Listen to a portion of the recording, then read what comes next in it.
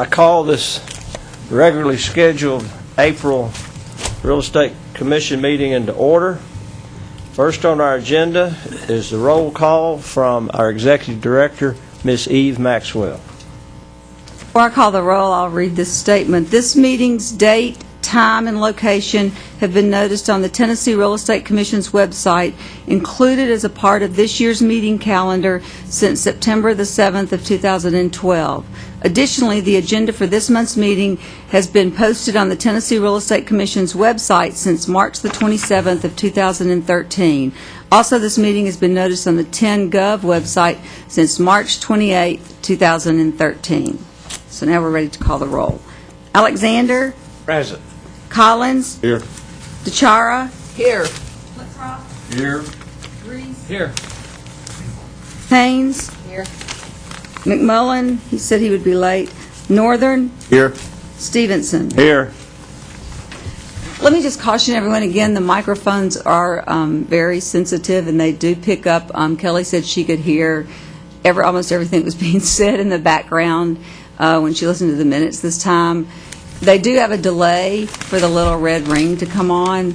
So if you remember Austin when he was reading through the findings of fact and all that last time, the first 7 or 8 words didn't pick up because the little red ring wasn't lit. So just as it's a digital system, and that's kind of one of the quirks of it. And then it kind of hangs on when you finish to make sure that you're finished. So just to remind everyone again that it is sensitive. But now, you're saying that until the little red ring is on, that it's not recording. So we need to just say a little bit of nothing till we get to where we want to talk. But, that was one thing that the S guy didn't really talk about the couple of days ago was what you do. Yeah. But Kelly did say the first 7 or 8 words that Austin said you couldn't hear when he was doing the findings of facts, policy of law. And you could tell that his little ring wasn't lit up. So, yeah, I'm not really sure if you just stand and stare at it or you wave your hand at it, or I'm not really sure. I'm just telling you that that's the way it seems to work. I tell you what you could do is just tap it. Just tap the darn thing and it'll light up. And it has a speak button. There you go. Just down there. Tap it and speak. Okay. Next on our agenda is our invocation, and Grover, Commissioner Collins, would you lead us in our invocation? You always do so well. Our Father, we give you our thanks for this day and all its many blessings. We're thankful that we live in this great country where we can come together and assemble for doing business and doing our jobs. We're thankful for the blessing that you bless us with food and shelter. But let us be mindful of people without food and without shelter. Thank you for the opportunity we have in serving this great profession that we're in. And we pray that everything that we say and do today will be according to thy will. In Christ's name, amen. Amen.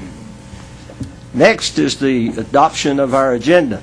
Mr. Chairman, I would ask that we add to the agenda early in the part that the Chairman lead us and we all stand up and say the Pledge of Allegiance. I'll put that in the form of a motion. Adding it to our agenda would be the Pledge of Allegiance to the flag, since we have one. Any discussion? Is there a second? Second. We have a motion and a second that we have the Pledge of Allegiance to the flag to be led by the Chairman. Any discussion? Where do you want to put it in the agenda? Wherever you want to, sir. Right now. Well, Remember.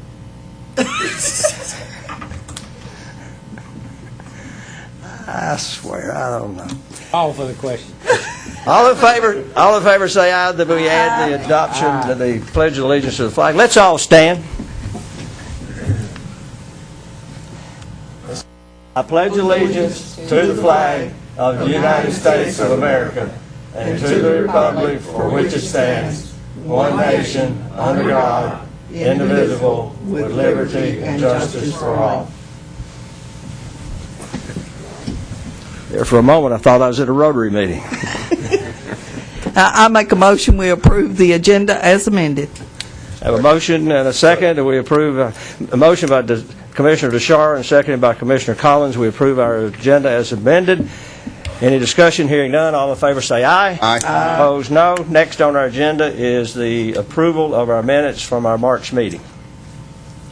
What's your pleasure? Move for approval. Second. I have a motion from Commissioner Grease and a second by Commissioner Collins that we approve our minutes from our March meeting.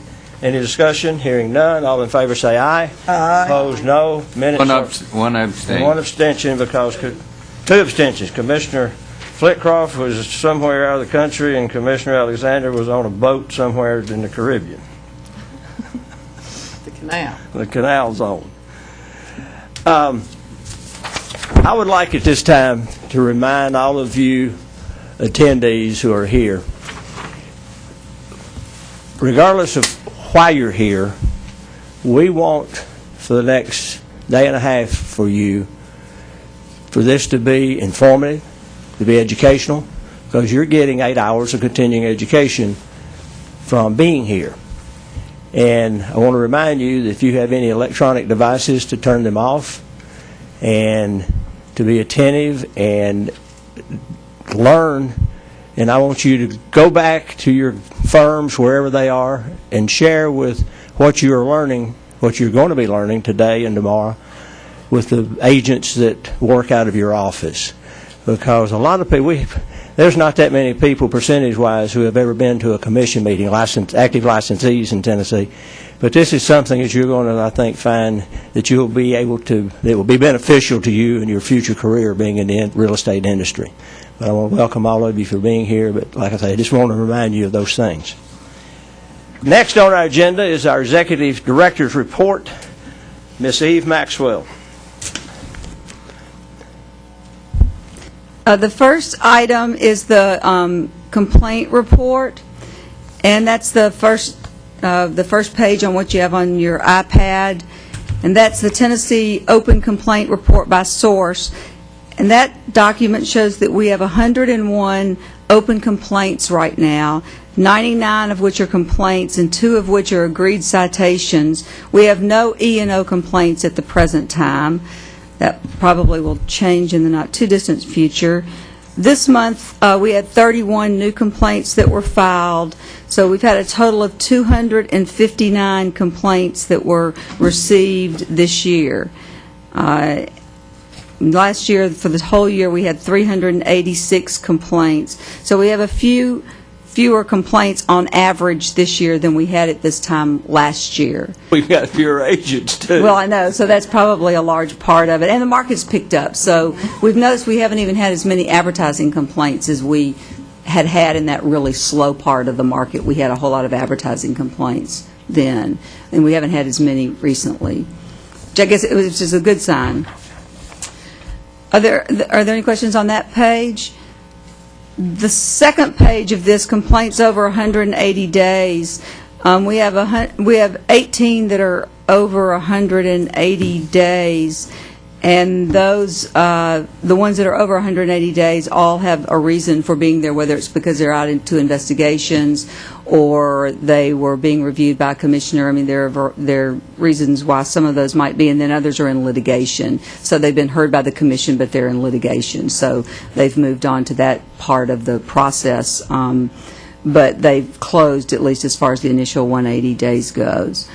How does our performance compare to that of other regulatory boards? Our performance measure as of March the 31st, we were at percentage on time was 95.97, so that's really, really great.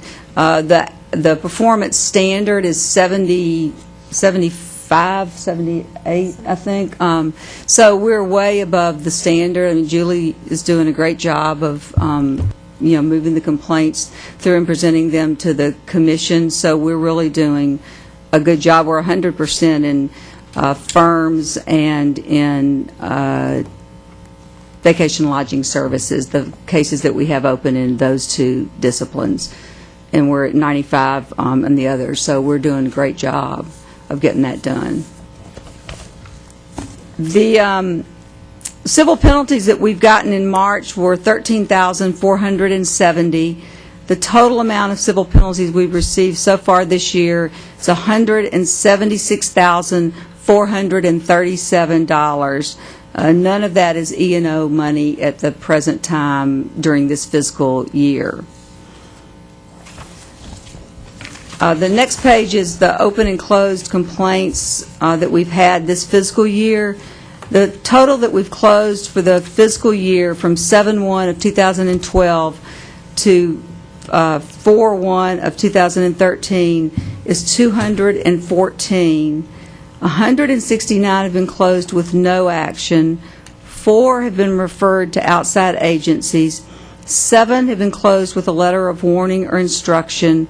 32 have been closed with a consent order, and 2 license revocations have occurred, for a total of 214 that have been closed to date. You can see that last year we closed a total of 220, so with 3 months left in the year, 3 months, yes, left in the year, the fiscal year, we should be ahead of closures, when the fiscal year ends in 6/30. Are there any questions about that? The next page is you can see the complaints and the amount of dollars that have been paid, the disciplinary action report, and that has the list first of everyone who's paid, and then the second page of that is just the people that have paid pursuant to a citation, and they're also on the first page. They're included in there as well. Are there any questions about any of those items? I have a question, Mr. Chairman, if it's appropriate. I don't know if it is, but Depends on what it is. so Eve, I go to the website to look at disciplinary actions this commission has taken, and it refers me to another statewide or board-wide pages of different funeral directors and cosmetology and real estate. We don't post these as a real estate commission on our own page. Is that a fair We do statement? have a site. It's on the DAR report page. There's a link to it on our. Steve, would you move closer to the microphone, Yes, ma'am. please? You're a little far away. It's listed on our homepage. It's just a link to it, and it's also in our news journal. It's on the DAR report, I don't know what that is. DAR stands for, disciplinary action report. and There's- it links off of the Real Estate Commission website. Yes, sir, and it's also in our news journal, and it has a tile that says "Looking for the disciplinary action report," and you click on that link, and it's listed in chronological order. Is it current? I don't know, since I haven't been Yes, that sir. long. It pulls from, I It guess, takes legal. you directly to ours. Uh-huh. Right. It takes you directly to ours. There is the big C&I report, the Commerce and Insurance report that you're talking about that has all the reg boards on it. And then we have ours separated out. There's a link on our website to that. And would it show this fiscal year? Is that what it shows, or how does? It shows this, yeah. Up to date. I mean, it's up to date. It takes what Connell, when he gets the information from legal every month, he enters that information in for the disciplinary action report. And if it's a citation and they just pay without going all the way through the complaint process, then he enters that information. So that information goes and appears on the big disciplinary action report that you're talking about under the Commerce and Insurance site. And then we have a site off of ours that's just our report, and that would encompass that same information that you see on the large one. It just is easier for it to be broken down. And when we first started doing it, it had like 2 years worth of information. And the reason we did that is because when the news journal used to be sent out to everyone, that was, I guess, the first page everyone went to, understandably so. And since we started putting the news journal online, we thought it would be easier for everyone if all of those disciplinary actions were just gathered together and you could look at them from a historical standpoint and not have to go to the big site and find your way through all the reg boards. And if the link is not working, I'll look again. then we need to check it and make sure that it's not broken or not functioning properly. Or On the report that's captioned "Open Closed Complaint Report by Status," Uh-huh. Closed complaints at the bottom, it talks about 4 referred to outside agency, 7 with letters of warning, and so forth. Those 4 categories, are all 4 of those categories posted to that DAR site? It's not broken down by categories. Is that your question, or? I'm just, here's kind of where I'm trying to go. Back to the newsletter when we used to send it out, that was the first page everybody went to see Right. who they knew and what they were getting fined for. I mean, Right. that's just what it was. That's right. And that was a good educational tool, I believe, but I'm not sure that we get people directed to this page easily enough where they can see what people are getting fined for, so maybe they won't do the same thing. And so, like, if it says refer to an outside agency, maybe that's good information to know. It's public record, I think.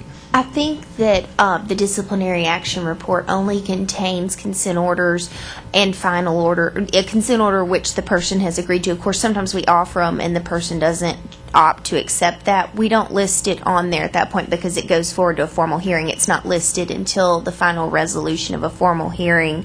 The only things that are listed on the disciplinary action report are consent orders that are signed and accepted by the parties, or agreed citations which are accepted by the parties, or the final orders which have come about as a result of it. The letters and the referrals are not on there, and I don't believe it's the department's policy to list those on there. I think it's just the disciplinary actions that have been taken by way of consent order, agreed citation, or final order.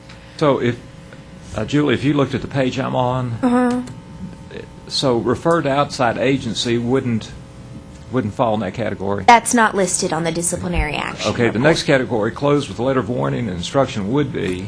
It's not listed on the disciplinary action report. It's only ones that are closed by consent order, by final order, or by agreed citation if the person is signed on those. Why wouldn't a letter of warning, which is the disciplinary action, not be listed?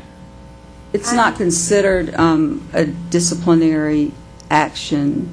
It's considered just a letter of warning, so it's Which not. I think would be instructive to other And I licensees. see, yeah, I mean, and I think it would be too. I mean, we can check on the I can check policy on and it. see, yeah. It's, department-wide as to what we report on there, and that's just what always has been done, but I can check into it to see if that's something that they would agree that we could add to it, and I'll let you know. Okay, thank you. Do you think it would be more beneficial if we had little snippets of information about, I mean, I know some states have a lot of information, but their processes are a little different than ours, but had snippets of information about what occurred? Either that or I think the link should be captioned, see who's been fined and what they did.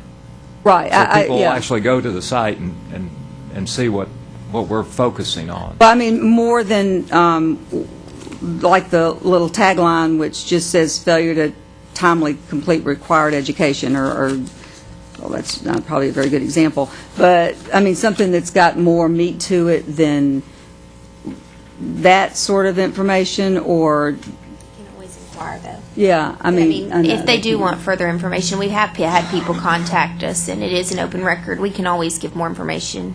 Yeah, I just didn't know if that's what he You're thought you're was asking more. that the link be more visible. I is just basically- want to be an educational tool, and Right. within staff constraints, I think more is better than less, and something like that.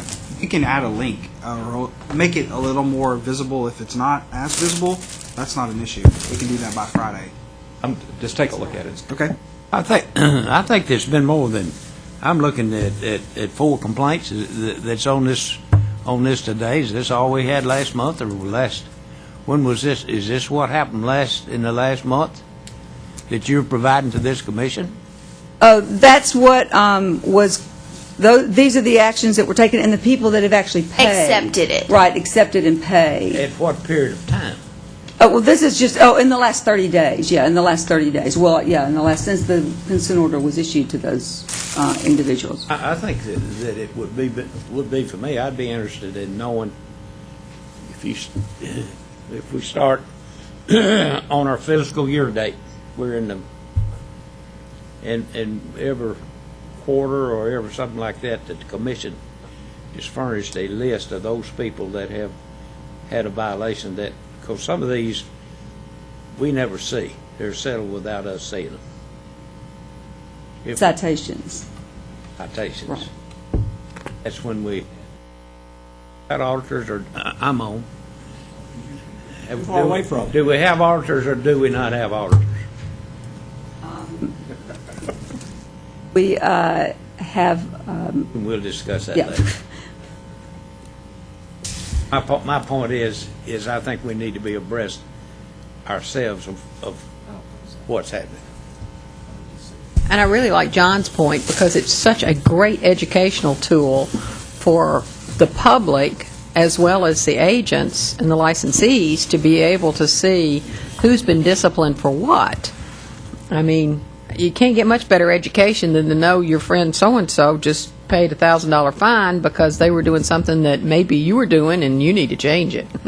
So do you think that so Commissioner Alexander, would you like us to, like every quarter, sort of compile some of those statistics? I mean, they're on the website, but probably maybe not in a way that would be a compilation of those to show someone. Yes. I'd like to see who the names and what the violations were. Like what's listed on here, except on a quarterly basis. Quarterly basis that this commission be furnishing Okay. a list of those people. Okay. It's public information, so it's the thing that instead of me going and looking, I'm lazy. Okay. Commissioner Alexander, could I remind you just to either pull that microphone closer to you or you get closer to it? Because Kelly's got to be able to hear all this discussion. Thank you, Mr. Chairman. Thank you, Commissioner Alexander.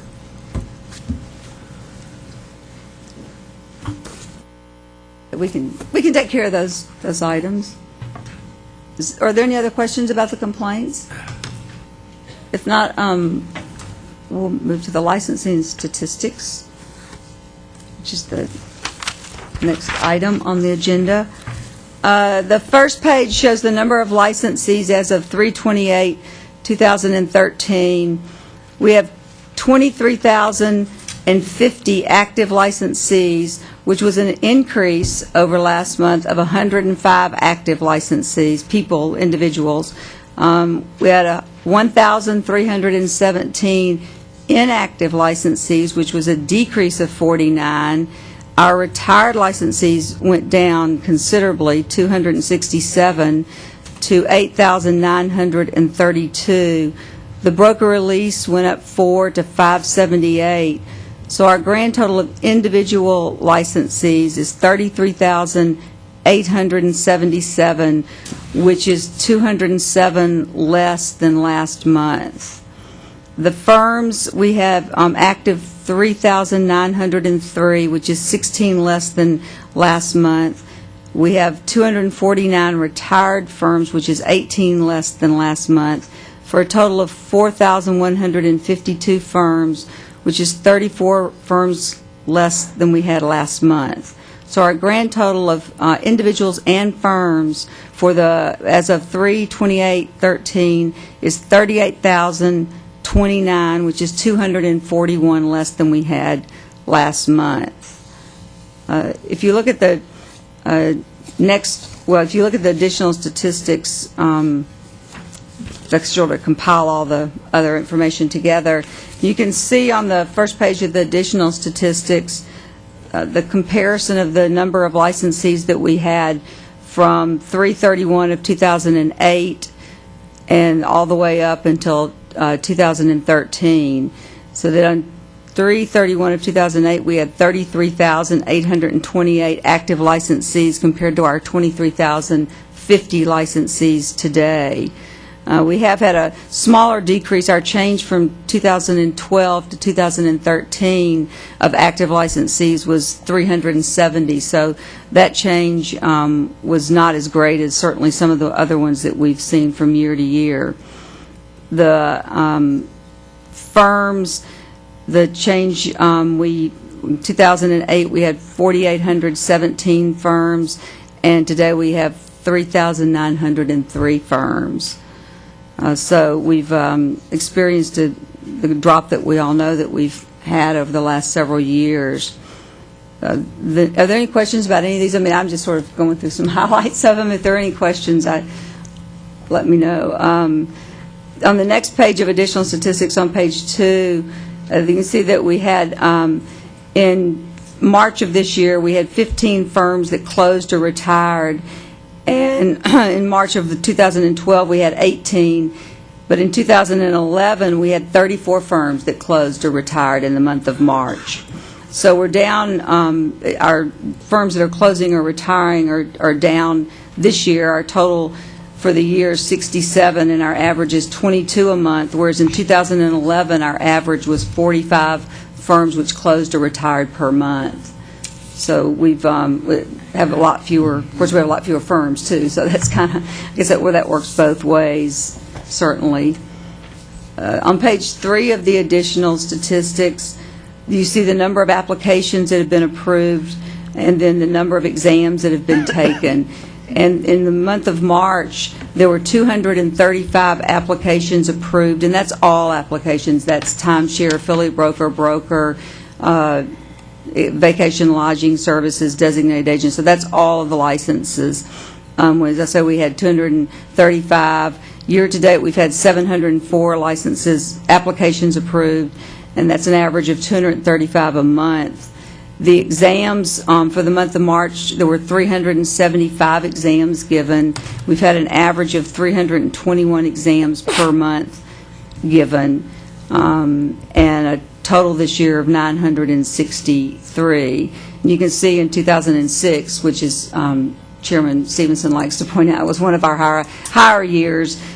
We had, at this time in March, we had, for year-to-date, 2,884 exams that had been given from in January, February, March of 2006, and compared to the 963 we've had this year. An observation, that I can take from this, if you look down there at 2006 through the end of March, we had licensed 1,813 in 2006. 2007, the peak of the market was 2125. And there goes the rat swimming away in 2008.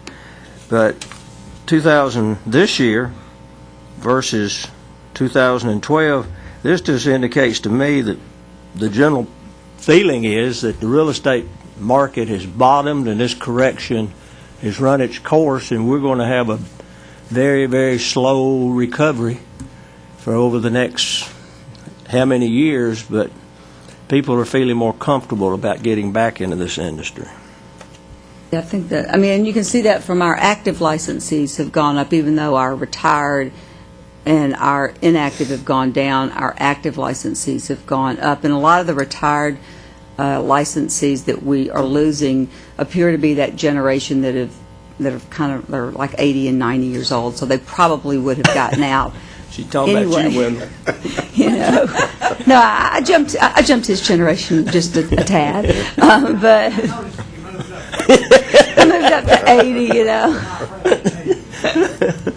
Yeah. But that is, or some of that I think is natural attrition, not just people who are fleeing the industry.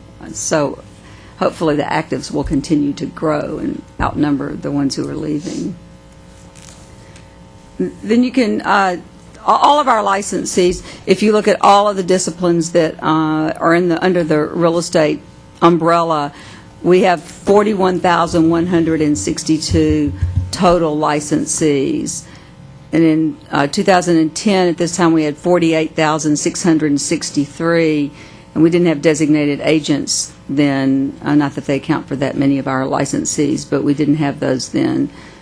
So we still have a large number of licensees that over which we have jurisdiction.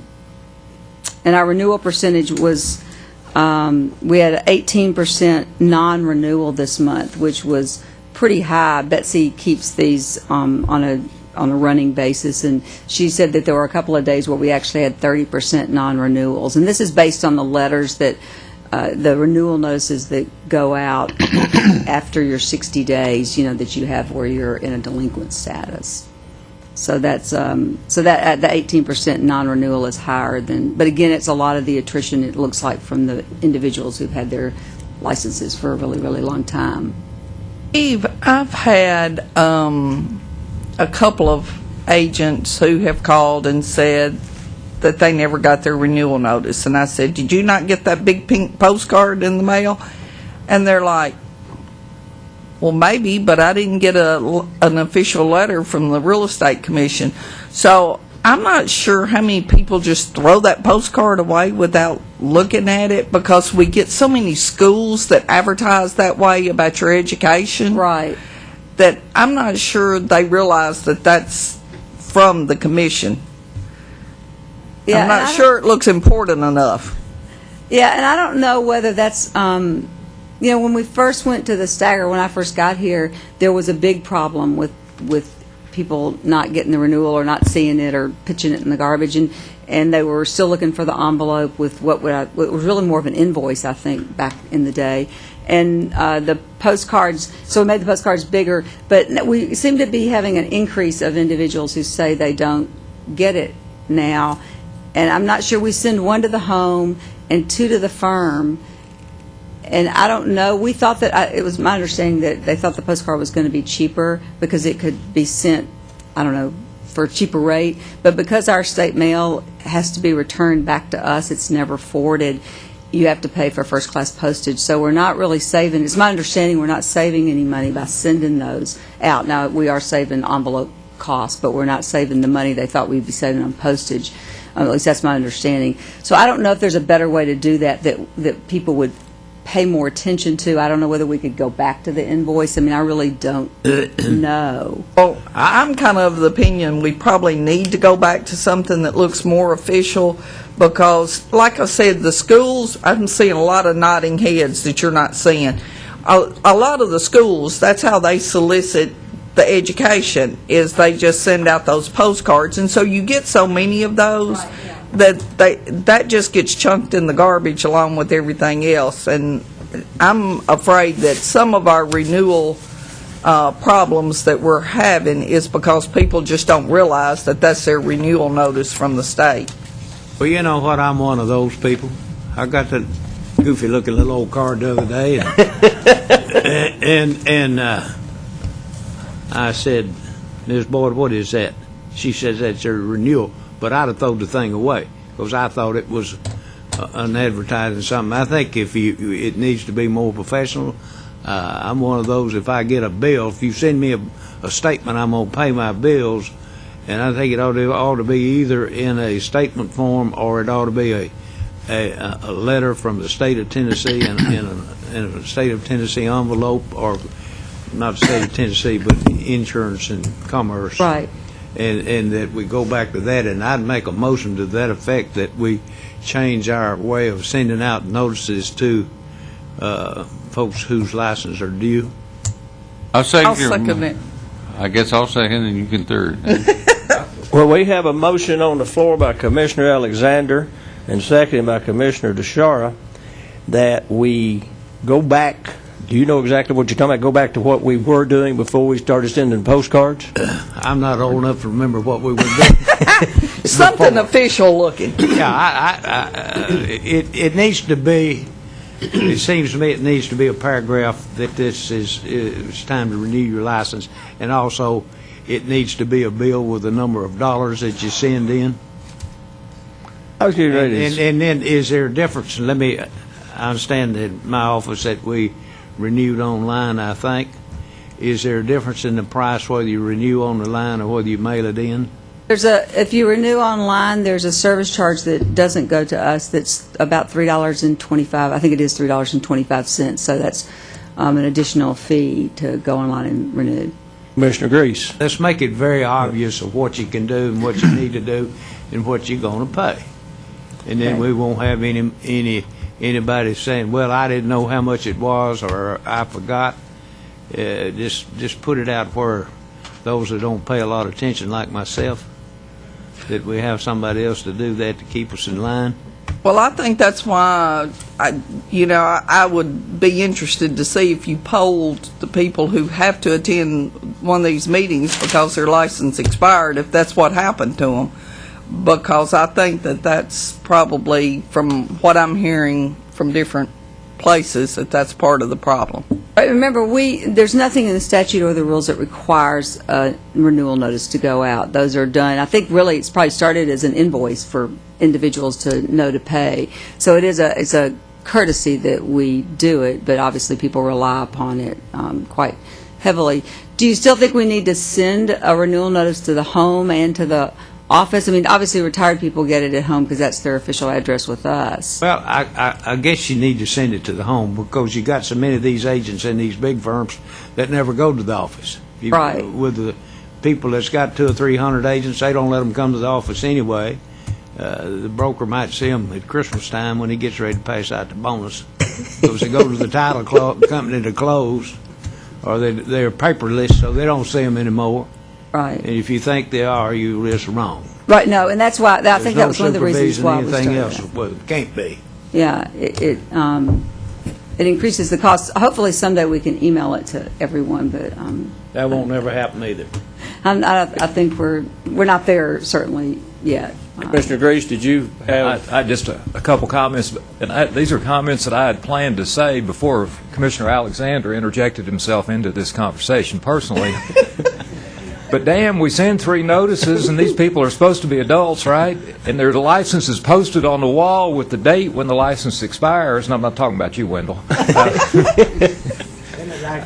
Well, I'm just saying, I'm an independent contractor. These people we send license notices to, for the most part, are independent contractors. Surely to God they can take care of their own business, and if they can't, I don't think 3 notices is not enough help.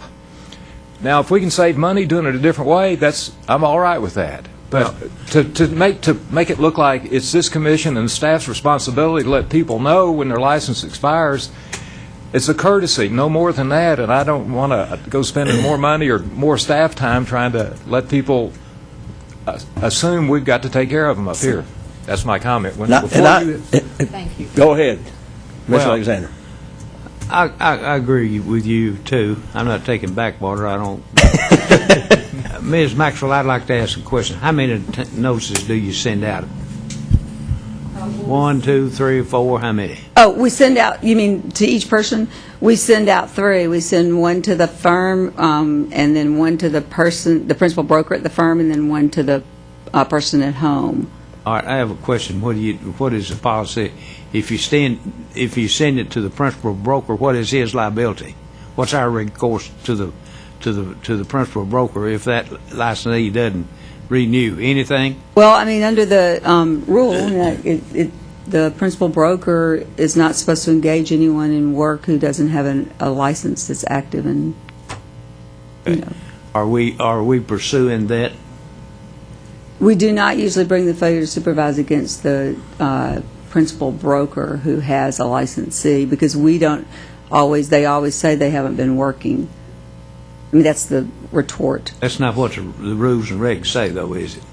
Well, no, it says that you cannot have anyone engaged, and they do have their licenses hanging on the wall still. I don't believe there's any reference to the broker's responsibility for a person not renewing their license. That's if my that's what point. you're asking. That's what I'm asking. Is there anything? Is there any penalty to that principal broker if that agent does not renew? That's where I'm trying to get to. Only if he allows them only to if the continue licensee is practicing found to real be estate. engaged. One at a time, one at a time. We need the record. All of you talking at the same time, we can't hear. My point is, if we're not going to do anything, or that principal broker is not responsible, why send him the notice? Right. But if he is responsible for it, send him the notice, and then if he doesn't do it, then pursue disciplinary action against him or her.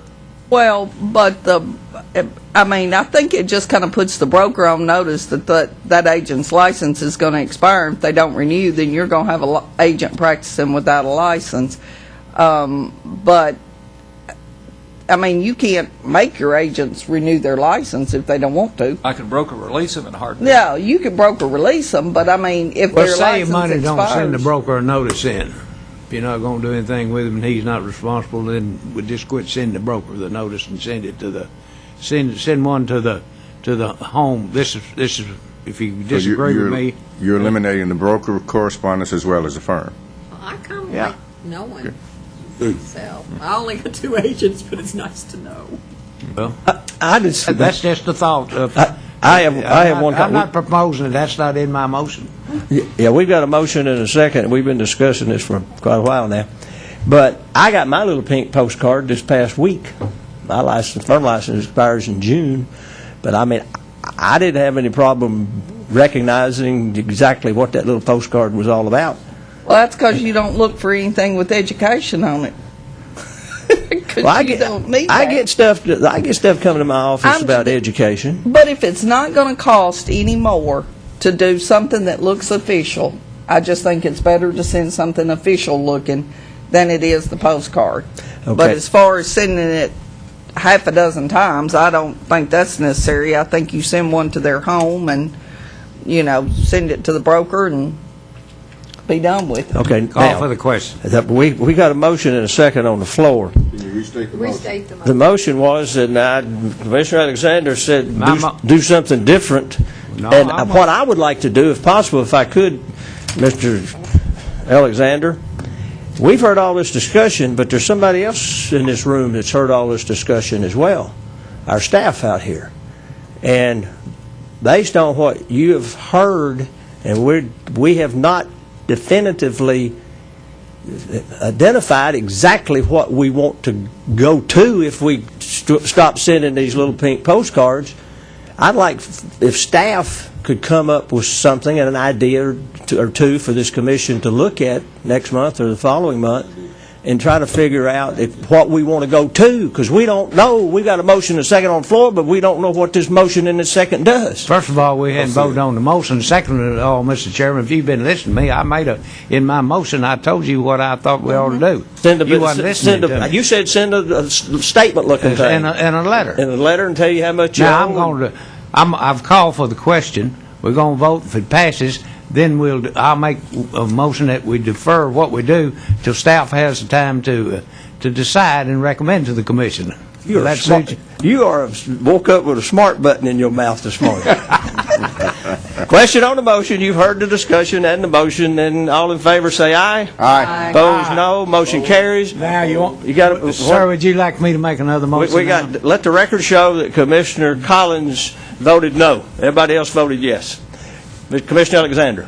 Mr. Chairman, I move that we defer deciding the type of correspondent we send out until staff has an opportunity to come up with what they think's best and most expedient to the staff, and they report back to us next month, and then we vote on that or come up with something else. That's my motion. Have a motion? And I'll second We have a that. motion by Commissioner Alexander. You've heard the motion, and we have a second, and the question's been called. No discussion. All in favor say aye. Aye. Opposed, no. Motion carries. Continue on, Ms. Maxwell. So what we'll do is we'll cost out some things and see what they cost and what we can do that's different, that might be The way the catchy. pink card. Ms. Maxwell, I'm especially concerned, we've had attrition in the staff, and if it interferes with doing your core business, I need to know. But, right, and we'll look at all of those Not items. just cost, but workload. Right. Thank you. I appreciate that. The next item on the agenda is the E&O update. And it's just not to linger on the E&O, but just to sort of give everyone a update on where we stand. We sent out letters, 876 total letters to all active uninsured licensees on March the 19th of 2013. And of that 876, 557 went to affiliates, 209 went to uninsured PBs, 76 went to just brokers, and 34 went to timeshare salespersons. That was the first letter we sent out. Then we sent out 420 other letters, and those went to the principal brokers that had uninsured affiliated licensees, and we named specifically the uninsured affiliated licensees. And of those 420 separate letters that went out to principal brokers with uninsured affiliates, 39 of those principal brokers themselves were also uninsured. But 381 of those principal brokers were insured themselves, but they had uninsured affiliates. So we've gotten a fair number of response from those. Rice has been sort of inundated with their reinstatement, You fill out that form to reinstate your policy back to 1/1. So they've been inundated with those over the last 10 days or so, and they're still catching up with those coming in. But hopefully that's going to decrease our number. Our number currently of uninsured people is 661. That was as of 4/1, and as of this morning, we had 608 uninsured people. So that number is actually higher than it was in 2011, but lower than it was in 2009. And I don't really know. I thought that we would be. We started out, this year. We started out on 1/1 with fewer uninsured people than we had had in the past two cycles, and then we lost ground along the way, and have ended up with more uninsured people than we had in the last renewal cycle. But hopefully, over the next week or 2 weeks, when Rice processes all the reinstatements that have come in, that number will go down. Ms. Maxwell? On the E&O, is there any update that you are aware of in regards to the legislation that is making its way through the legislative process concerning E&O? Passed. Yes. Governor's signature. Okay. And when is it effective? I think 7/1. it's 2014. 7/1. July, won't it? I think it's Yeah, 2014. It's not effective this year? I'm not sure. I think it's Under the- 7/13. Because if it's effective this year, let's just let them wait it out, and we'll just, But I think we It's can- Isn't it we'll just July? dump them. January 1, 2014, I think. Darn. But we wouldn't be able to do that. January 1st, 2014. Okay. Okay. Yeah, we'd be hard pressed to do that. And I So would, we'll have to do I something. would like to publicly thank our commissioner from East Tennessee, Mr. John Grease, for his efforts in this endeavor. I think it will definitely help a major problem that this commission has been facing and this industry has been facing. And I want to say thank you, Commissioner Grease. Welcome. Mr. Chairman, I would like for you to explain to the audience what we've been talking about. What's going to happen 2014? I think they all need to know.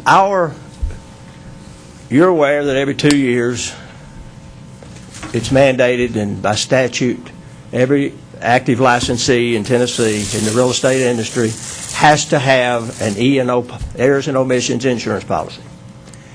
As of our last renewal, which was 2 years ago, as of right about now, we had, Ms. Maxwell, help me here, we had like 11,000. That was on 1/5 of 2009, we had 11,000, and on 1/5 of 2011, we had 7,500 uninsured.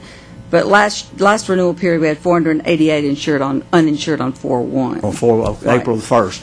But there's a legislation that has been passed in the legislature, takes effect January the 1st of 2014, which allows the Real Estate Commission, if you do not have E&O insurance, your license will be suspended.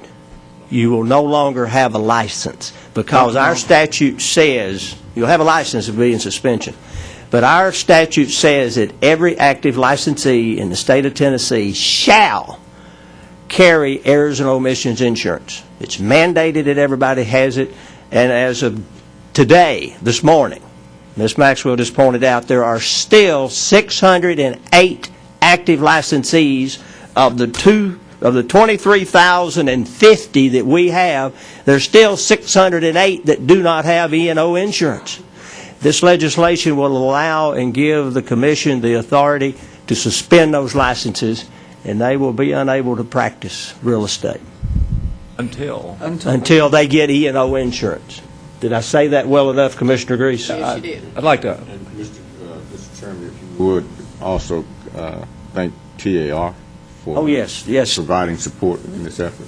Yes, everybody that had a part, including the Tennessee Association of Realtors, of which is about 70% or roughly 70% of the total licensees are members of the Tennessee Association of Realtors, and they were very helpful in assisting this legislation to make its way through the legislature and be enacted. Let me Ms. just- Kropp? I had misread that. The effective date is July 1st, 2013 on this bill, so. Okay, well, let's just not do anything about this 600, and let's see how they react. No, isn't there an automatic $1,000 fine? Yeah. 500. You need, I got it right here, Mr. Chairman. if you want. No, on the old law, it's 1,000 until July. It's got amended, it's got amended. Bottom line is, all you licensees out there, It's marked right there, Mr. Chairman, if you want to look. okay, And then if it's over. Bottom line a year- is if you haven't got your errors and omissions insurance, you will no longer be able to practice as of July 1st Those this year. 120 days, it's different times of it. yeah, we will post this, but it's, It's not immediate. It's fair enough. It's graduated. I mean, you'll have some time, but when you get to the point like these 600 people have gotten to the point and they've been told and been told and been told and still haven't done it, then it costs the state money to prosecute these people or fine them, and it's just ridiculous, all the money that has been spent because people won't buy their errors and omissions. and this what that some of the, if this bill, which Commissioner Alexander gave, if a licensee fails to obtain, maintain, or renew the licensee's errors and omission insurance, which meets or exceeds the minimum requirements established by the Commission, and provide proof of compliance to the Commission as required by subsection G, the licensee's license shall be automatically suspended without any further action by the Commission. The Commission, we are going to send notification of the licensee suspension by regular mail, and the license known address, and it goes on down here, a licensee suspended pursuant to this section shall be reinstated within 30 days of suspension upon the licensee providing proof of insurance which complies with the required terms and conditions of coverage to the Commission without the payment of any fee. For a licensee suspended more than 30 days but less than 120 days, a penalty fee of not more than $500, or for a licensee suspension of more than 120 days but less than 1 year, a penalty fee of $500 plus an additional penalty fee of not more than $100 per month for 6 months through month 12. There's more, but that's basically what it says. Bottom line is, licensees in this state are going to have E&O insurance in the future. Mr. Chairman. Yes, Commissioner Grease. I'd like to also, many of you are not aware of this, but Commissioner Alexander here, my buddy, has worked hard on this bill too, quietly and behind the scenes, and a lot of the reason this bill is passed was because of his efforts. I just want to acknowledge that, although he would not himself. Mr. Chairman? Yes, Commissioner. If any more letters are to go out to these people, we need to put in bold print, your license will be suspended July the 1st, or whenever that date is, if you don't get insurance. We can do that, I think we can retroactively take effect on these people. I think it will come into effect next cycle. Because these people, this law doesn't go into effect until after their violation has already occurred. Mr. Chairman, I think we need to refer the bill to legal for a determination of that matter after the governor has signed it. The reading I had is it said failure to maintain. Maintain would be, and the legal opinion we need is how this will interface with existing licensees that don't have insurance. First blush, it seems to apply. Good to me. But I think we need to have legal. Have a legal opinion on this, but I mean, it was, not being an attorney such as you, but it's my opinion that come July the 1st, if a licensee does not have E&O insurance, then this bill is in effect. I agree. I mean, I will, but anyway, can you give us an opinion next month? About clear. Okay. Determine that, and I'll let you know for sure. Okay. Because there were some changes, a few changes made in the original bill that we saw. Okay. So I guess we'd Yeah. want to get the signed one Yeah, in hand. we got to get together a signature to make it official. And Ms. Maxwell, Yes. I would recommend that in concert with any correspondence that you send out to uninsured licensees as a result of this, also go to the brokers. Right, we will, I This mean, situation. when we get to the next, whatever the next step is going to be, Right. whether we send another letter or And I imagine the newsletter's going to have big, bold headlines. Yes, it will have big, bold headlines. And hopefully, I mean, we did get a lot of response from the last letters that we sent. I mean, we had a lot of principal brokers send in either broker release their uninsured people or send in the information. So at least it did get some information coming into our office. As I say, hopefully some more will come in too. How far behind is Rice on updating this? Well, Rice, the reinstatements, have to be mailed in. They have to be physically signed and mailed in. You can't reinstate your insurance back to 1/1 online. So anyone who wants to reinstate is having to fill out the form and send it in to Rice, and then they have to look at it, I guess, and make sure you had continuous coverage, or at least if they're willing to do it, even if you had it coverage with someone else. So that they have all the 9 states that renewed 1/1. All have individuals trying to reinstate. So that's a long answer to really your question. They're behind. They're behind some. I don't know how much they're behind. Cindy and Linda both said that they are behind because they're getting those in and going through them. If you were guessing, would you say a week, 2 weeks, or a month? Well, I would say that they're probably about a week to 10 days behind, but only because those reinstatements really started to come in, at least from the ones that we are really aware of, in the last, I would say the last week. So that's put them behind, and they have Kentucky that renews as well. But hopefully they'll get those done quickly. Are there any more questions about E&O? It's been requested, Ms. Maxwell, that we take a break. Let's take a 10-minute break and be back in 10 minutes. I think we need a glass of champagne to celebrate this thing passing. Lunch. We could have mimosas. Mimosas? Yeah. Lunch I think cometh. you'd have to have a virgin mimosa. Welcome, Commissioner Northern. Actually, he's the one that told me to get you, and then he threw me under the bus. No, Bear would not do that. I call this commission meeting back into session, and once again turn the floor over to our executive director, Ms. Eve Maxwell. The next item. Reinstate There we go. policy. The next item is the reinstatement policy. Wave at it. Tap it. Hit speaker. I did all the above. Why? But I think you turned it off. Well, the next. There we go. There It must like to touch its neck. Sort of odd, but anyway. The next. That No, did you want to talk about E&O? That always turns me on. I knew it was coming from somewhere. Okay, well, the next item on the agenda is the reinstatement policy.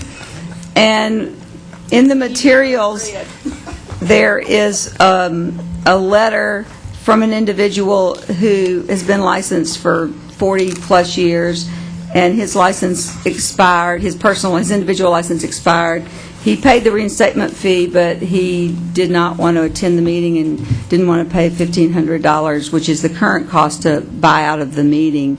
And so there was some interest in discussing the reinstatement policy and looking at that again, and seeing whether that's still what the commission wants to do when individuals' licenses have expired. Let me just say that from 1/1 of 2013 to till today, we've had 97 people who have reinstated or gone or in some portion of the process, and that doesn't count the people who've called on the phone and asked about reinstatement. Those are people that have actually either gotten the figures, the calculations of what it would cost to reinstate, or have actually attended the meeting or paid or done one of the things that are required for reinstatement.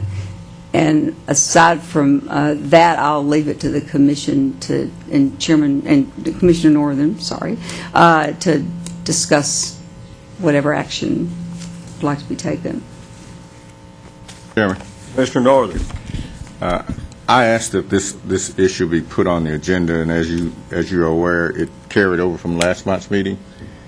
And it came as a result of correspondence from an individual who Ms. Maxwell referred to, who is a licensee who's been in the business over 40 years and has never had an infraction.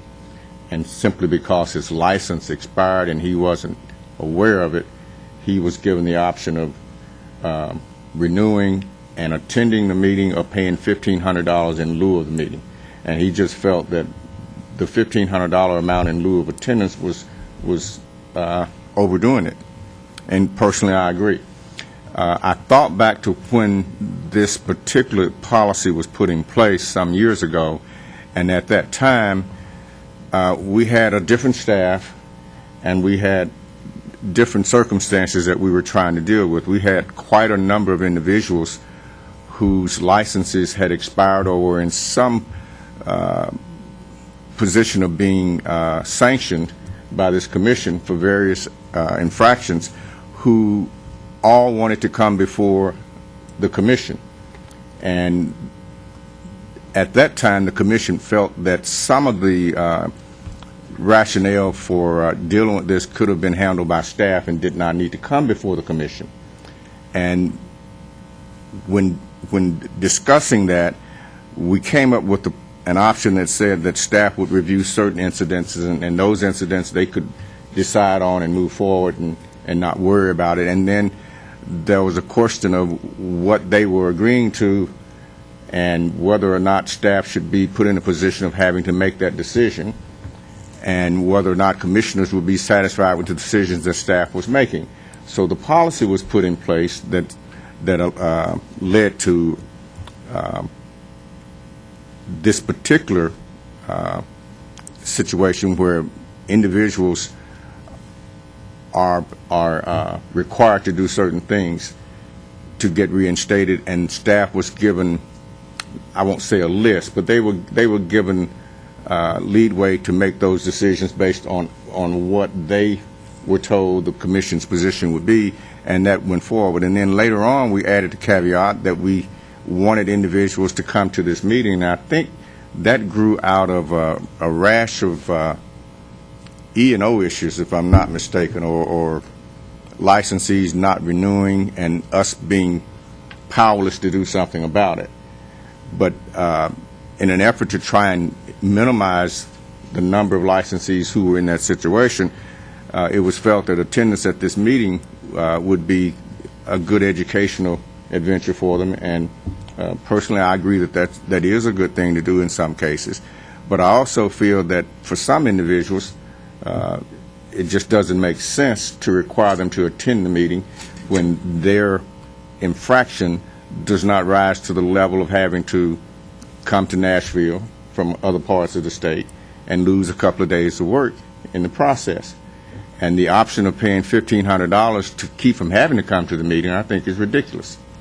I think an amount needs to be reasonable for that option to be a viable option. And for that reason, I ask that it be put on the agenda for discussion. Is there a figure that you feel, Commissioner Northern, that might be more appropriate than the $1,500? Well, having discussed this over the last couple of months, I'm not really sure that one hat fits everyone in this case. But I don't want to change the policy. I think there needs to be a policy that says that, certain actions can be dealt with by staff without it coming before the commission, as long as the policy is being met that we put in place. $1,500 is, in my opinion, just way out of line. I had not given much thought to what amount would make sense. I just wanted the commission to give it some consideration, and if the commission feels that the policy that's in place is appropriate, I have no choice but to go along with it. I just think it needs to be reviewed at this point. Having heard the comments from Commissioner Northern concerning the policy that is in place, number 2012-CPS-005, effective date August the 8th, 2012, which replaced 2008 CPS 001. Does anybody on the commission have any thoughts? Commissioner Collins? My only problem is, and I kind of agree with Isaac, but there's so many people in the state that have paid the $1,500. I feel bad that, do we give them a refund, that we want to change this thing? I know a lot of people in my area have paid the $1,500, and I hate it for them that they paid it, but they did. How many total people have paid $1,500? Well, they're here. No, he's No, talking to no, Eve. no, no. I don't know the exact number today that it paid 1,500. I would say that it's probably around 70 or 80 people over the last, It's been effect. 4 years, yeah, 3 or 4 years. That's all It I could be have. more than that. I'm not, So what you're telling, Just because others have already done it, doesn't make it right going forward. what you're telling me that about 50/50 is paying the $1,500 or they're coming for the 2 days, is that? no, the reinstatement number I gave you was from 1/1 of this year to the present time. So that was only for the, 3 months that have passed this year, the 97 people that have either come to the meeting or in the process of coming, and then, as I said, as a count of people who've called.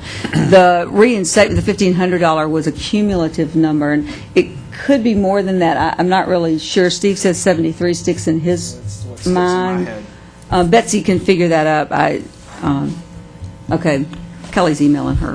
I'm going to be opposed myself personally of letting them not come, having the option of coming to the commission meeting. I think if you, in talking, I just talked to some of the folks in the back today that are here, that how, since they're here, how much they are getting out of it and how educational it is and how it's helped. Now, the $1,500, if you want to reduce that, that's fine. I would think that if you did a little calculating and you figure what these people that come and what it costs them to stay the 2 days, which I would gather would be somewhere from $750. Time you pay a motel, you figure your mileage and all. If you're Memphis or if you're in Johnson City, then you reduce the amount of the fine. But if it comes to a vote, I personally am going to vote against it. I don't have any objection. I'm not asking that they not be required to come to the meeting. I'm just simply saying that the option of paying $1,500 in lieu of attendance, I think is an unreasonable amount. Northern, you ought to have a figure. If you consider this, you ought to have a figure in mind. I did have a figure in mind, but I liked the way you approached it a minute ago, comparatively to comparing it with what it would cost an individual to attend. That's what I think, that these people that are here that didn't come by their own choice, it was mandatory. Then what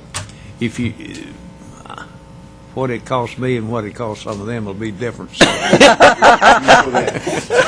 So what is a $750? I know what it costs Would it us as cost that commissioners. much to stay up here 2 nights and travel? $500?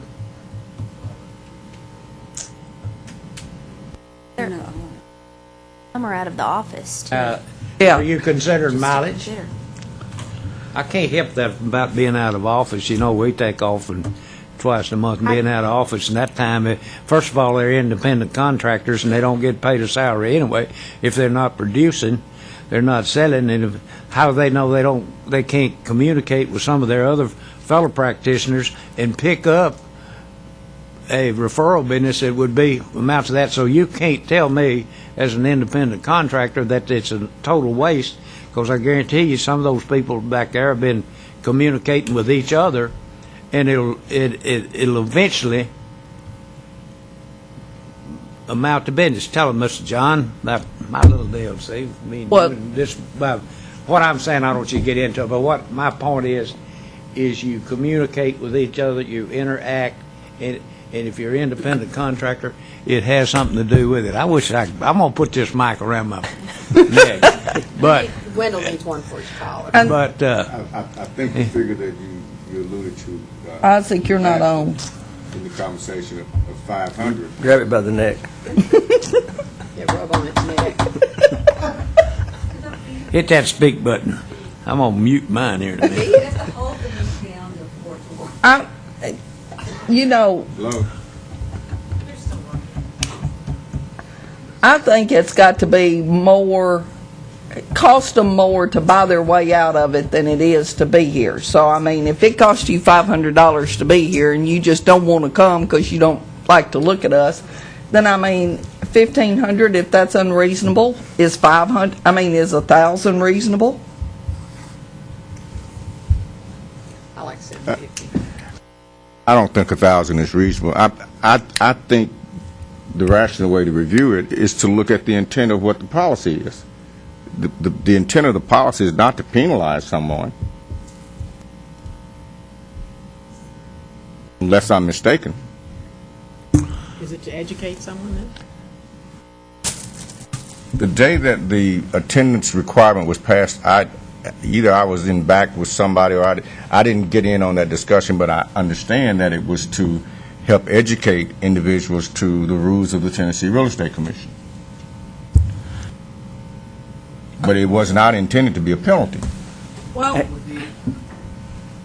Steve, our educational director that gets involved with this on a daily basis with staff. The advantage that licensees are taking is that it allows them to work within at least 24 to 48 hours versus waiting to schedule the next commission meeting. So that is the reason why most of them pay the $1,500.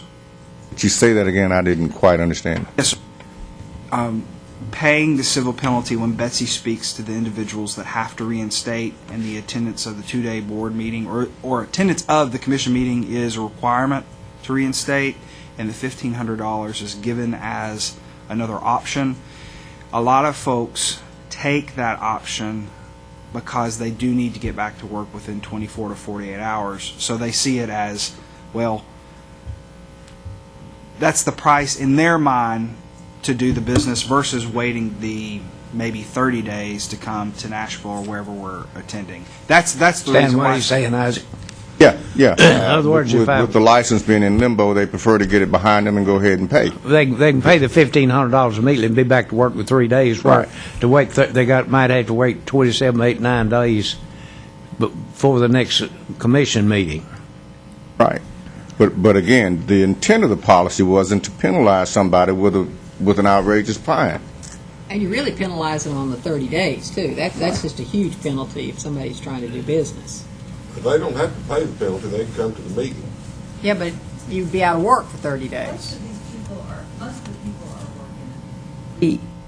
I mean, we don't ask them that question. Some states do specifically make them sign a statement they have not been working. But I think a lot of people pay the penalty because they got a deal that's closing and they've got to pay it to get back so they can go close the deal. So I'm not sure that these people have been not working for 90 days or, as I said, we do not ask that question of people. But we do, through our dialogue, we do, Betsy and I do, and if Eve ever talks to anyone, we do say, now you know that your license isn't active. So any business that you're conducting should be done through your principal broker. At the point of that discussion, the individual, I'll use Mr. McCullough as an example here. When he was advised that his license was no longer active, he immediately reinstated and paid his $200 and whatever amount was required to get reinstated. He did that, but he's still not able to work until he's at one of these meetings. And that's where the individual is paying to keep from having that that downtime, because if you pay your fine or your penalty for reinstatement and the next meeting rolls around in 3 weeks, technically you can't work for 3 weeks. Whereas a smaller amount or a more reasonable amount would allow them to go ahead and pay it at that time and be through with it. Mr. Chairman, I move that we reduce the amount of this assessment from $1,500 to $750. Second. We have a motion and a second that pertaining to this policy, which is Commission Policy Number 2012, 2012-CPS-005, that the amount of... Mr. Chairman, are we asking then that the policy be amended? Amended. So we'd have a new policy? We'd have a new policy that would replace this one, dropping where it says, in lieu of attending a meeting, pay a civil penalty of $1,500 to be paid within 30 days of the date of the consent order. That would be amended to read $750. Mr. Chairman, Ms. Crop, Yes. Do we have to go through any special procedures to amend the policy, or can we just do it You on can our just own? do it by vote. I can redraft the policy. It'll have a new policy number saying that it's replacing this one, and it'll contain the But we don't have to language. advertise it or anything? We have all of our policies by link on our website, and I believe at all the education seminars, Mr. McDonald addresses policies, so. Mr. Chairman, my motion would be Oh. that be effective today. I can draft it If for it the chairman's passes. signature today, if necessary. Or in the morning. I mean, if you can get it. I mean, I can sign, whenever you get it, I can sign it. Effective Upon your signature. upon the signature of the chairman. You've heard, any more discussion on this motion? And the motion was made by Commissioner Alexander and seconded by Commissioner Grease. Just a point of clarification. So, in particular, Mr. McCullough's situation, now does he have a choice of coming or paying $750? Is that what the intent is here? That's not, as I hear it. Well, I just wanna- It's effective today, would means that, I mean, this issue started months ago. So But if it's it's not effective resolved. today, it would not apply to him. If I'm- Let me back up here just a minute. I might take care of your business. Okay. But There's bound to be some other people out there that hadn't, that has been, had a consent order, or has been offered this deal that $1,500, then my motion to amend the policy statement will affect those people that's out there that hadn't paid up to, for it. In other words, it'll be effective as soon as the chairman signs it, but it will include those that have not paid. They get a half ride. They get a halfway ticket. Mr. Now, Chairman, can- that's just like, and Ms. DeChar, I want you to get off me about continued education now. That have signed a reinstatement, there's some people that have signed the reinstatement order, so they received the calculation of what it would cost to reinstate, and they went ahead and, you know, one of the things you have to do is sign the reinstatement order. So they've signed that, maybe they've paid or hadn't paid, but they haven't attended a meeting. So is it just those people or anybody that's received the calculations? You got to do the whole ball of wax. You got to pay the $750, and you got to come to that 2-day meeting. Right, but you want it to only apply retroactively to those individuals who've signed the reinstatement order already, even though they hadn't come to a meeting or hadn't paid maybe, but they've already at least signed it, or all those people, the people that are sort of out there? Ms. Maxwell, you got deeper now than I'm getting to. But why wouldn't it be offered to those who hadn't signed, if that's an impetus to get them to go ahead and sign or pay the fee? I just was asking, I was asking a question just so I knew And they what. haven't done anything, then do. they don't get to do. Question Revoke for them, Ms. huh? Croft. Commissioner Flitcroft. Can we do that? He's talking about changing the penalty. Can you retroactively change the penalty?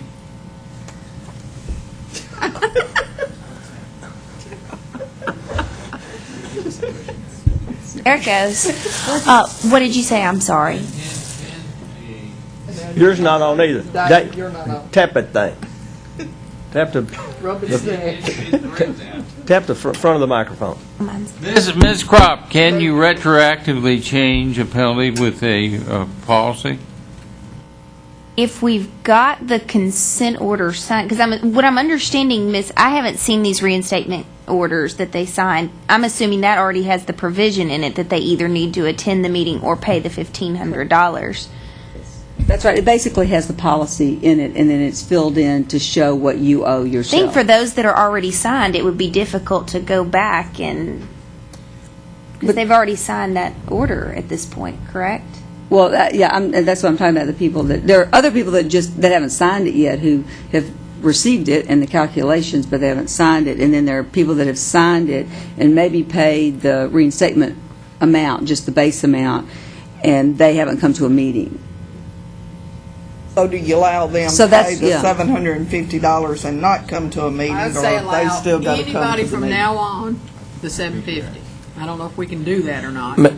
Hey, I'd like to ask and hear from Ms. Kropp and our executive director. You've been hearing this discussion up here.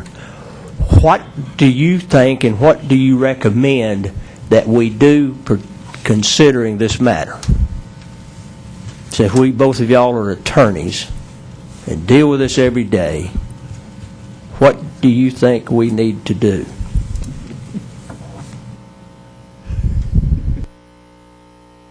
If it's adopted this day, say if we get it signed, adopted today, then is there a way to notify the people that have already signed it that the amount has been changed effective today and that there's effectively a new offer? Right. I mean, if that's because, possible. Betsy has those and monitors those, so she has If that's those. possible, then, I mean, you're decreasing the amount effective today. If it's Right. within their 30-day period and they're notified that the amount has changed, Right, and Betsy has a record of all that information. So they have 6 months to come to the meeting. so I would think if those people could be notified, I mean, if it's effective of the fee, the $750 civil penalty change effective today, then I would think if they were notified, as long as from here forward, if they pay it, if they're notified of that, they could just pay the $750. Is that? Yeah, I think Betsy, yeah, she has a list. Ms. Maxwell. She has a list of all those, so she would be able to do that easily. Well, what is the final? Let them talk about it. So the final is that, Won't y'all talk about it during lunch? Sure enough, that's a whole lot for y'all to come up with just like that. Figure out the logistics and talk to Betsy.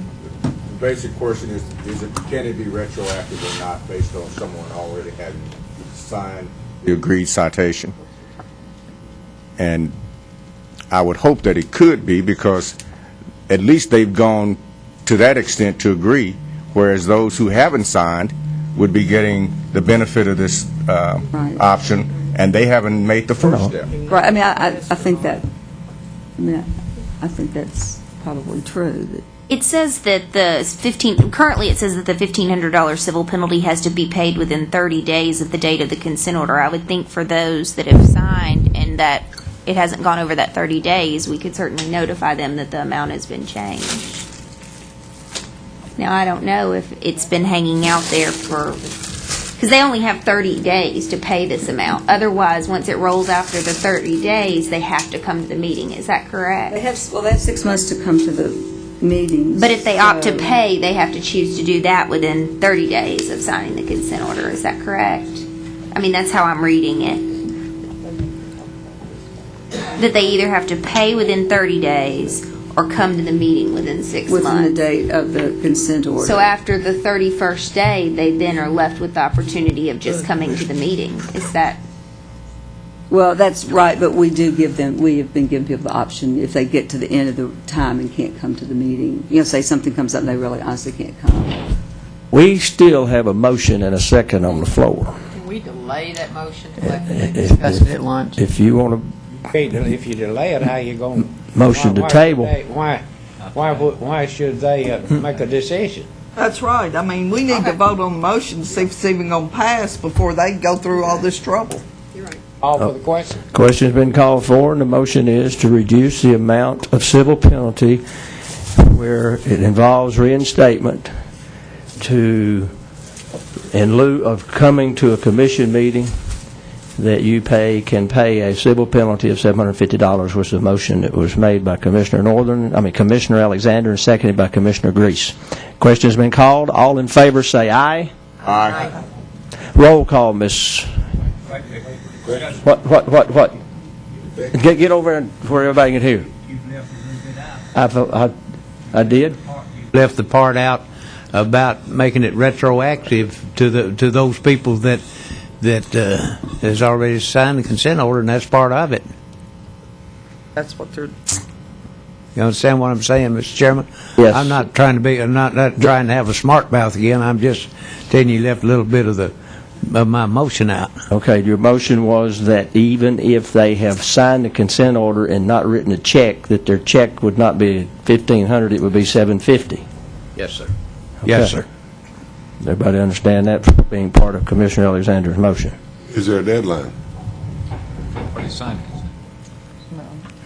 So if somebody, It'd be just leave it under the same presence that they had to sign the first one with. Oh, you just simply notify them. If their time's run, they're gonna have to come to the meeting now. They just don't. is that, and am I not right there? I'm thinking about somebody maybe in January that didn't want to pay the $1,500. Do we go back and Their pick them time's up? already out. Because they only have 30 days, right, Julie? Well, what Ms. Maxwell, that's what I was asking. What Ms. Maxwell says is if it gets past the 30 days, the money still is accepted. And my thought now is if you're going to apply it retroactively, what if you have somebody, like he said, that signed it back in January that went ahead and paid the $1,500 then versus somebody that signed it in January that hasn't paid yet? Then you get into, do you have to refund it to that person that already paid versus somebody that's waited it out and now we notify them that it's been reduced?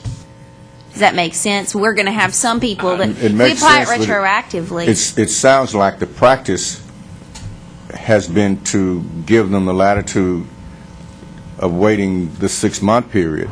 But I understand what you're asking, if they've already paid, whether or not they should get a refund. If we're going to reduce it for people that haven't paid yet, what about those that have paid? And I don't know about getting refunds. Now, when they paid, did that not close the file on that individual? It's closed. Right, They got but- reinstated. I mean, if you paid Okay, so they're no something- longer an issue. They're No, he reinstated. got reinstated. I mean, like that day that you paid. I think I got another motion that might work better than that one. You want to withdraw your second, Commissioner Grease? He's got another one, he's going to... What I think what you could do may upset some folks, but I've upset folks before. That you can make make our motion like it is, then it become effective today, and then you come back with a motion that for this in one particular individual who brought this to our attention, and we made a new decision that we do for him and he alone the reduction in he either comes to the meeting or he pays the $750. Will that work? I don't like showing preferential treatment if there's other people in the pipeline. And I don't think it's right to show preferential treatment just to one person.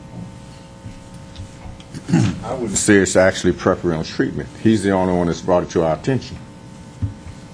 Well, but if you've got other people that are thinking about paying the $1,500 and they're at the same level he is, why should he get it for $750 and them $1,500? Because this commission has had a policy since I've been on it that if someone chooses to come before the commission with an issue, they're allowed to do so.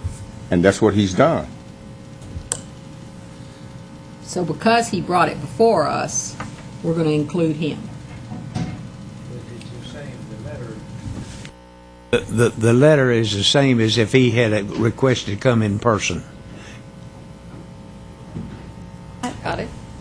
I think there have been other people that have contacted Ms. Maxwell, though, and questioned it, and they've always been told, this is the policy, this is what you need to do. So this is not the only person who has questioned it. It's just maybe not to the same person in the same manner. This Just, and I don't want to speak for Ms. Maxwell, but. This is the breakdown of the current outstanding people since 1/1. The 63 people have paid and attended, or they're here today. 12 people have paid their penalty amount, and not, they haven't paid whether to come or not come to the meeting. They've paid their penalty amount, and they haven't attended a meeting yet. They have 6 months under the policy to attend a meeting. 7 are not sure when they're going to attend the meeting. 1 person signed up to attend in July, and 4 signed up to attend in May. 10 others have sent in the reinstatement order, but they haven't come to a meeting, and they haven't paid their money. And then there are others from whom we've had no response at all. I mean, who've been sent the calculations and the reinstatement order, but have not responded to those one way or the other. So there are a total of 34 who are in the same situation. Right, yes, because there are 97 total, and 63, as I say, paid are either here, so that would be 34. But there's only 10 that have agreed or say that they're going to pay the $1,500. Is that what you're saying? No, I'm saying that these people, no, I mean, none of them have said that they're definitely paying the $1,500. These are just kind of the status of the ones that are currently at Betsy's desk that she's We only have monitoring. one person that we're dealing with the $1,500, and the rest of them hadn't made a decision? Well, 12 have paid and not attended a meeting. Those individuals may pay the $1,500. I'm not sure when they sign their orders. 10 others have sent the orders in and haven't paid or not paid. So I was just trying to give you the number that were sort of in the pipeline, as it were, that if someone's actually done something proactive on. There are other ones that are out there that have not been responded to at all, because when someone calls in and wants to be reinstated, we ask them if they would want to go ahead and get a reinstatement order and the calculations, and we have a sheet that sets forth the calculation amount and has the policy on it, and then we have the reinstatement order, which is basically the policy, and it's got the amount that you owe and what you can do if you don't want to pay and what your total amount would be if you chose not to come to the meeting, and that's what we send to the individuals. Some people send that back immediately, and others you never hear from them again. But the $1,500 is strictly to keep from having to come here for the 2-day meeting. That is correct. It doesn't have anything to do about the reinstatement and that amount of money. It's simply saying that I'd rather pay $1,500 and not come up here and sit for 2 days, or I can have my license within as Right. soon as I pay the money. Right. I just was trying to say these are the kind of people that we have outstanding right now. In effect, you're not talking about anybody that you're making any preferential difference to except this one person. No, Who is those signed- 34 people should have You're the going same. to reduce their amount of money if they agreed to pay. Well, that's what I'm saying. If you make it retroactive and include all those people, I'm okay with that. But I don't think you I'm gonna should make it make it just for retroactive. that one person, which was what you said we could come back. Okay, with. then I'll stick to my original motion. That's why I didn't change my second. I'll stick to my original motion. Then we're right where we are. Now I call for the question. Okay, I want to ask one quick question. So much for your call. In Section 2 of this policy, where it says penalties, Ms. Maxwell, Yes. where it says penalties, Right. penalties B,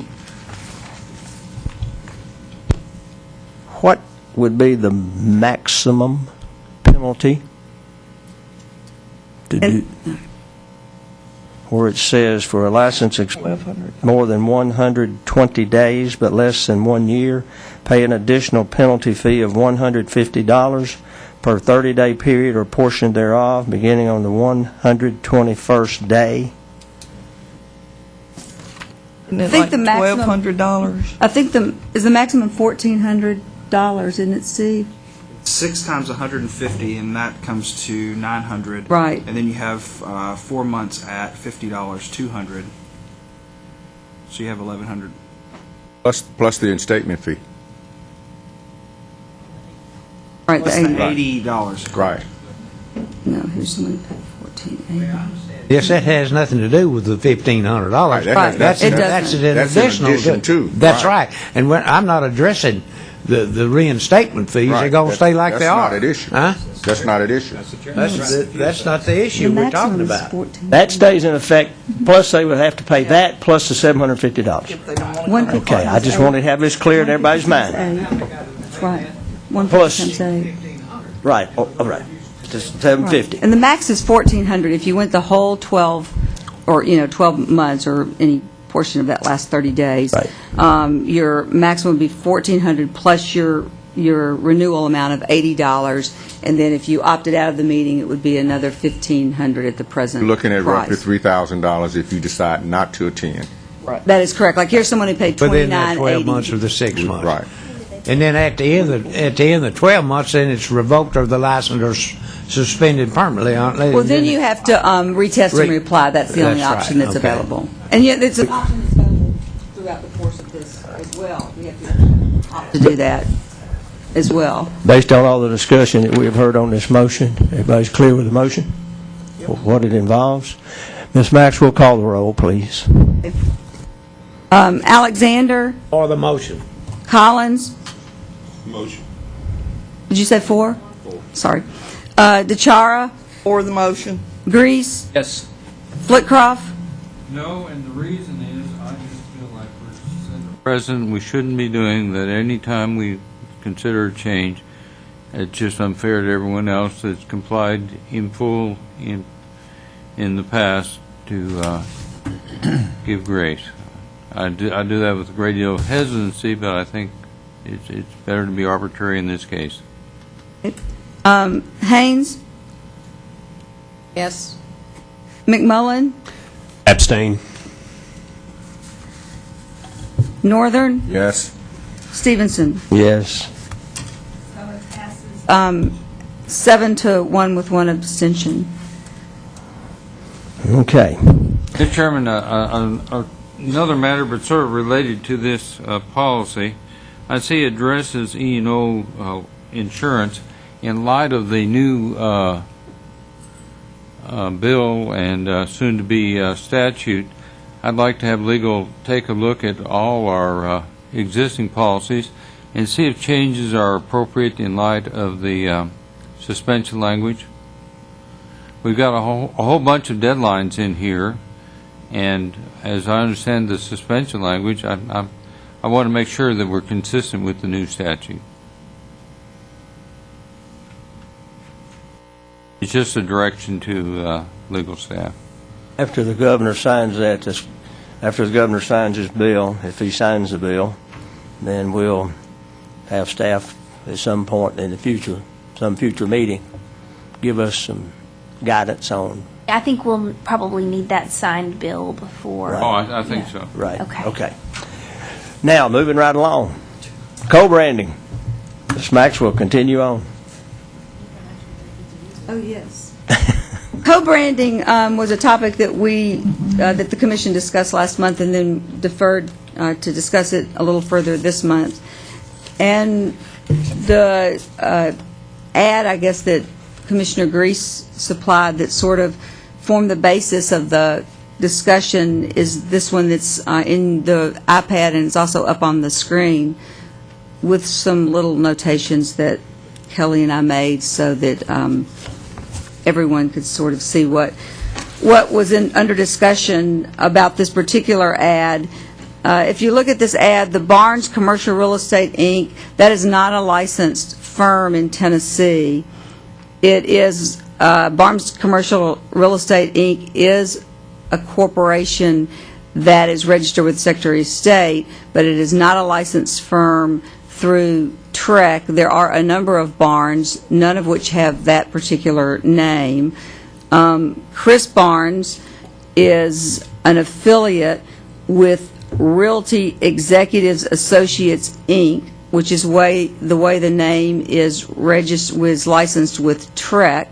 And you can see that the ad just has Realty Executives and then sort of has this associates underneath it, and there's no commercial division at all with the license name as registered with TREC, as licensed with TREC. Chris Barnes's name appears to be bigger than the Realty Executives, which, as I say, is not really the name of the firm that the license is issued in. And there's, as I say, not a commercial division, and so that's kind of the basis of the conversation. Mr. Chairman. Mr. Grease.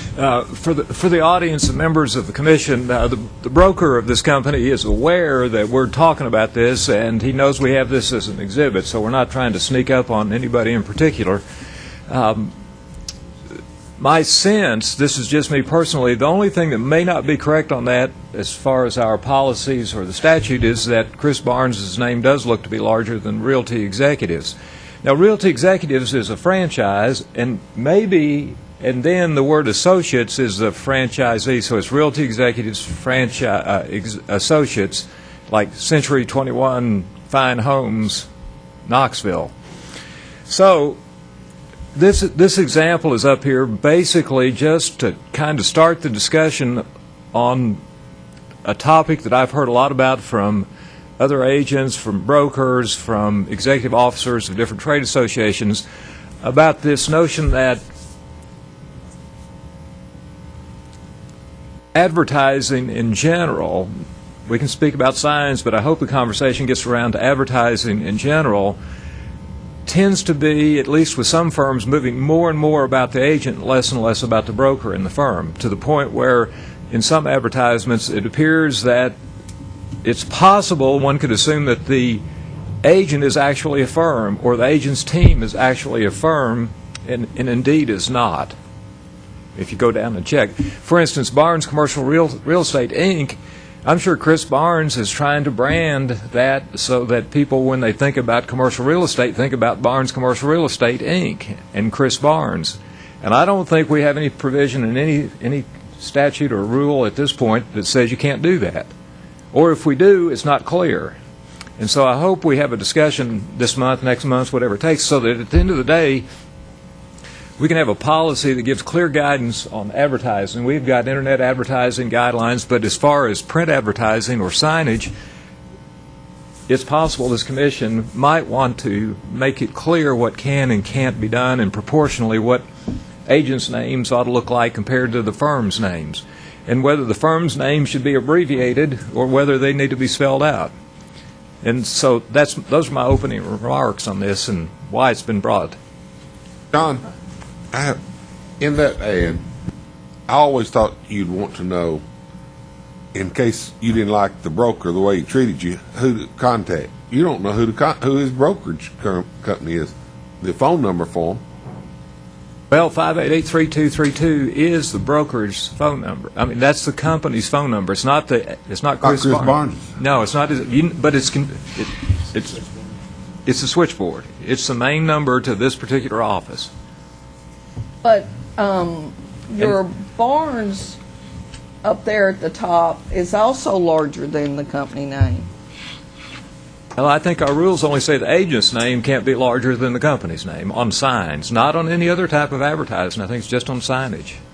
Does anything address having two company names? I mean, because that's what that appears like. And again, I'd like to repeat, this is for illustrative purposes only, and I'm not trying to pick on Chris Barnes, Realty Executives, but I think it's indicative of the issue that we're trying to address. Well, it's a lot of the teams that are doing that. Well, that's my point, okay? Yeah. That's what we're talking about. So the broker knows we've got this up here talking about it, so I'm okay with it, but it's not that we're picking on this particular sign. It's just for example purposes, I think. Barnes Commercial Real Estate, Inc. is not a licensed real estate firm. Realty Executive Associates, Inc. is the name of the firm as licensed. So, I mean, that's our license is issued to Realty Executives Associates, Inc. as the firm. Christopher J. Barnes works for that firm.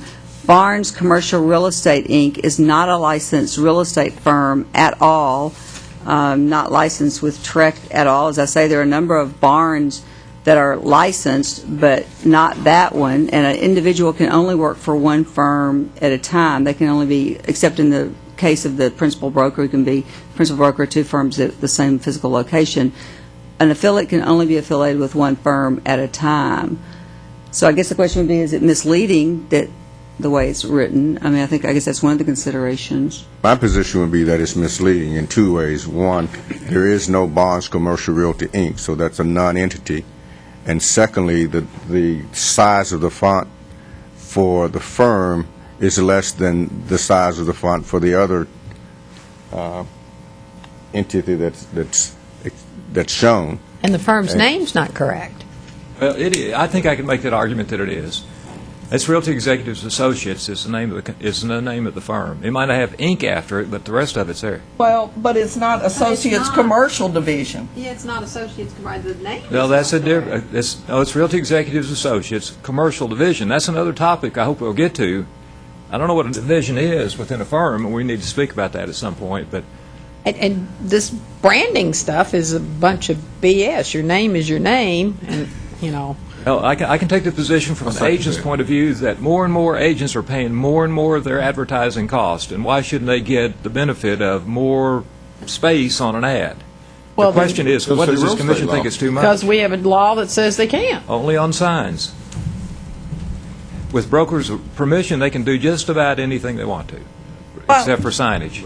And I don't have so much a problem with that as I do like on the signs, where it is misleading to the public that they don't know who this guy works for, because it appears that Barnes Commercial Real Estate is actually a company name. And I think that a lot of the teams do that because, like you, I see them all across the state where the team name is much larger than the company name.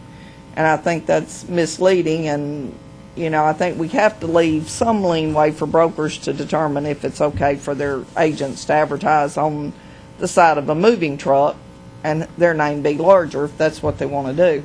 But on yard signs, I think it needs to be very much across the board on how our guidelines need to be. What would be the difference between internet advertising or moving signs as opposed to the yard sign? I mean, if it's confusing, it's confusing. Yeah. It doesn't matter what medium you use. Truck or if it's Well, on the I'm internet. talking about like the size of the font issue. Like if they've got a moving truck out there, that they're paying for, and their broker allows them to have the font Well, what about a billboard? 2 points larger. Well, what about a billboard? But it's still confusing to the public. Yeah, either which way, it's confusing.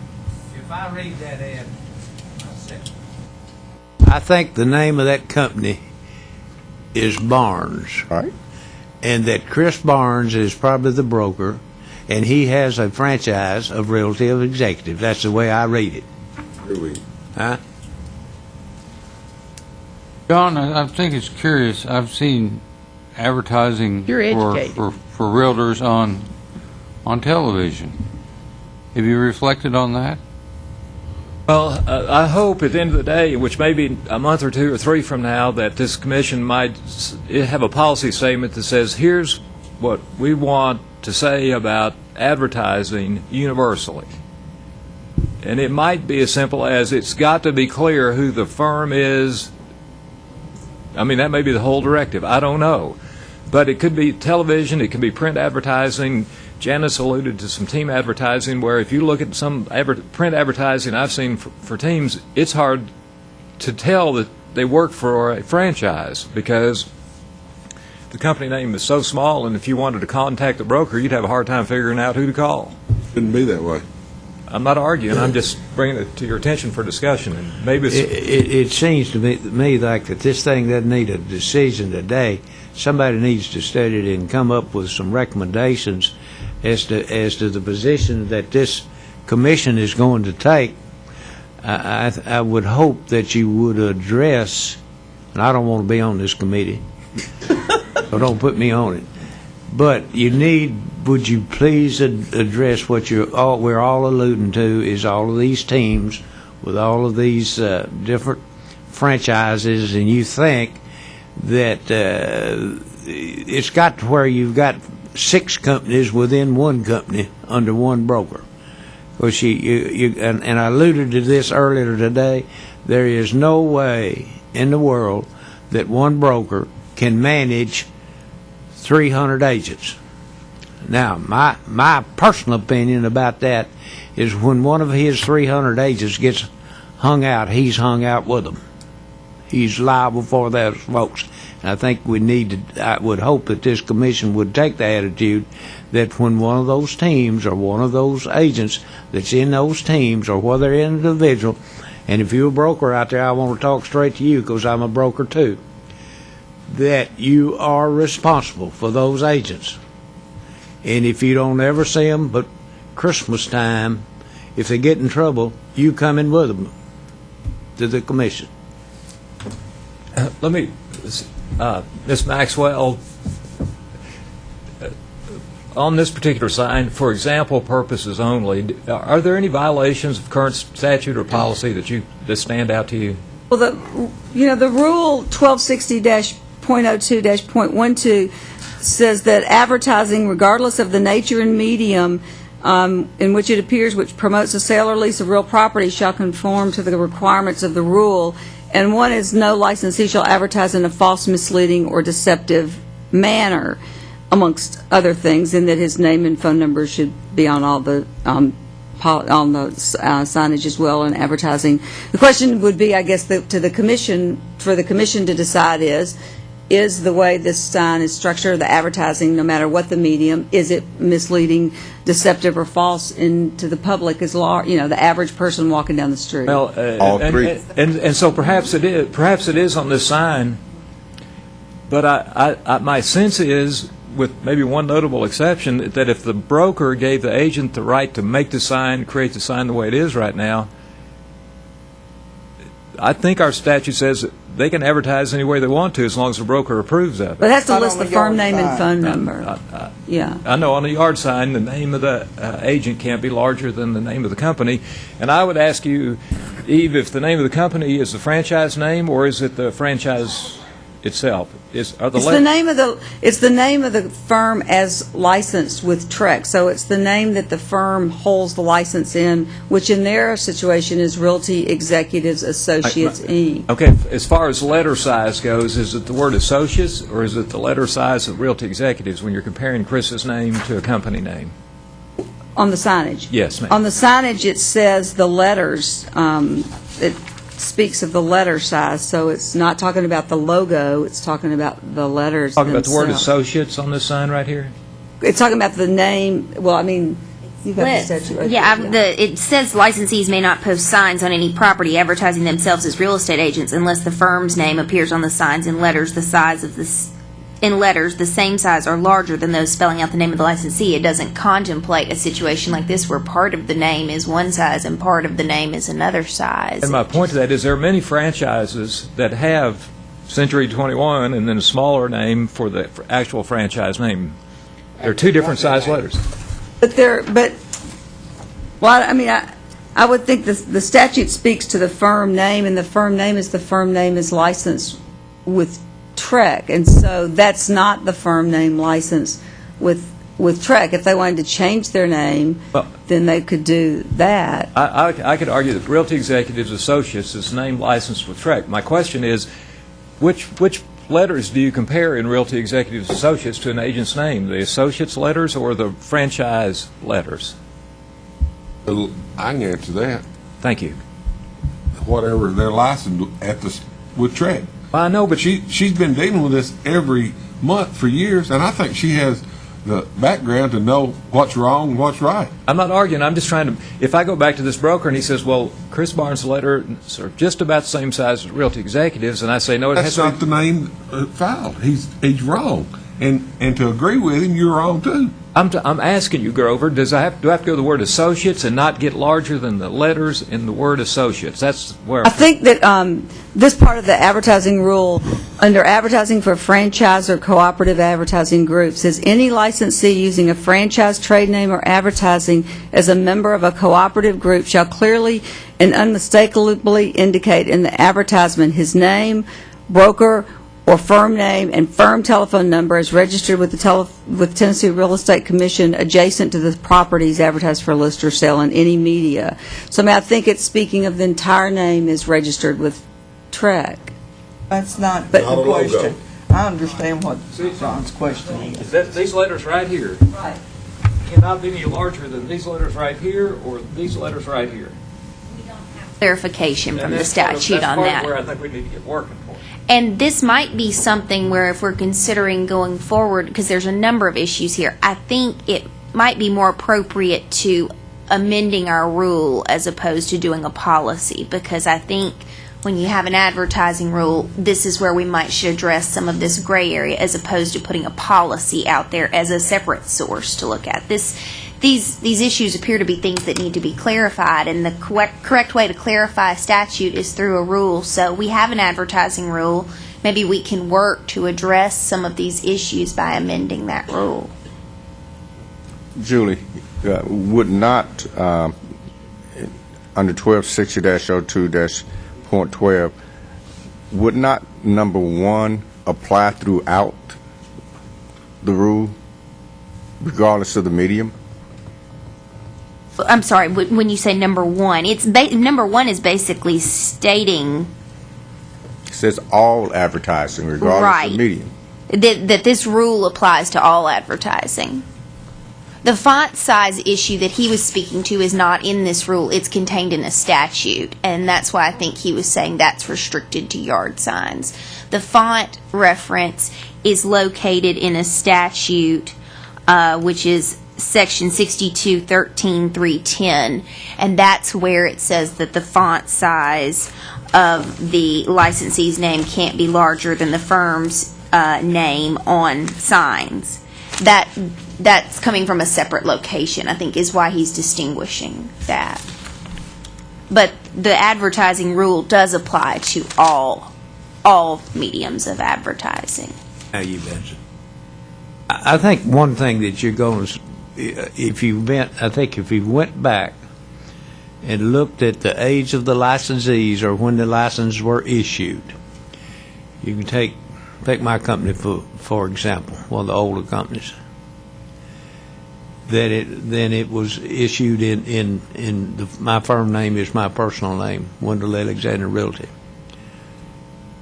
Those of us that came along before branding or before franchises, if a company or if an individual went into starting today and he bought a franchise, then he would get those licenses in all probability in that franchise name, like Realty Exec, Wendell Alexander Broker. But what's happened, you've had those people that were in business before franchise got popular, and then they came along and added Century 21, or they added the different trade names or things there, and that's where you're going to find a lot of your violations and when you go to looking. So you probably, ever since you've been in business, have you had an realty franchise? See, so when you got licensed, you licensed your franchise as part of your company name.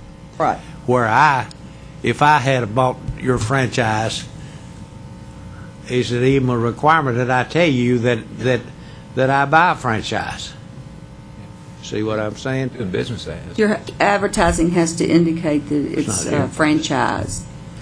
I bet you there is a lot, if you went to check in, there is lots of franchise licensees that you're not aware that they even have a franchise.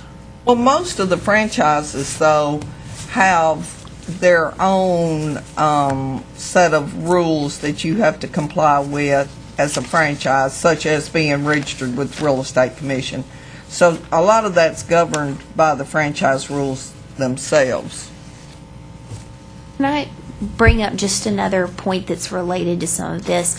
There's also the issue here on this ad of Realty Executives Associates Commercial Division. There's an issue there of maybe a possible question of, should this be a separate branch? Because a branch in the rule is defined, it's determined to be a branch office requiring a separate license if one of the things is advertises the office in any manner for the purpose of attracting the public. I mean, there's a question here of maybe, should this commercial division have a separate license as a branch, because it appears to be commercial division is close to the same size as associates on the firm name. There's a question here of, is this possibly a separate branch? Well, and what would be the difference in that or a property management division?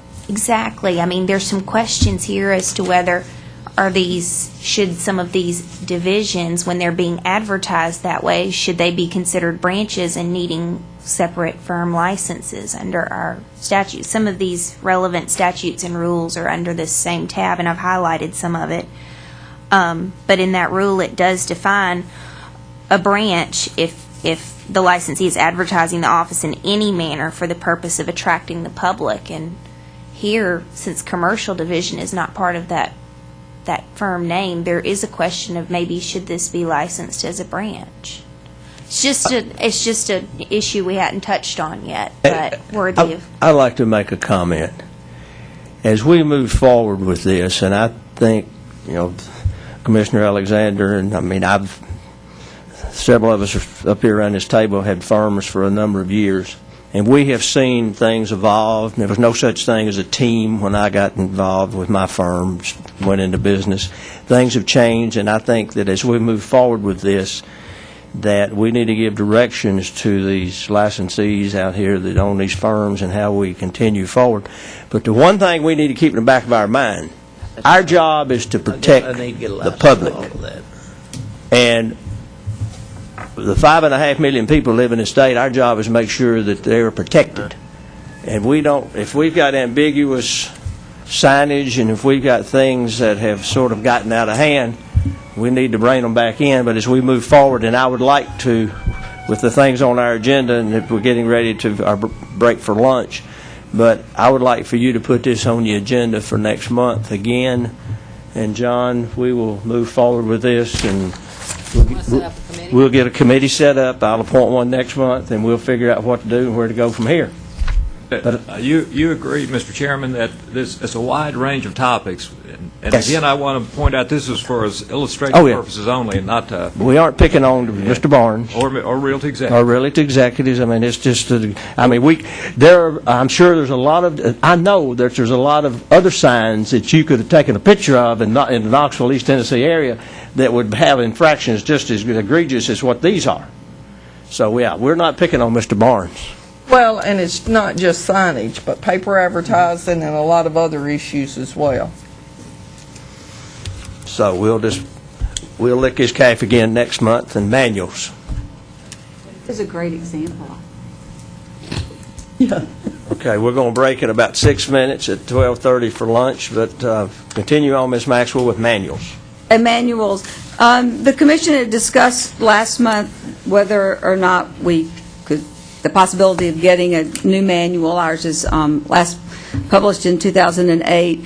And so and I think it's included in you all's materials. I just sort of wrote a little bit about the manual. The bottom line is that we met with LexisNexis last year, and Steve and I did, and asked them about an e-book manual. They were just sort of getting into e-books, and they weren't really all that conversant about them. But I talked to the lady again this year and asked her, the price last year was really high, and I asked her, if we could do something different, if the e-books, could they get them down to a price that would more affordable for our licensees.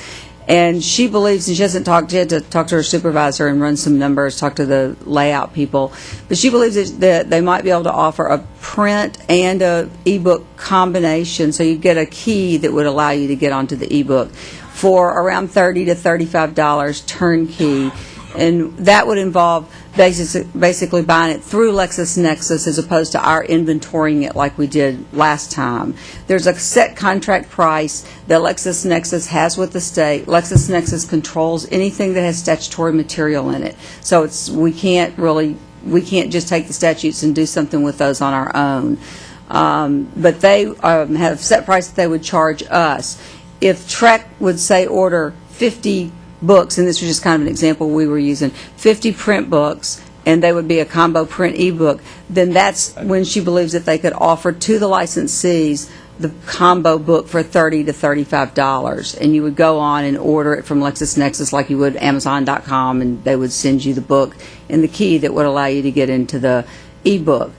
The last time, if you remember, we ordered 43,000 manuals, and it was the cost per manual was great. It was $3 and some odd cents, but unfortunately that order was placed when the market was doing well, and as soon as the books came in, we had a lot of them left over, and we had to pay storage on them, and we were going to mail them out, and the cost to mail those out was likewise expensive.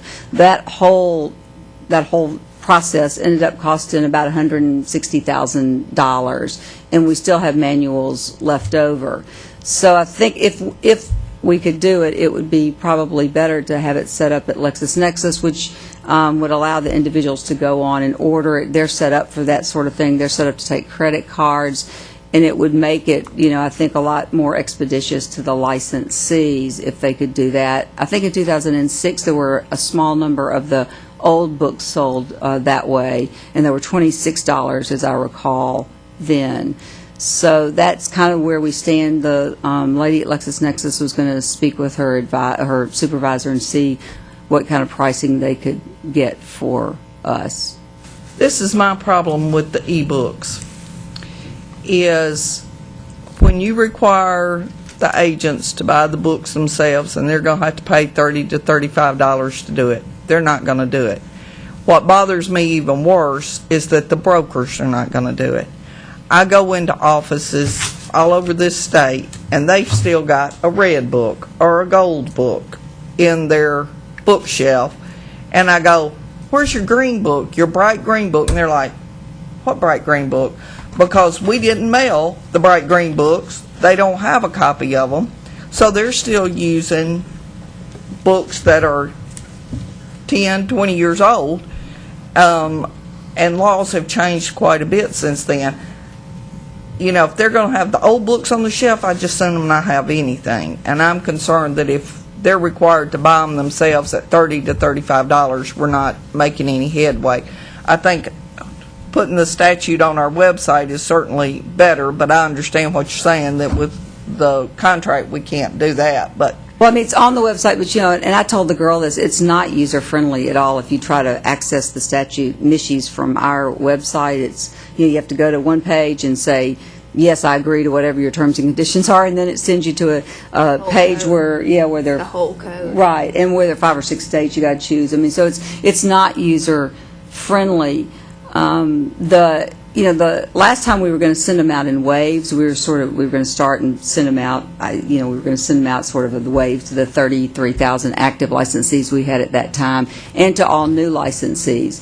The cost, as I say, the cost of postage, and it was a pretty expensive endeavor. We spent $26,000 in postage. We did send a number of those out.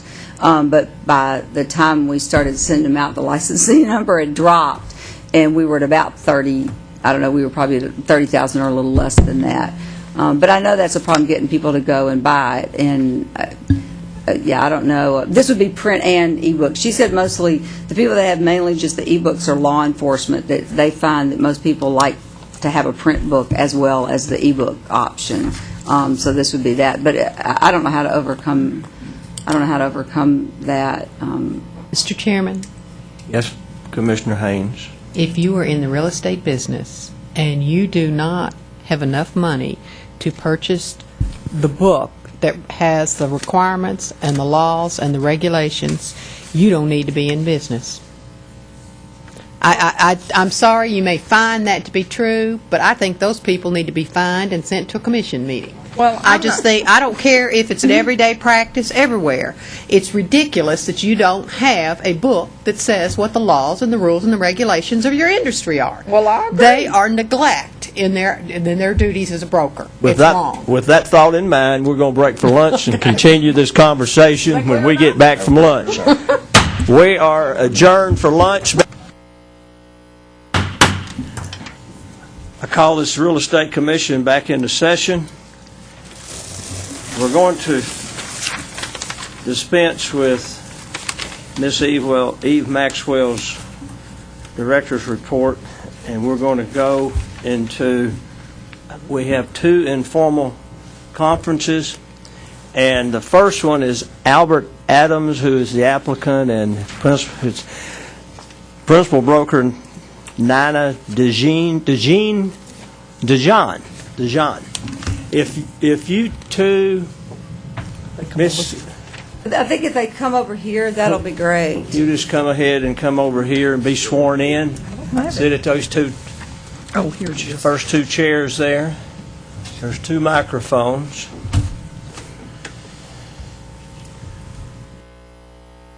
Let me just swear him in. You go ahead, Miss Maxwell.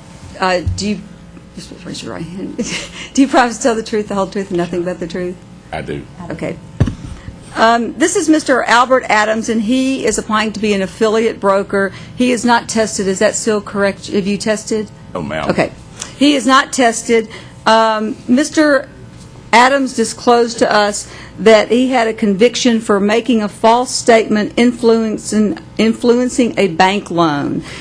This event took place on 3/3 of 1989. He was convicted actually in 1997. He ended his probation in 1999. The circumstances surrounding this, Mr. Adams was employed by a bank, and he reviewed certain documents that came across his desk. And during the course of a day, a document came across his desk that he approved, and it involved an individual who, as far as I know, was unknown to Mr. Adams, that had put down incorrect information about his income on a lot that he was purchasing. The loan was approved and ultimately funded, and the conviction was a result of that particular incident that, as I say, actually took place on 3/3 of 1989. Since that time, since his probation ended in 1999, Mr. Adams has done mission work. He's joined a church and gotten married and has a family. And since 1994, he's been the general manager of a construction company. And now he would like to get his real estate license and is here today and will answer any questions that the commission might have. If you would, at this time, Mr. Adams, just briefly explain to this commission why you're here and why you think that this commission should vote favorably in this matter to allow you to get a real estate license. Thank you, Mr. Stevenson. I certainly will, sir. Exactly as Ms. Maxwell has stated, sir, that's how the incident happened. My lapse, I feel like, was maybe being used to doing things in a normal fashion and not being as diligent as I should have been, obviously, and examining the document she is speaking of more closely. I admit to guilt to that. I did not obviously see what had been put on the paperwork. I should have caught it. I did not. So I absolutely agree that I did sign a document that had some bad information on it and approved it. It wasn't, if you can say an honest mistake, it was an honest mistake, simply lack of diligence in reviewing as I should have. The reason I feel like I should be granted a license, construction industry's been tough for a few years, and I think I would do very well in the real estate business. I'm well known in Knoxville, both with my church and the civic community.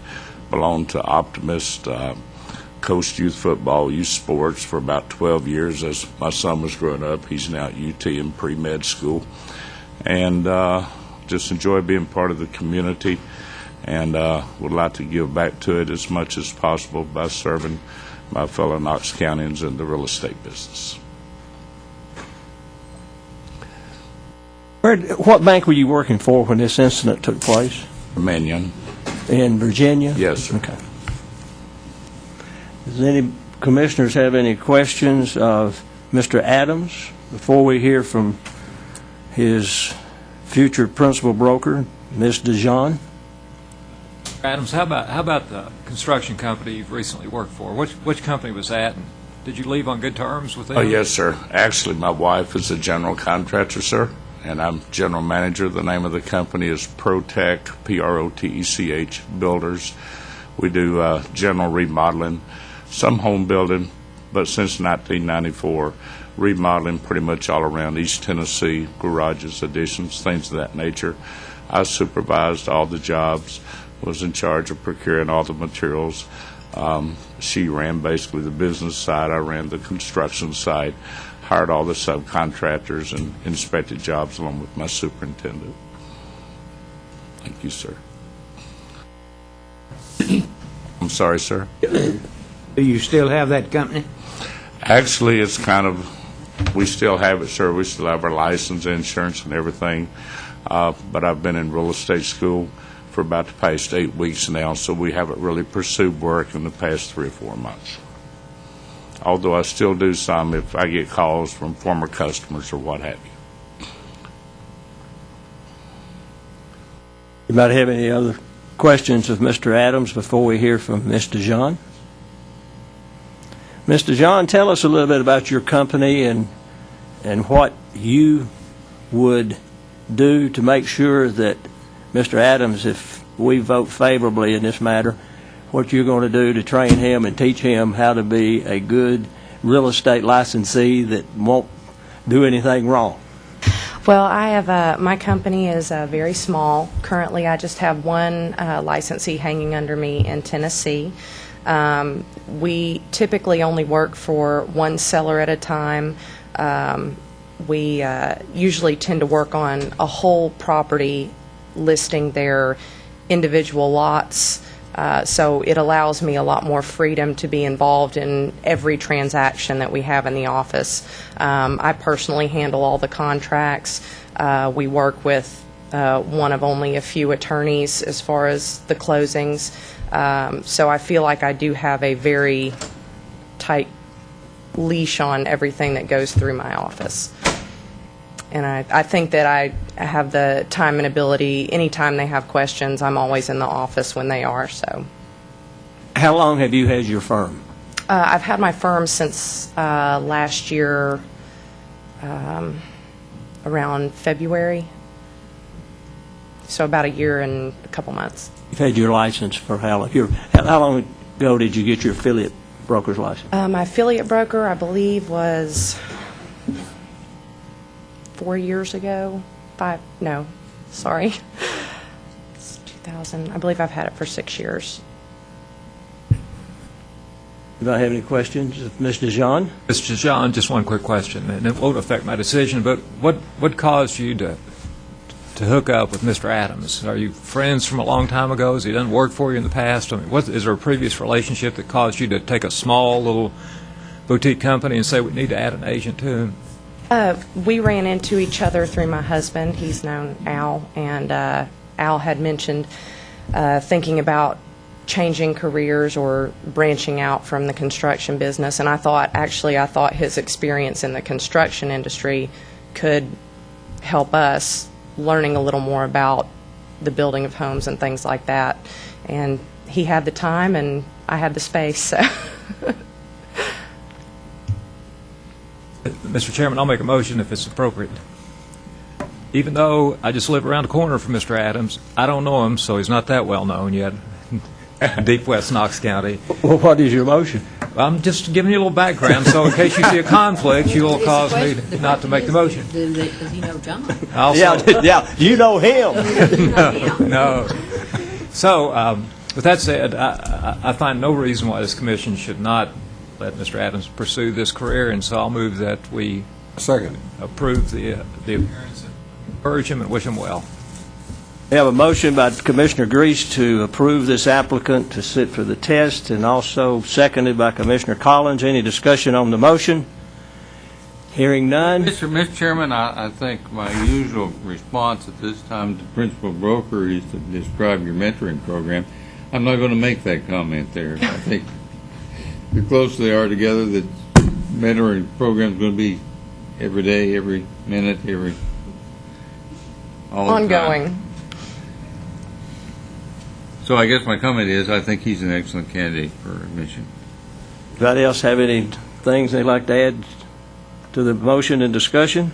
Hearing no further comments, all in favor say aye. Aye. Opposed, no. Motion carries unanimously. Mr. Adams, you go forth and be very successful in this industry. Your trust. Mr. Grease, thank you, sir. And I will honor the state of Tennessee, sir, in all my actions. Thank you very much. Mr. John, as his principal broker, if we can ever be of assistance, you know where to find all of us. John, if he comes back, you come back. I actually like Nashville, but I think it would be for a different reason. Come back and see us anytime, not because you have to. Thank you very much. Okay, thank you. Thank you, gentlemen and ladies.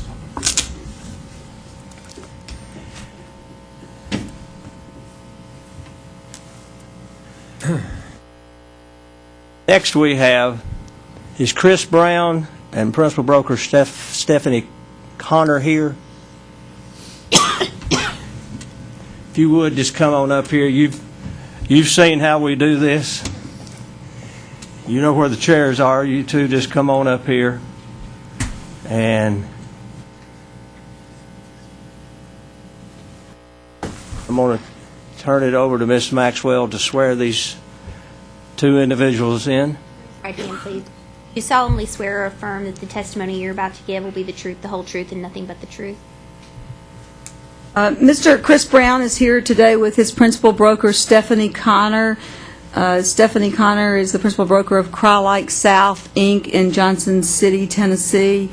Mr. Brown disclosed to the commission that he had a conviction for aggravated burglary, which occurred in 1991, when he was 20 years old. This burglary happened one night when Mr. Brown was out with some friends, and they stopped to use the restroom at a country store, an old country store that was closed, and one of the persons who was also the driver of the vehicle decided that he would throw a rock through the window of this little country store and then he went in and took some items, and when they were stopped, they were all arrested and charged with aggravated burglary. Since that time, as I say, that happened in 1991, and Mr. Brown was sentenced to 5 years in prison, but he served one and was on parole the rest of the time. His probation was completed in 9 of 1996, and he had his rights restored on 3/9 of 2004. But as I say, his probation was completed in 1996. Since that time, Mr. Brown has worked for a car dealership as a salesperson, and he was promoted to the finance manager after a couple of years. He worked 3 more years, and then the dealership was bought out. During that time, he opened tanning salons, and that was in 1996. And now he owns and operates 6 tanning salons, he says, with 40 employees and approximately, I think, 100,000 clients, 8,000 of whom have credit card information on file with him that he uses for memberships.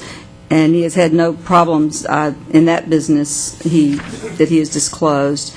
And I think that is that's all that he has disclosed to us at the present time. I'll let him fill in any blanks.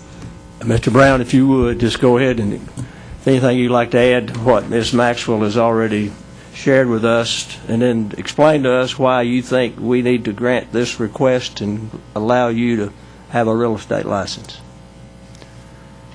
Like she said, what happened is what happened. Actually, when it happened, I was convicted in 1991, but it happened several months earlier. I just turned 18, and I was with some friends, and I was young and stupid, I guess, and I did things that I shouldn't have done, and I learned my lesson. I went to jail. Something that I didn't want to do, but I think it made me better in the long run because I definitely learned to respect other people and other people's property and myself, I guess, more than anything. But since then, I did go to work for a car dealership as a salesperson. I was promoted into finance. I did finance for about 3 years after working there for 2. After they closed or sold out, I went to another dealership that had offered me a job for about 2 more years. Then I had opened my own chain of stores, opened my first store, then I continued to open more as we were successful. Do a lot of donations and stuff locally. I live in Johnson City, so it's a pretty good ways from here. We do a lot of things with Children's Miracle Network. I have several thousand credit cards on file. I mean, I feel like I'm a trustworthy person, and I'm in a position of trust, and paid for it. But if you would just lean forward, talking to that microphone, because we're making a permanent record of these proceedings. Why do you want to get a real estate license? Well, I think I'm a good salesperson. I worked at the auto dealerships. I guess selling cars isn't too much different than selling real estate, as expensive as they are now. So, the retail business has not been as good as it used to be the last few years. So it's sort of, I guess, a supplemental income. Plus, my stores have been in business for such a long time. I have several people in place that pretty much run everything. So I have a lot of free time on my hands, and it's just something I think I'd be really good at. I guess that's good enough reason. Any of the commissioners have any questions of Mr. Brown? Mr. Chairman, just a comment there, and this speaks from my heart, is I had a sage who taught me, he said, we all go up Fool's Hill, and eventually we all come back down. Some of them don't. I had a brother that never came down. Commissioner Grease. I'll wait until Ms. Conner speaks. A question for both of them. Okay. Nobody else has any questions of Mr. Brown. I'd like for Ms. Conner to tell us how long she's been in the business and why she wants to take Mr. Brown on, and tell us a little bit about your company, Okay. Ms. Conner. I have been in real estate for 19 years, been the broker since 2003 of the office in Johnson City. We currently have 14 agents in there. I met Chris because he was actually a client of one of our agents. Him and his family were also doing real estate with one of our agents. And she had made the comment one day about what a delightful person he was to work with and how well he was taking care of his family, his mother in particular. We recently sold her house, and there were some repair issues, and, he called to say, what do we need to do? How do we need to get this resolved? And, how do we get it taken care of? So I met him because of that, because he had been in our office several times to take care of those kinds of things. The conversation that Chris and I had about his situation, he came forward and said, I would love to be a real estate agent, and I have to talk to you about something. And, we talked about it. And, what I've learned from Chris in the last few weeks from talking about it is that every day when he gets up, he doesn't forget what lesson he's learned. And every day he goes out to make himself a better person. The letters of recommendation that he has are from some really quality people in our area. One of them is a sheriff of one of our counties. One of them is a local attorney. One of them is a judge. All of those people believe that Chris is on the right path now. We have a mentoring program in our office where we actually assign an agent to work with new agents. So the agent that he has previously done business with has offered to be his mentor, and she's a great agent. She's been in the real estate business about 10 years. Anybody have any questions of Ms. Connor? Commissioner Grease. Thank you, Mr. Chairman. I like to do it, follow your lead on this. Ms. Connor, just out of curiosity, are you a franchise? We are not. So you're owned by Crye-Leike? Right. Okay, and so their standards, they're consistent across the state and the South, Absolutely. I know. Absolutely. So this is a question I like to ask occasionally. Let's say one of Chris's customers finds out about his history, and it was a long time ago, but they have a problem with it. To either one of you or both, how will you handle a situation like that? If somebody says, I'm just not comfortable working with Chris because I heard this. Because I heard this, I think we would sit down and have a conversation with them and offer assistance either from myself or from another agent in our office, to resolve any issues that they might have. Would it be likely that you might take Chris off the assignment and put somebody else on if the prospect or the client has an issue? Absolutely. Is that all right with you, Chris? I mean, you understand that might happen? That's it, Mr. Chairman. Do I have any other questions? I have one. Mr. Alexander. Ms. Connor, can you whittle a horse? I cannot. Well, then, don't you all have some of those horses up there in Johnson City around them in the parks and all? Do we? I think they're all at the Cracker Barrel. I don't know of any. Valerie Yoke? I do know Valerie. She whittles them. Does she? Yeah, but those are over in Kingsport. That's all right. Yeah, they're not on the other side of. Yeah, the other side of I-81 is Johnson City. She's got an office. She still have an office in Kingsport. She does. Right. She's got a couple of offices in Kingsport. Yeah. Did you ever work for her? No. Okay. I make a motion we approve Chris. Have a motion by Commissioner DeShara that we approve this applicant for licensure, and I have a second by Commissioner Collins. Any discussion on this motion? Hearing none, all in favor say aye. Aye. Opposed, no. It passes unanimously. Chris, we all make dumb mistakes when we're young. Sounds like you've done a great job of correcting that, so just continue to do so. Mr. Chairman, permission to address the broker? You have my Connor, permission. Sir? You heard me before. If he comes back, you come back. I'll be here. Thank you. We hope you. Thank you. Yeah, we hope you're not back. Not for that reason. Big if. Thanks Yeah. a lot. Commissioner DeShara, Yes. as a friend of mine used to say, resemble that remark. You said when we were young we made dumb mistakes. I made 2 dumb mistakes last week. What are you talking about? Well, I guess you're still young. Okay, now I'd like to say something. I can't remember any of our attendees doing what 2 gentlemen did on their lunch break when they came back, but David Elkins and Chris Manis, sitting back here, they have brought back some donuts. So they're back there on that back table. It's for anybody who wants to get them. Normally the attendees, licensees aren't that nice, but we appreciate David and Chris bringing those. And at break, if you want to get a donut, there's one for everybody. At this time, we're going to get back on our agenda and finish up with the report from our Executive Director, Ms. Eve Maxwell. And if the chairman will allow, Ms. Kropp would like to go back to the issue of the reinstatement policy. She spoke with The chief counsels over Right. lunch. and has some additional information as it relates to the reinstatement policy. Is that Is that yes. all right? Yeah, that's fine. Okay. Like I said, I went back and looked at this issue and addressed it with both of the chief counsels and regulatory boards. Can you hear me a little? It sounds like it's picking up. Can you hear me? Mm-hmm. Okay.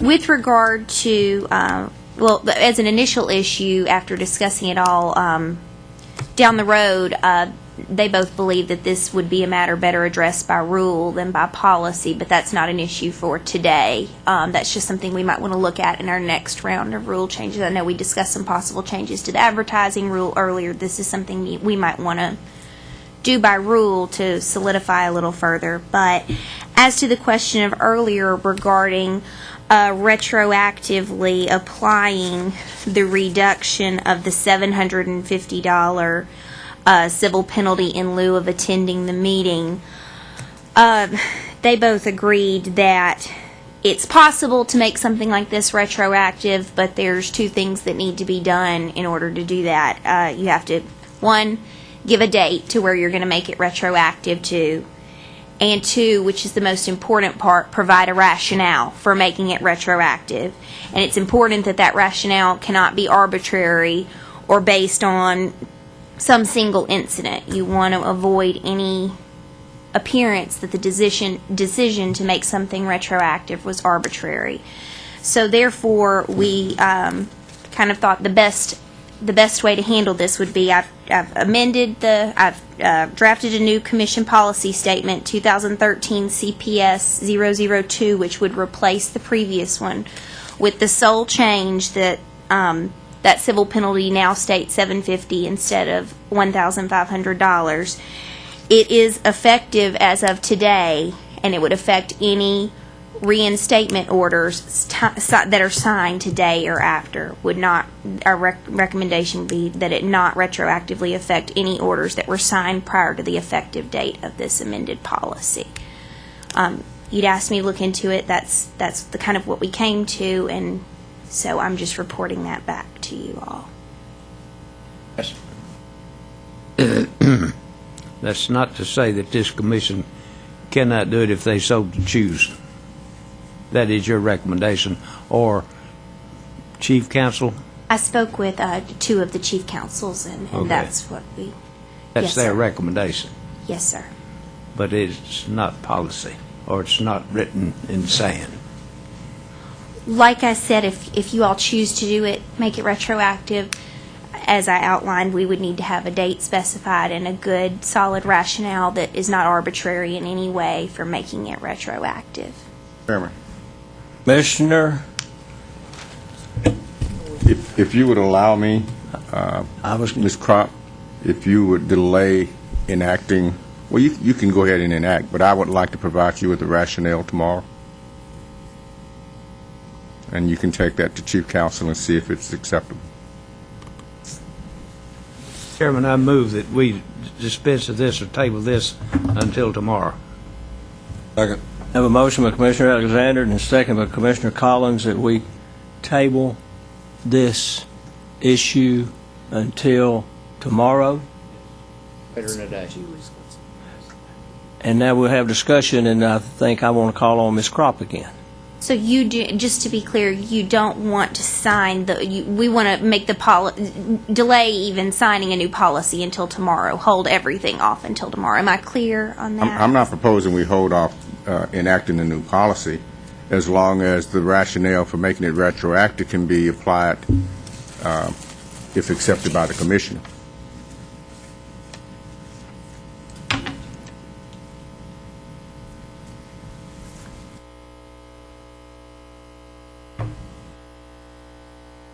Hi, I'm Laura Betty. I'm one of the chief counsel for regulatory boards. The only thing with that is that the retroactive date would need to be part of the policy. So I don't think... I would motion that we delay the policy until tomorrow. Okay. We have a motion and a second. Motion by Alexander, seconded by Commissioner Collins to postpone this until tomorrow to take any final action on it. Any discussion on this motion? Hearing none, all in favor say aye. Aye. Opposed, no. Motion carries unanimously. Thank you, Ms. Petty. Now, back on Ms. Maxwell's report. We're to the, just a quick update on the May meeting at Pickwick Landing State Park Inn and Conference Center. Kelly had sent, I believe, sent each of the commissioners the address in case you wanted to try to put it into your GPS and figure, like Google it and figure out the directions. When she tried to put the address in, it didn't come up, so I think probably you can go to the website and they'll give you maybe some written directions on how to actually get there. We have talked to the lady there who does the reservations, and Kelly will be sending the rooming list down to her before the end of the week or on Friday. And just to remind everyone again that as soon as she sends the rooming list, there'll be a charge to everyone's card for the first night's stay, and that's $75, I think, plus tax. So that'll be an immediate charge to your card. The sound person, this contract was signed by the finance commissioner, assistant commissioner actually, yesterday, and has been sent along with the deposit to the sound person. So we believe he'll show up with his microphones and other equipment that we'll need.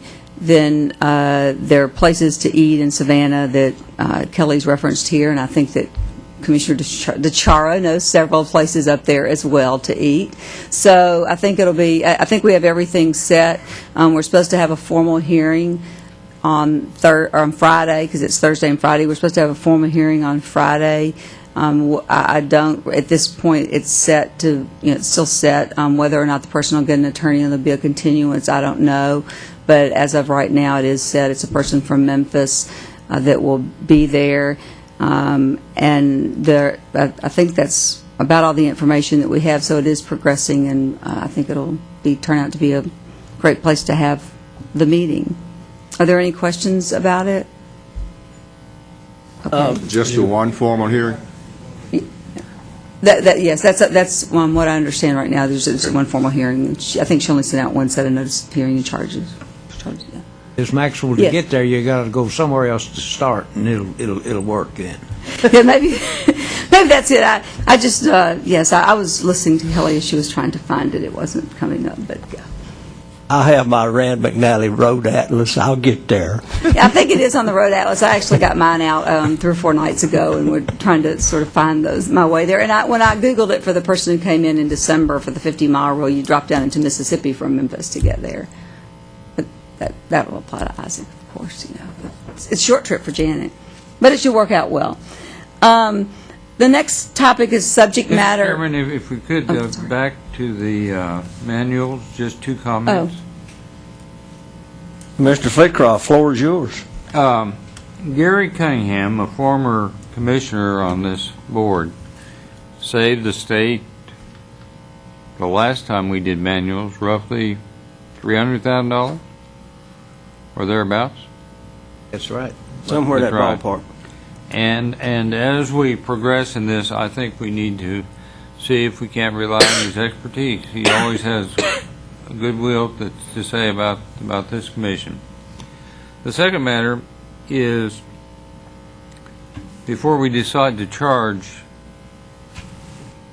real estate professionals for their copy of the manual, or that there is a charge, I thought that back when we were doing it the last time, in previous times, it was understood that the amount of fee that's paid for renewing your license included a copy of the manual. That's just my recollection, and thank you very much, Mr. Chairman. And last time we were able to pay for the manuals also out of the Education Recovery Fund, the interest account, which at the time had like over $500,000 in it. So we were able to pay for it out of that. And now the interest account itself only has about $45,000 in it. So we aren't, after it went down to zero, we haven't built it, hasn't built back up substantially. So that kind of limits us as well in the, in trying to pay for them and supply them. Ms. Maxwell, Uh-huh. when did that reduction take place? The reduction in what? In the fund? In the interest account? You mean when it went down to zero? Yes. Yeah, When it was swept in 2000 and, yeah, that was when the previous administration just took our money. was that in Remember 2009? They took about, It didn't go to zero. they took Well, I about, mean, it went to 97, or I mean, they like $97,000, I think. took about $5 million. But there's been 2 funding periods since then. Well, there have been the renewal of the courses. The courses go straight into that. So the payment for the courses and the instructors goes straight into the Education Recovery interest account. And then the interest that it earns, obviously, which has not been great over the last couple of years, goes straight into that. The $10 fee, what used to be $30 is now $10, that goes into the body of the account. So that goes into the main account, and which, as you know, has probably now $3.9 million in it. But the interest account, it pays also for the postage for the CE letters that go out by statute every, they have to go out 6 months prior if you have education. So it does pay for some things. It pays for the seminars. So it hasn't really ever gotten back up, that far. The interest, the fund that provides the interest is a fund that's contributed to by other departments, and we share in the interest on a... No, the fund that throws the interest off is the body, which is the one that's about over $3.8 million. So that's the fund, that's the body of the fund, and that's the fund from which the interest is derived. So it's not commingled now with any other department funds? We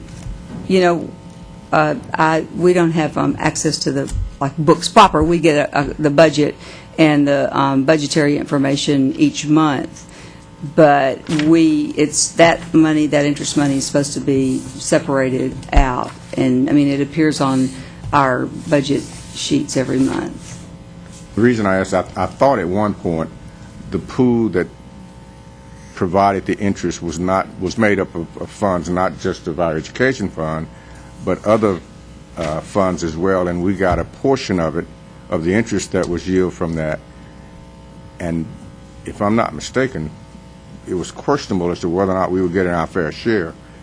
So that's why I posed the question. Yes, I don't know all the ins and outs of the answer to your question, but it's supposed to be can commingle. I should say the funds can be commingled for the purposes of investment, but when they go to allocate the interest, when the interest is allocated, it is supposed to be allocated based upon our $3.8 million or whatever is in the body of our fund at that time.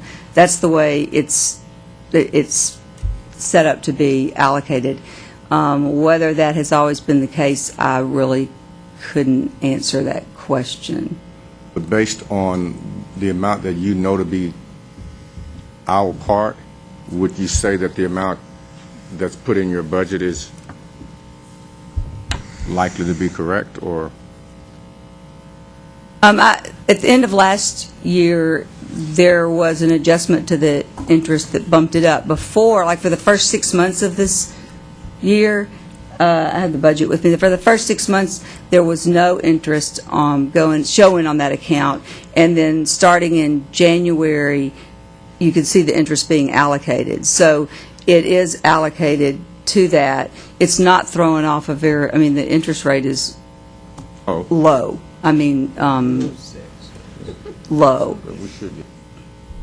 I understand your question, and I can try to find out more definitive answers to that question. Don't waste your time if you think it's worthless effort. Well, I can attempt to find out some answers that would be more definitive. How many of those green manuals we still have boxed up? How many's in a carton? That's what I was going to say, 50. 300, I guess, in our office. 300 in a carton? No, there's 15, I think there's 15 in a carton, a box, and we have about 300, I think, maybe. 300 manuals? And we sent out 30, well, I mean, in the very beginning, we sent out 33,000, and then over the last couple of years, we've sent we sent 1 or 2 boxes to all the associations, and for the seminars, we take boxes, and then we send them, if someone wants to buy one. Long, short, to conserve time, we've got enough to last another year to 18 months, 2 years? Well, yeah, probably. I mean, we haven't had a real run on them. Just going down the road, we're way behind. Well, if at the rate that we're adding new agents, if we've only got 300 left, we've probably got less than 2 months of manuals left if each new agent's getting one. If we've already had 700 new agents this year. Right, and I don't know, I mean, it doesn't seem like our supply dwindles very quickly, I have to say. It doesn't. I'd like to make a motion that we give everybody here today 5 manuals to take home with them and give them to other people in your office. Can we, who all wants one? Everybody wants one, Eve. There goes 50 right there. Huh? That's a good idea. Bring them to every meeting and pass them out. But we ordered so many. We ordered 43,000. That was way a lot that we ordered at that time. Ms. Maxwell, the manuals, do they have supplemental information, a sheet in there that reflects the statutory changes? We ran off a sheet and put it in there. You know, there have been some statutory changes, and then those rules that were effective June 14th of 2010, those are in a runoff form in there, kind of like a pocket part. But that's, you know, it's just like we staple the pocket part in there. It's not like a fancy pocket part like you get with your code. And that's another problem with the MISHIs, is that you can't, they won't let you just get a pocket part. Well, I guess you pay for your pocket, you have a subscription and get your pocket part, but they won't just like update it every year and let you just pay for an update. You have to pay for a new manual, and that's a disadvantage of getting a new manual, period, is it's going to be outdated close to when you get it. Mr. Haynes? Somebody said something earlier that is it in the law that we're required to give a manual to new licensees? No, and as a matter of fact, if we sell them, which, we did sell them when we first got them in to some people who called and asked for them, they're $10 a piece, plus shipping and handling. And that's just if we... I'm talking about the new manual. If we decide to do a new manual, right, we're not required. No, we are not required. I think that there was a habit, and they just, the Real Estate Commission sent out those manuals. Although most people would have gotten a manual, I would have thought, to study for the exam as opposed to getting it on the backside. So I always thought that was sort of odd myself. I have a second question. When they download, is this going to be a free download, or do you have to pay for the download?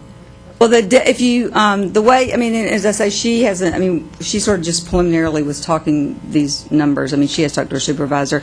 But you would get a print and the key, so that you would get the key to download. They would come as a package. So and then the thing is, then you went to the key and say, I'm a broker with 40 agents. So if I had the key, I could actually download 40 different files? Probably not. My guess is that key, just like if you have a school book, of course, I could always download one and then copy it off on my copy machine. Right, and we have, obviously if we got new manuals, we would have a copy on our website, and you could run that off. I think run that off. And that's always an option. That's an option today for individuals to run off the manual as it is and then add the pocket parts. I wish that we could just update the manual ourselves, because I actually have it in a Word format from when we published it the last time. Which but would we be can't fabulous. change Mishy's, and I mean, it's copyrighted, and we can't change that. We could just do our rules and say policies and not do the statutory material, and then How is that copyrighted? We wrote it. the Mishy's, the statutes, because they've got a contract with the state like they do with almost every state. I mean, they actually control when it comes out. They don't publish the digest. Talk about a monopoly. They do. I mean, they don't publish the digest till like October or November, so that they kind of control that part of it if the statutory information is concerned. And so if you just did the rules, just our rules, then you would have obviously control over the rules. And so it would just depend. There have been some statutory changes, and if, say, fingerprints, I don't know if the fingerprinting bill is going to go through, but between the fingerprinting bill and the E&O, you do have two very substantial bills that I guess my question is the download comes with the book, but you don't get it any other way. So you pay, I'm going to say $30 for the book, you get a download, but you couldn't pay $10 for a download and not get the printed book. Well, you can choose not to get the printed book, but LexisNexis, the way their pricing works, is that their print book, the work behind the print book, is the editorial work. It basically is the same number of hours, and I asked her to get me those number of hours so that I could see if that was really true, that's the same number of hours involved as far as the editorial work goes. And so that you aren't, because I thought you'd get an ebook for maybe $10 or $15. Yeah, that's what I'm thinking. And she said, no, that's not the case, because our editorial work is the same. And she asked about it last summer when Steve and I met with her, and then I talked to her again earlier this week about that same thing. So because that really, you would think, that's what I was hoping, is that you could get that for $10 or $15, and that would be a great deal. And you could update it. See, I thought you'd be able to just update it every year, and that would be fabulous. The next nice business, we just need to do an audio, and we can sell the audio. Well, that's true. That's just like one of those advertisements on TV. If you order within the next 30 minutes, you get two. We're going to double That's the right. order. Yeah. And so we may be able to break, I mean, this was just real preliminary too, so I mean, I'm hoping that maybe it'll, this was kind of just to give you kind of a big, an overview of what's there, and maybe that just doing our rules is the best way to go. I don't know.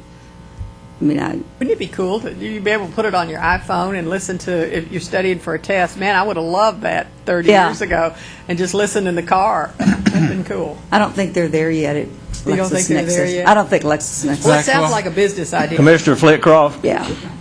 Ms. Maxwell, I think I'd be a little scared to be telling people to make Xerox copies of copyrighted material.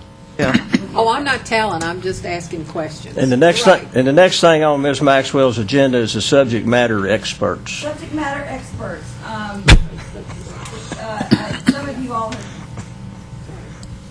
Some of you all have been subject matter experts before. I know that Commissioner DeChara has. PSI has determined, it's been since 2008 since there's been a review of the broker and affiliate broker exams, and there have been some statutory and some rule changes.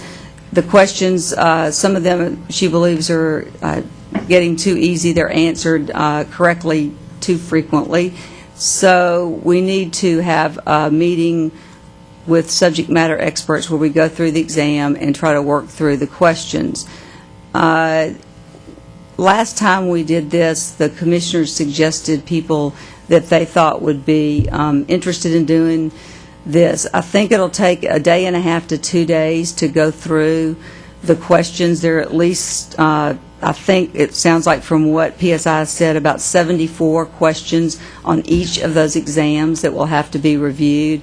And Commissioner DeChara's done it, and Commissioner Northern went to a larger version of it. It's a pretty laborious, it's a pretty laborious process, quite frankly. Yeah, I did it in the 90s. Did you? It's sometime. It's I've done it a couple of times. It's intense. And so I told her that she wanted to try to do it before the end of April, and I told her I didn't really think we'd be able to do that. But if the commissioners have any suggestions for people you think would be interested, it would be in Nashville. It would, as I say, probably take a day and a half to 2 days. PSI pays your mileage and your hotel. and then you're pretty much in the room working for, they bring in lunch and they bring in breakfast, and you don't leave the room much. So if you have suggestions. You want us just to give them to UE? Yes, if you just have some suggestions, that would be great. They can't teach a pre-licensing course just because that's obviously what we'll be working on. So they can teach anything else. But we need, really, you need a fair number of people just to get enough ideas to craft the questions. We had probably 20 last time, didn't we? We wished we'd had that many. I think by the time we ended up with, I think like 10. The people that were last time were Janet, you went, and then Diane George, Sue Markowski, Pug Schofield, Judy Williams, Mandy Wright. Then I was there, Kathy Riggs was there, Catherine Wiseman, Wayne Thornburn, and Angel Johnson, and they were the 2 PSI people. But we wish we'd had I think they had wanted us to have about 4 or 5 more people. I think that's their preference, to have more. They should be brokers, affiliate brokers, doesn't matter. It doesn't matter as long as, what they really want are individuals who are interested and, pretty knowledgeable on the subject matter, because it is, you do have to know the subject matter. And really a lot of it, I think, is finding someone who's got the time to devote to it. Where do you suggest we go to find these people, with the exception of Commissioner DeShara? How many more are we going to get? Steve? Well, yeah, but Steve and Julie and I, we already go, so we're not really going to count in that group that we've got, the extra people that we have to get. Pug probably, Pug Schofield might do it again. I guess I would assume he's interested in doing it. I don't know. Last time the commissioners just gave us names and we contacted them, and so we probably contacted 5 people who said they couldn't do it or never called back. So it just, I don't have any good ideas of where you find the people. Mr. Chair, last time, I don't know how many recommendations I made, but I know 2 of them participated, and those were people who had just shown an interest in real estate within the local association and in the region. You can come up with 4 or 5 names easily. Commissioner Grease? I'm agreeing with Commissioner Northern. I can come up with 4 or 5. Okay, you're in charge of East Tennessee. I got 6 right here. Just your 4 or 5. Yeah, just my 4 or 5. Well, we gonna email them to Eve. Yeah, if you'll just email them, that's great, and then we'll work on getting a time together that works for the PSI girl and us, and hopefully. Tell them how much fun it is. Yeah, That it's lots of fun. It's very interesting, and anybody who's really involved in it should do it. And it's not like One you have time. to take the test and you go, oh, you got that wrong. It's all discussion. It's a lot of fun. Yeah. It's very It's intense though. very technical, very detailed, but even as a commissioner, you can learn something. The one that I did was for the national brokers, and it was quite intense. It was 2.5 days. Oh, wow. But it was also in Vegas, so As chairman of this, Sorry for you. as chairman of this commission, I, at this time, would like to appoint a committee of 3. John Grease is in charge of 5 people recommendations in East Tennessee. Michelle Haynes is in charge of 5 people here in Middle Tennessee, and Janet DeShara is in charge of West Tennessee, giving to Miss Maxwell. Mine's all over the state. I'm sorry. Yeah, okay, that'll be fine. Everybody send Eve the name. Okay, do it. Send it. And the Everybody send Eve the the next name. on our report is report on education and recovery account claim. And this is just an update on a claim that was sent in 2011. On January the 28th of 2011, we got a question from an attorney about an individual, Jackie McCarter, who was a licensee out of East Tennessee. He wanted to know if there were funds in the account. On 11/30 of 2011, he gave us official notice that he would be filing a lawsuit that may result in a claim on the account. They did that, and they were successful on the merits of their action, which involved investments that were sold to these complainants that turned out to be fraudulent. and they had damages of at least $137,592. On February the 7th of 2013, these individuals filed a petition for recovery under the Education Recovery Fund in the maximum amount of $30,000, which is the most that you can get against one individual, and that's what they filed for. And the Attorney General has not opposed the payment and believes that they meet all the qualifications under the Education Recovery Statute, and they're working towards an agreement to get the money, that, then to tell us to pay the money out to these individuals.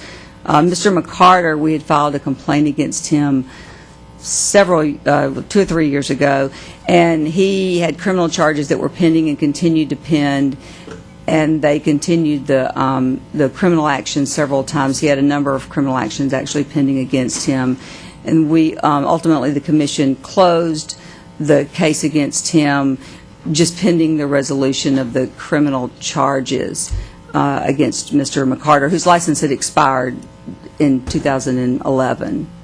But this occurred before the expiration of his license. Is it normal that they would hold actions on the recovery fund in abeyance until some legal issues or cases are resolved? Or can they be paid out even if it's in litigation on the civil side? It can be paid. I mean, they can pay it out if they determine these individuals got, well, as I say, they got a judgment against Mr. McCarter, and then they exhausted all the remedies to collect on that judgment, and they are going forward. So they have to exhaust all the appeal. Correct. As far as the lawsuit, the civil action that was brought by the complainants in this case, and the plaintiffs in the civil action, yes. And they had an attorney, and they went into circuit court in Eastern Tennessee and brought the action. And as I say, they were successful on the merits. And then they tried to attach bank accounts, which we have the evidence where they sent information to the banks trying to get attached accounts. Mr. McCarter, as I say, he was involved apparently in a number of situations that defrauded a number of individuals in East Tennessee. From what we understand, Mr. Grease and Mr. Stevenson may know more about him than... Yes, I've heard about it. But anyway, that's just to update you. I mean, that's just to sort of let you know that that claim is moving through, and we expect... How does E&O, did they pay anything? Yeah, I don't know if it's E&O paid anything or not. Not that if it did, it didn't affect. But if it was criminal, they probably won't. Out if they did. They might have on someone. He may have had another claim. As I say, there were a number of individuals that I believe that he defrauded. So that, as I say, that's just to sort of let you know where that stands. We want to go ahead now. And does anybody have any questions of Ms. Maxwell about anything involved in her report? If not, then do we want to take a break now and come back to the education report and our legal report, or do we want to get to the education report out of the way now? Okay. Our education report, our education director, Mr. Steve McDonald, you have the floor. Sure. Thank you, Chairman. To Commissioner Collins, those books are on their way down in just a moment to our attendees, the manuals. You need to talk a little louder. Yes, sir. That microphone. Okay. I have a good number of courses for you this month. Hope you had an opportunity to review them. As usual, I do have the backup material for any questions to assist you with any of your decisions. I don't have any concerns with the courses presented this month. Make a motion, we accept his report. I'll second that. I think your motion says that we approve courses A1 through A43. And we have a motion by Commissioner Collins and seconded by Commissioner DeShara. Any questions or discussion on any of these courses? Why do you think there's so many this month? A lot of them were paper pencil courses, so they came in a bundle. Some of them came because March had 5 weeks I think some of them came past kind of the deadline, and Is it just one seminar in this group, or is this more than one? the very Trek first seminar. one is a seminar. No, I mean Trek seminar. Oh, the Trek seminar. Because it gets entered into RBS as a course, just as a matter of technicality, and as courses get approved, since the seminar offers continuing education, I like to at least put it on the education report so we can assign a course number. And that you also have notice that those So it's are not coming out. just one seminar, it's just No, sir, it several, you just assigns- listed it once. Yes, sir, it assigns a course number, so when we put it in to the computer, folks that attend these 2-hour seminars get their credit. Steve, I have a question about these out-of-state instructors. When they are teaching courses that involve state law, where do they get that information from? What course are you talking? Are you talking about in general, or is there a specific course? Well, at the TAR meeting last week, Like Craig Grant and Craig Grant gave some information that was incorrect according to state law, and I did go up and talk to him after the meeting and discuss that with him. But where are they getting that? I mean, are they just pulling it from the website, or where do they generally get it when they're teaching our state law? They're pulling from the website, and then they also get a copy of our instructor manual, and he has come before, it was last month or the month before for the TAR Spring Conference, so he would have had opportunity to review that instructor manual that talks about being abreast of Tennessee law, and I apologize that he gave incorrect information. I'm trying to remember what his course was on. Well, it was to do with the social media and the one-click policy that Gotcha. we put into place, was what he was given the incorrect information on. And like I said, I did go up and talk to him afterwards, so hopefully he'll correct that. Did he give you any indication of where he had gotten his Tennessee information? No, he just apologized for giving bad information. Well, hopefully, I know that he is scheduled to give more classes across the state because That's what, and he's doing one in Chattanooga, and I know he's doing some in Memphis, too. I can't believe you didn't stand up in the meeting and say, hey. It was hard not to. I mean, you really should have. Any other discussion on the motion? Hearing none, all in favor say aye. Aye. Opposed, no. All the courses are approved. What's next, Mr. McDonald? Chairman? Yes, sir. I abstain as to matter A1. Let the record show that Commissioner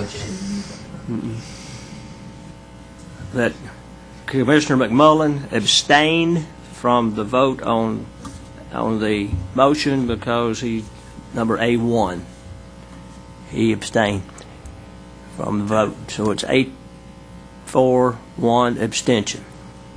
Mr. Chairman, do you care if I address the audience about the seminars from the question from Isaac Northern? No, sir.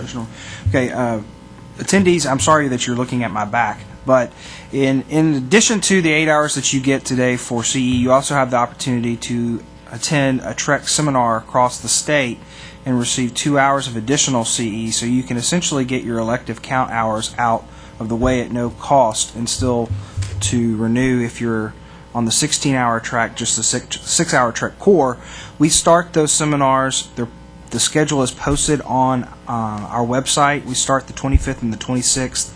We're going to River Counties Association and the Great Smoky Mountains.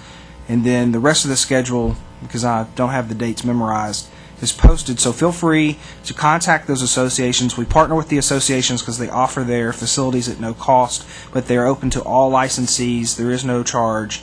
We hope to see you there. Mr. Chairman? Perfect time to Commi- go. Commissioner Flitcroft.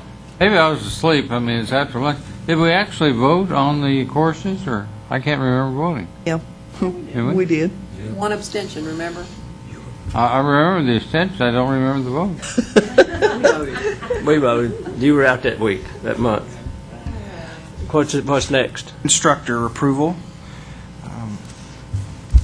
For Sally Cummings of TAR, approved provider 11 1110 is requesting the approval of Barry Hensley to teach Transaction Desk, the basic course, that's course number 5747, and Transaction Desk Advanced, that's course number 5748.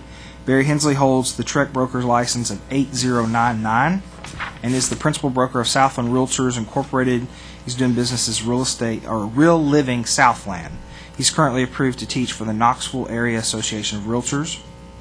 Sally Cummings as well of TAR, provider 1110, is requesting the approval of Ruth Fennell to teach the Senior Real Estate Specialist course, that's approved course 5367.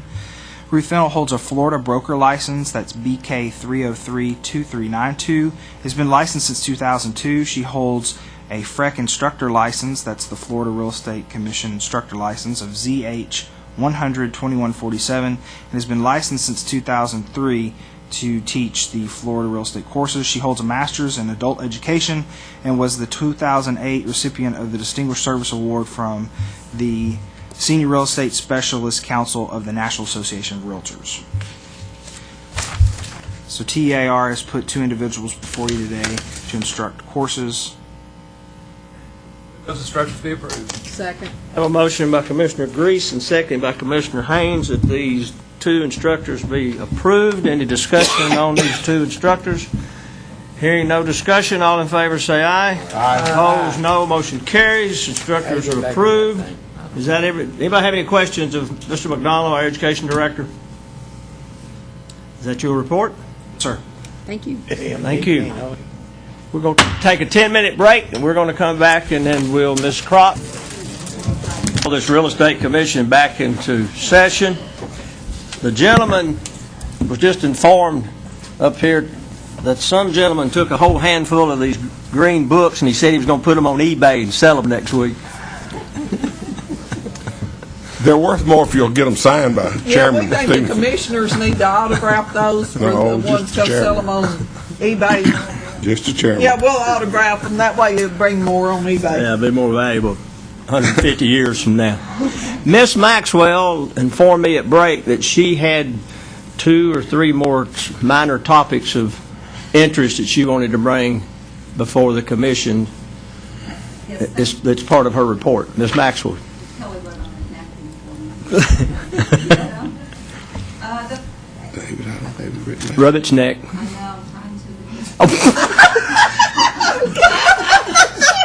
Just talking to it. Say hello. Just tap on it. Just concentration blow.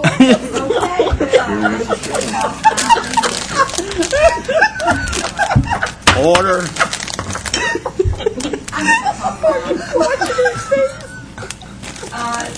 I wanted to double check and see who wanted to go to the Arello District meeting, which is There we go. June, there it goes, June the 24th to the 26th. Originally, Grover and Janet said they wanted to go. This is the one in Biloxi, not Tunica like I thought earlier. It's in Biloxi, so before Kelly wrote the justification, she wanted to make sure that Grover and Janet still want to go to the Arello District meeting. Is that good? I still have it on my calendar. Okay, great.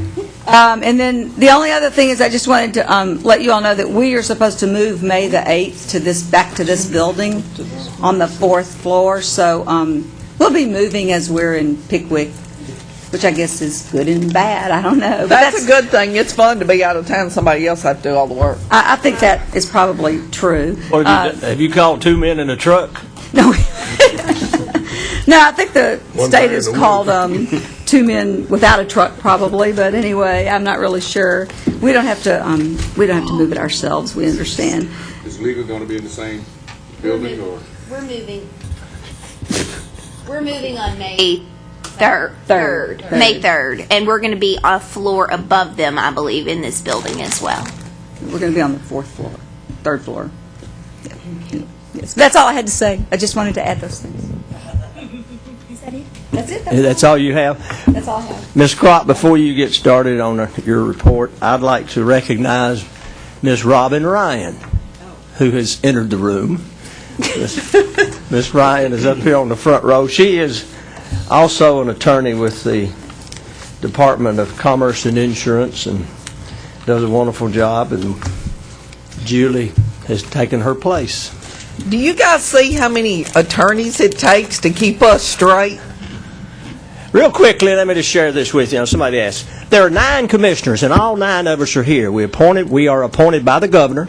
We serve at the pleasure of the governor. There's 3 from East Tennessee, 3 from Middle Tennessee, and 3 from West Tennessee. And this is a rare occasion when we have all 9 of us here at one time, but we're all here this month. There are 7 industry members. There's 7 realtors sitting up here around this table, and there's 2 consumer members. And it just so happens that the 2 consumer members on the commission at this time are both attorneys. Down on the end, Austin McMullen from here in Nashville is an attorney, and David Flitcroft from East Tennessee in Oak Ridge, he's also an attorney. And we got 2 attorneys sitting out here. 3. Miss Maxwell's an attorney, our executive director, and we have our full-time legal counsel, Miss Kropp, and then also Robin Ryan. We are, you as members of this industry, you attendees, your commission is in good hands with the representation that we have representing you and looking after you in addition to the people in the state. And with that in mind, Ms. Kropp, the floor is yours. Wait. Mr. Chairman, if I might point out, our executive director is also a former, well, she's still a licensee, just in retirement. Yeah. And someone on staff had suggested that since this is one of the rare occasions when we're all here, that it might be a good opportunity to get a picture of us in our new digs. Yes. Mm-hmm. That's an excellent idea. That's a great idea. Put it on our website. Yes, we can do that. Okay. Commissioner Grease. Can I ask Ms. Ryan, do you have a sense of tomorrow's schedule at this point? No. So be here at 9 and be here at 1? Is that? As of this point. Is anything likely to change? Would you have no sense at all? Don't ask yes or no questions. Let me just give you an idea of what that's going to say. Tomorrow morning may or may not happen. Tomorrow afternoon one may or may not be the fall. If not, don't know. Does that answer your question, Commissioner Grease? Not in the least. Mr. Norman. Are we booked at the hotel through tomorrow if need be? You will not go to 4:30 tomorrow afternoon, I doubt. That's what he was trying to get. Oh, well, I can tell you that. He will not likely go to 4:30 tomorrow afternoon. Well, you know, if the person shows up, you know that oftentimes when they're pro se, they can take longer than when they do with an attorney, so I can't guarantee that, but Are they represented by counsel? not as far as I know. But Either one of them? As far as I know, but they can show up tomorrow too, like they do last Okay. We will see you here at 9 o'clock in the morning, Ms. Ryan. That's okay. Mr. Chairman, request permission to address the audience. You can, Commissioner Flitcroft. Folks, some of the work that we do, the state's business, is kind of boring. But Julie Kropp is going to present us with all sorts of malfeasance, negligence, intentional. It is going to be glorious. It is going to be wonderful. It is going to be better than Oprah Winfrey. No pressure, Ms. Kropp. Ms. Kropp, you have the floor.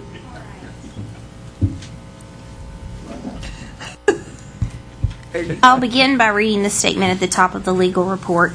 Any consent order authorized by the Commission should be signed by respondent and returned within 30 days. If said consent order is not signed and returned within the allotted time, the matter may proceed to a formal hearing. The first matter we have is 2012-022-011. This was originally presented at the February 2013 meeting. The complainant was a buyer of a new construction home. Complainant contracted with the builder with respondent, affiliate broker, acting as facilitator.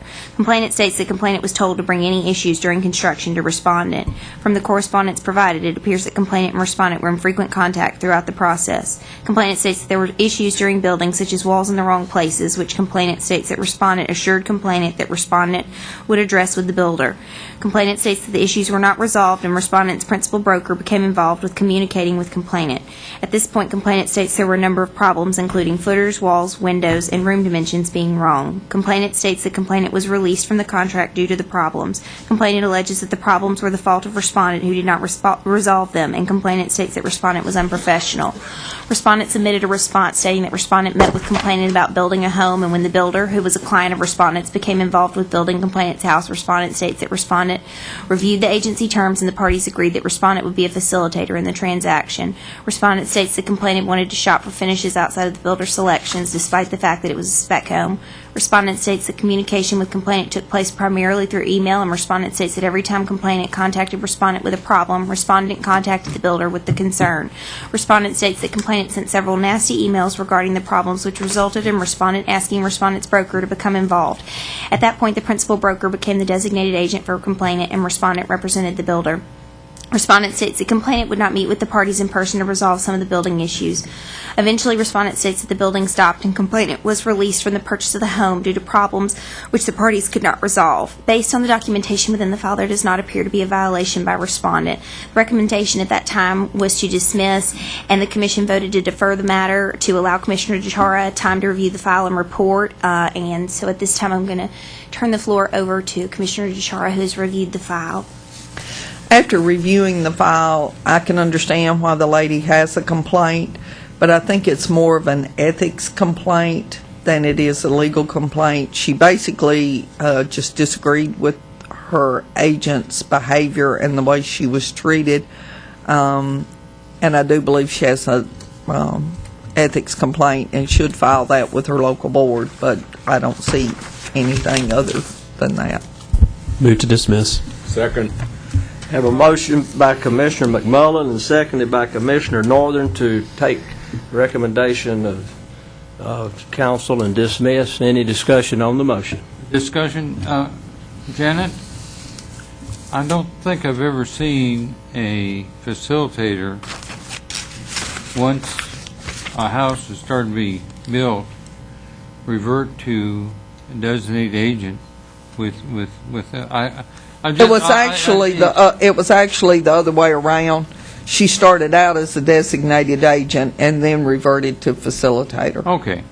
Was it agreeable by Designated agent, and she became the designated agent again, and they had filled out that documentation, and they're confirming that. She started out as a designated agent, reverted to a facilitator, and then went back, but she did start that way.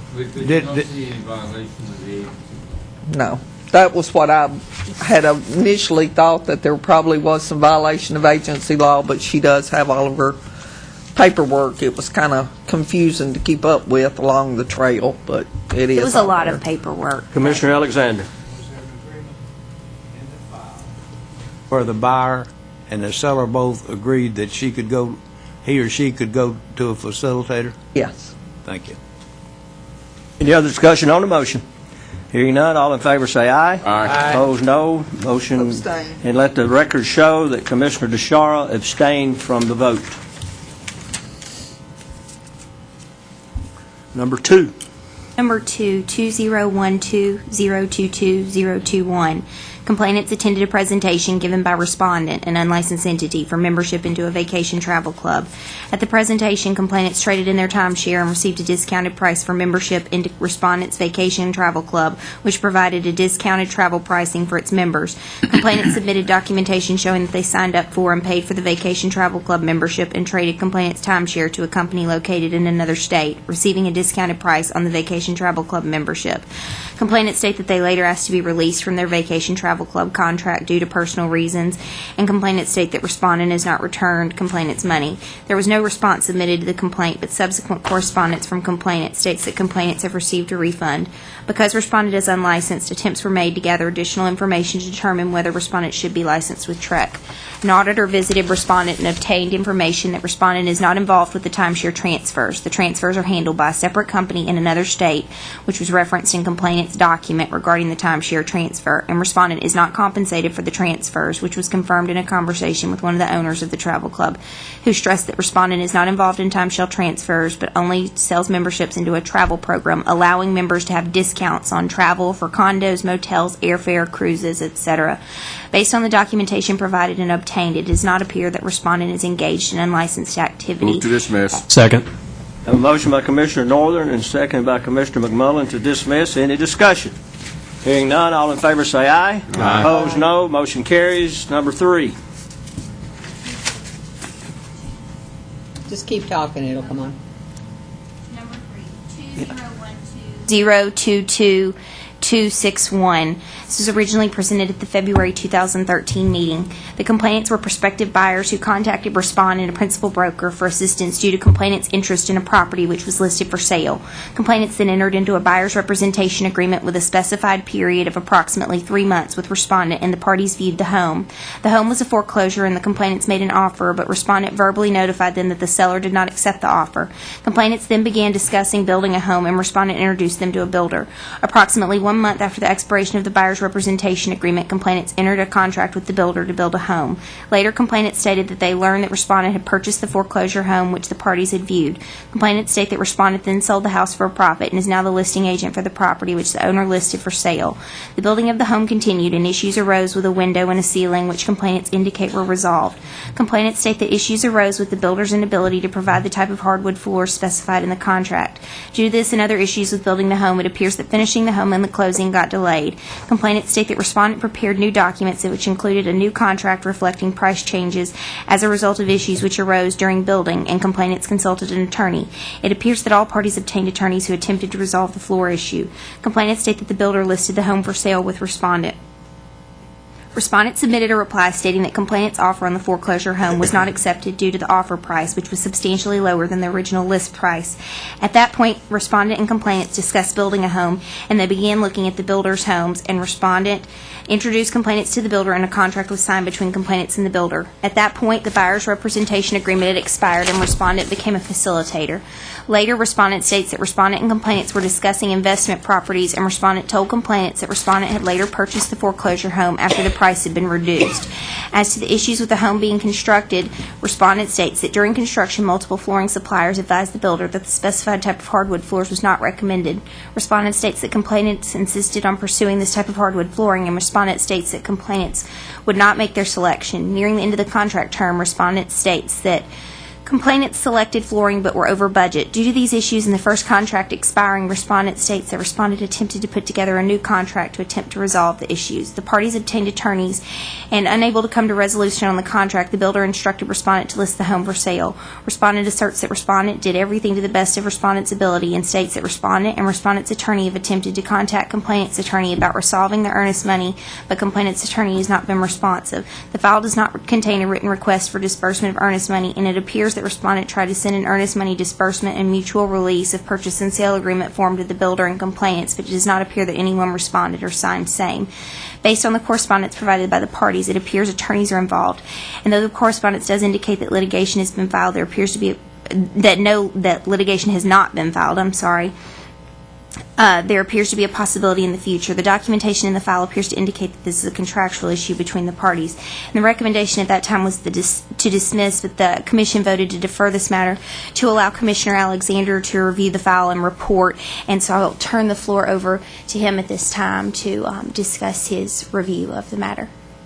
As far as the foreclosure house, everything's in order. This respondent did what he should do. He had every right. I see no problem with the first part of the contract. Second part, the respondent failed to disclose his agency status in writing prior to signing the contract, which was dated 2/29/2012, which is a violation of 62-13-405. There was never he prepared a disclosure, but nobody ever signed it. He never signed it. It's in he's got it, whether it was put in after the fact or before the fact, I don't know. He had one disclosure that he was representing the purchaser on the purchase of the first house. that contract expired prior to him entering into a contract for the second contract. So there is a violation. He never got the disclosure signed by himself, the purchaser, or the seller. Now, he comes along and he going to build a new house. He puts the contract on a TAR residential contract. No house there. How can you sell a house on a residential contract when you don't have a house? He doesn't own a lot. He didn't have, the owner didn't own, the people that was going to have the house built didn't own the lot. The contractor didn't even own the lot.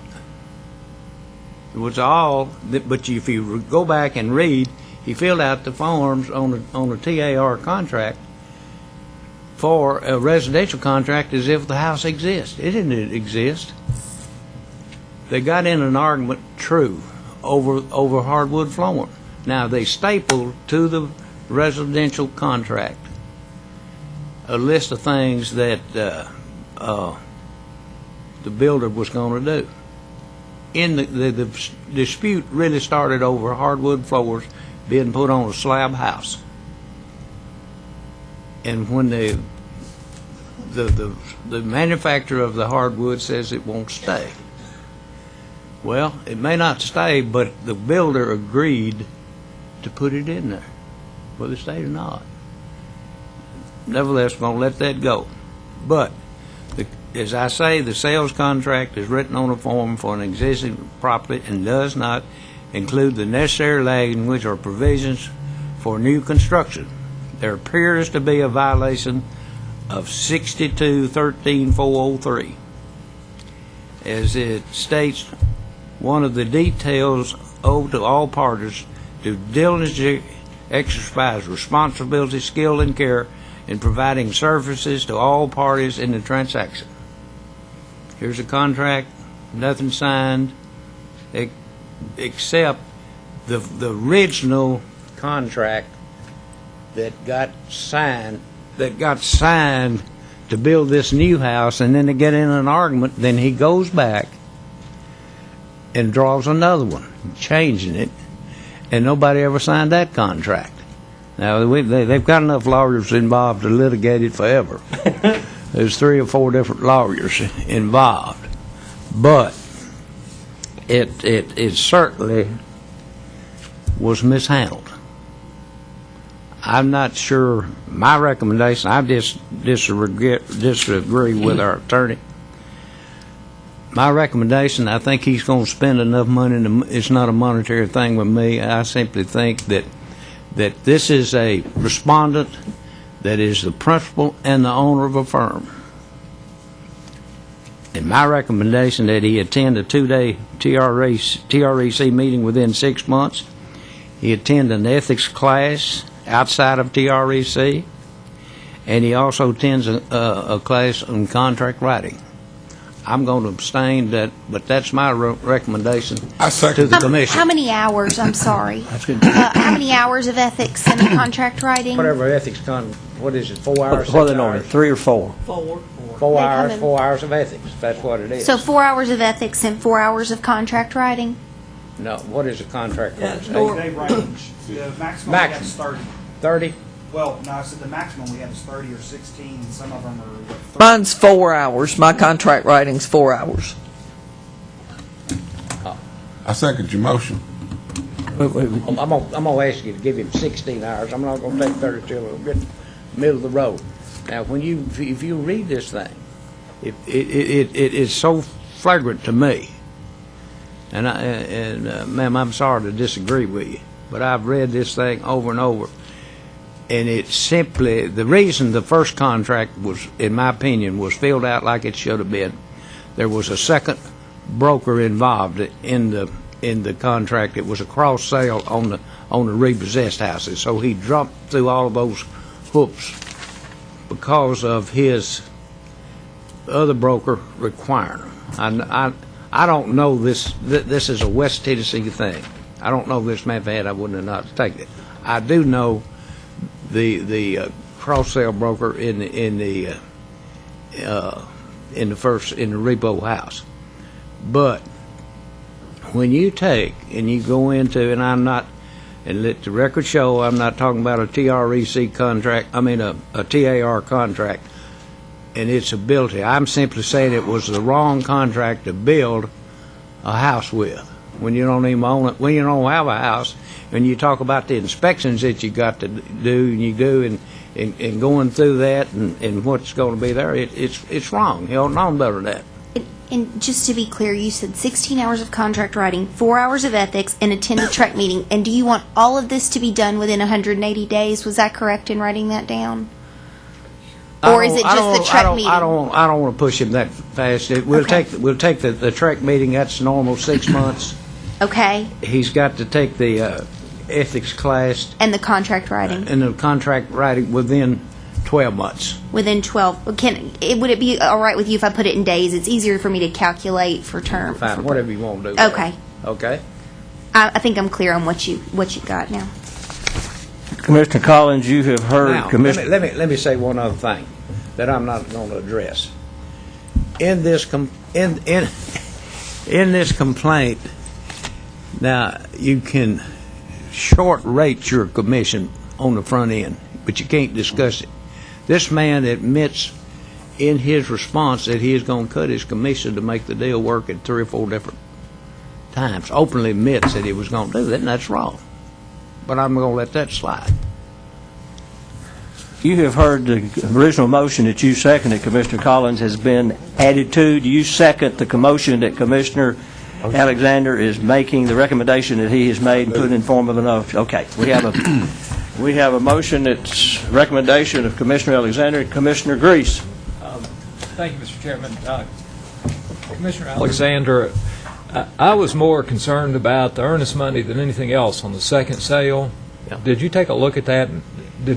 Was it in dispute? Did both parties want it? The earnest money was in dispute in the litigation. They put up $5,000 for the new house, and then the builder finally agreed to give them the $5,000 back, and where the money is now, I'm not sure, because as I say, there is 2 or 3. I'm not, and whether the lawsuits have been settled. I want to ask you a question of Barrett Lever alone. Hey, Julie, do you know where the earnest money is on the second sale? As far as I know, that the attorney was still handling it. He was, I think, in the documents he had said, we've been contacting them trying to get a written request, and they even submitted additional responses, and it wasn't really referenced as something they were demanding. I assumed that their attorneys were handling that matter because it did not appear to be an issue where they were saying we're entitled to this and they won't give it to us. And in dispute, what this agent also did is came back and they canceled the contract. They just even without litigation, and this respondent then listed the house with the builder for sale, and I assume he still got it at the time this was going on. He's still trying to sell it, and they disregarded this other person's contract. So all I was trying to get to is this. The earnest money was not interpleaded, if you're asking that. Okay, and should it have been? That's where I'm. Was not interpleaded. The rule requires it to be interpled or dispersed within 21 days of a written request. There was no written request in there that I saw, so there's no violation of that rule based on the fact that there appears to be no request in the documentation. Any other discussion on the motion? The motion is that you've heard it, you know what it is. It's read into the record. For those things. Okay. All in favor say aye. Aye. Opposed, no. And let the record show that Commissioner Alexander abstains from the vote. Number 4. Okay. Number 4, 2012-023691. Complainant states that respondent, an unlicensed individual, is operating an unlicensed property management company. Respondent submitted a response stating that respondent was unaware that respondent was in violation of TREC's laws and/or rules by operating respondent's business. Respondent indicated in the response that respondent is in the process of attempting to obtain proper licensure. A TREC auditor visited respondent and obtained documentation that respondent has been managing a number of properties for a fee and performs management management activities such as collecting rents and holding security deposits. Respondent informed the auditor that Respondent was unaware that Respondent needed licensure, and after receiving this complaint, Respondent completed the pre-licensing education and plans to take the test in the near future to obtain licensure and plans to obtain proper licensure for the property management firm. The recommendation is a consent order for $1,000 for unlicensed activity in violation of Tennessee Code Annotated Section 6213-102 4A and B, which defines a broker, Section 6213-103 and Section 6213-301. Said order ought to also include an order to cease and desist all unlicensed activity. Move to adopt council's recommendation. Second. Commissioner I'm sorry, go ahead. Commissioner McMullen makes the motion to accept council's recommendation, and Commissioner Northern second that motion. Now discussion. Commissioner Flitcroft. Do we have jurisdiction over this individual that are unlicensed? Our rules allow us to assess a civil penalty against unlicensed individuals. Any other discussion on the motion? Hearing none, all in favor say aye. Aye. Opposed, no. Motion carries. Number 5 and 6. And 6, 2012-025501 and 2012-025502. The complainant is the owner of several properties for which Respondent's firm was managing. Respondent 1 was the principal broker of the licensed firm at the time that the allegations contained in the complaint took place. Respondent 2 was the owner of the firm and was unlicensed. Complainant states that the firm has failed to turn over tenant deposits after receiving a termination letter from complainant in August 2012, and the firm has failed to turn over remaining rents due for August as well as September. Complainant states that tenants paid rents in September and have receipts, but tenants show as delinquent in the rent rolls provided to complainant. Complainant also states that after the firm was terminated, someone trespassed on the property and took the appliances and solicited tenants to go to other properties. Complainant states that the firm did not turn over complete leases from current tenants, did not provide bids for work to be done, and billed complainant for work that was not done. Complainant states that the firm took cash payments from tenants and then said tenants did not pay, that the firm has failed to appear in court as complainant's representative, that the firm violates housing codes and rents to people without substantiating their identities. Complainant provided documentation consisting of a management agreement for some of complainant's properties, which was made between complainant and an unlicensed firm, which was also owned by Respondent 2, as well as some email correspondence, a court document showing a judgment which complainant states that the firm failed to go to court for complainant, as well as a number of rent rolls provided to complainant by the firm, which complainant states substantiate complainant's allegations. Further, complainant attached copies of documents indicating multiple judgments against Respondent 2 and Respondent 2's other company. Respondent 2 did not submit a response to the complaint. Respondent 1 submitted a response stating that there is a dispute between Respondent 2 and complainant regarding construction and maintenance bills. It appears that Respondent 2 also owned a construction company. Respondent 1 states that Respondent 1 understands that the only allegation against the real estate firm is the allegation of improper handling of deposits, to which Respondent 1 states that there are no security deposits on complainant's leases, but instead the firm charges each tenant a non-refundable acceptance fee at the time of the lease, which is not held in escrow but is used to offset the cost of making the unit ready to rent, with the excess returned over to the owner. Respondent 1 attached copies of 3 leases. Respondent 1 states that when complainant terminated the property management services of the firm, complainant had an outstanding balance with Respondent 2's construction company for unpaid bills, and non-refundable lease fees and rents which complainant claims were owed were used to offset the construction balances. Respondent 1 states that the leases were given to complainant or complainant's representative in a reasonable time frame. Respondent 1 also states that the firm utilized identity verification documents for tenants. As to complainant's allegations of trespass, altering rent rolls, violating housing codes, etc., Respondent 1 denies the allegations. Respondent 1 states that complainant's investment into the housing units has not met complainant's expectations, but that is not the fault of the firm. Complainant submitted additional information stating in part that complainant does not have the leases provided by respondents, and complainant does not think the people on the leases exist. Complainant states that the utility company will not allow complainant to turn on utilities at some of the addresses because the utilities were being stolen, and complainant could not provide the utility company with leases to show that someone was in the units and was responsible. Complainant states that the firm places tenants that did not stay longer than 2 to 3 months and then leave. The documentation provided was unclear as to what was taking place. As legal counsel was preparing to take steps to gather additional information was received that Respondent 2 was suddenly deceased. Telephone calls were made to complainant and Respondent 1, who it appears left the firm as principal broker in February 2013. There is currently no principal broker at the firm. In an attempt to gather information, complainant stated that complainant's dealings were solely with Respondent 2 and was not even aware that Respondent 1 was involved. Complainant stated that complainant has hired a new management company and stated that the firm owes that respondent's firm owes complainant money, but at this point, complainant's focus is on obtaining all lease agreements to resolve the utility issue. Respondent 1 confirmed that Respondent 1 had left the firm in February over differences with Respondent 2 regarding the handling of the firm, and stated the firm was in the process of shutting down with the death of Respondent 2. Respondent 1 states that when Respondent 1 joined the firm as principal broker, Respondent 2 agreed to close the unlicensed firm Respondent 2 had been operating and start a compliant firm. Respondent 1 states that Respondent 1 later found out that the unlicensed company was not closed as quickly as Respondent 2 had agreed, that Respondent 2 maintained control of the operating account and would not allow Respondent 1 to control over it. Respondent 1 stated that due to differences regarding the amount of supervision Respondent 1 should be allowed and changes to the firm's practices, Respondent 1 made the decision to leave in February and told Respondent 2 that a full-time principal broker should be placed to supervise the property management. Respondent 1 stated that all documentation relating to the transactions with complainant was held with the firm and provided contact information for the individual responsible for the firm shutting down. An auditor was quickly sent in an attempt to gather documentation, but when the auditor arrived, the offices were closed and deserted, and the auditor found only a sign stating that tenants were under new management of another entity, unlicensed, and only provided a telephone number. Based on the death of Respondent 2, it is recommended the complaint against Respondent 2 be closed. As to Respondent 1, the documentation which was provided and obtained does not appear to evidence a violation on the part of Respondent 1. Therefore, the recommendation is to close as to both respondents. Move to accept council's recommendation. Second.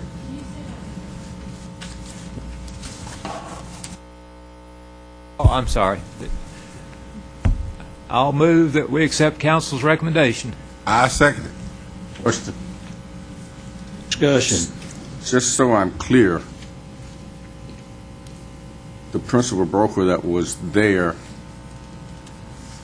was left with the responsibility after another passed on?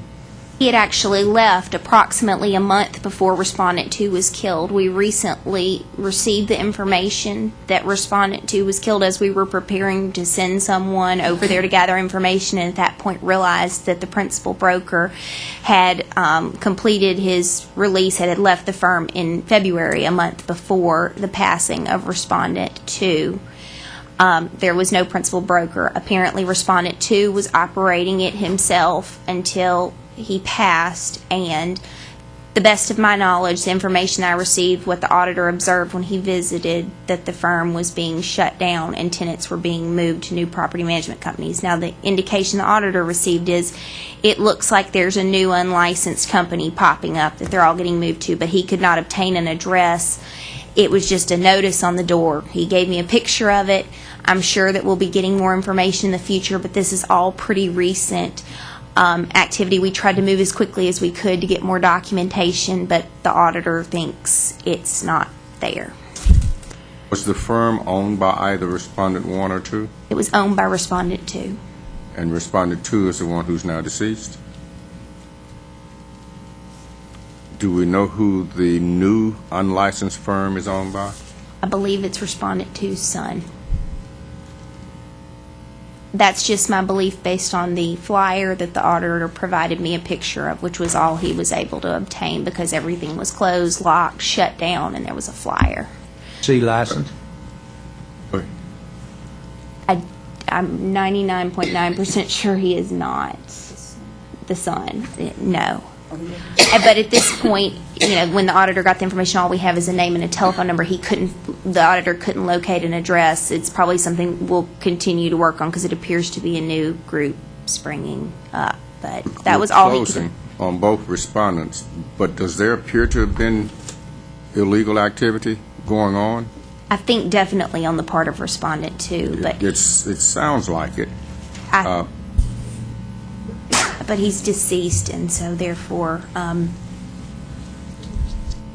And Respondent 1 didn't have anything to do with any of this? He indicated to me I had several phone calls, and he had left a month before the Respondent 2 was deceased. He indicated that he came on, he was trying to run a compliant firm, and Respondent 2 wasn't allowing it, and that was the reason for him deciding to leave. And he advised the unlicensed individual that owned the company, you need to get someone in here full time. And, approximately a month later, the individual died. Any other comments or discussion about this. I don't understand why there was a complaint at all against respondent one. It seems to be without. David, Commissioner Flitcroft. Yeah. We got to get this on the record. I don't understand why there was even a complaint.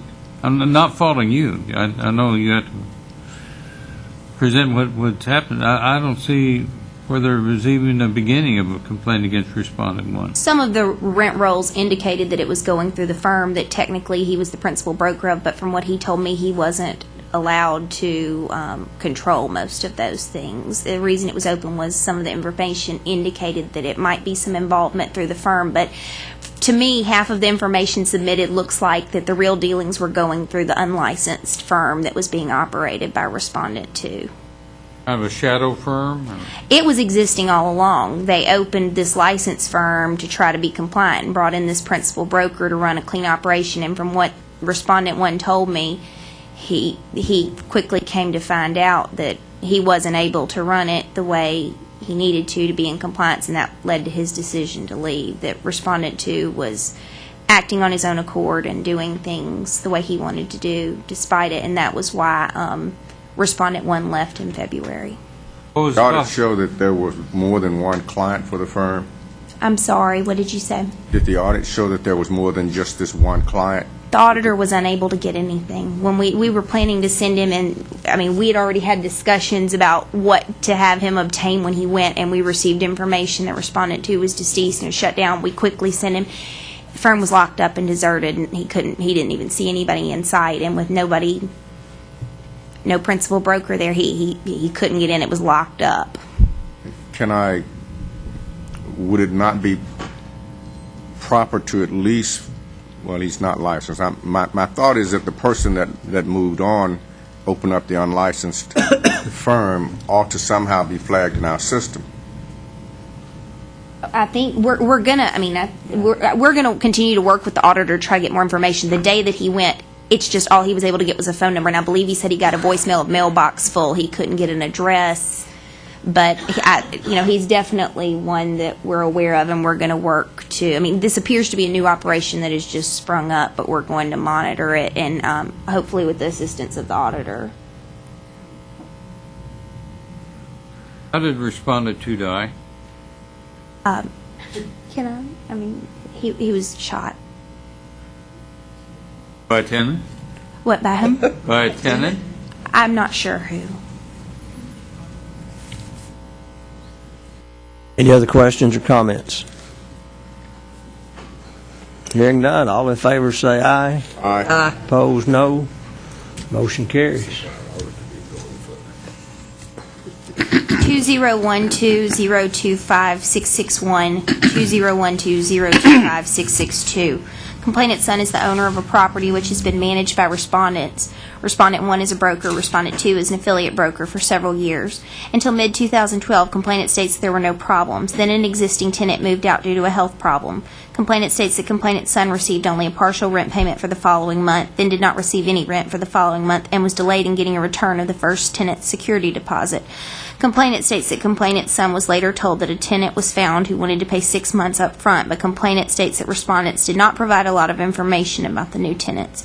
Complainants listed other issues, including questions regarding repair bills, which were reflected on owner statements, on which complainant states that complainant did not receive full information regarding said repairs, and complainant's son received a return of a security deposit for a name that respondent did not know or recognize, with a deduction for an electricity bill, which complainant questions why this was complainant's son's responsibility to pay because the property was unoccupied for the period of the electricity bill.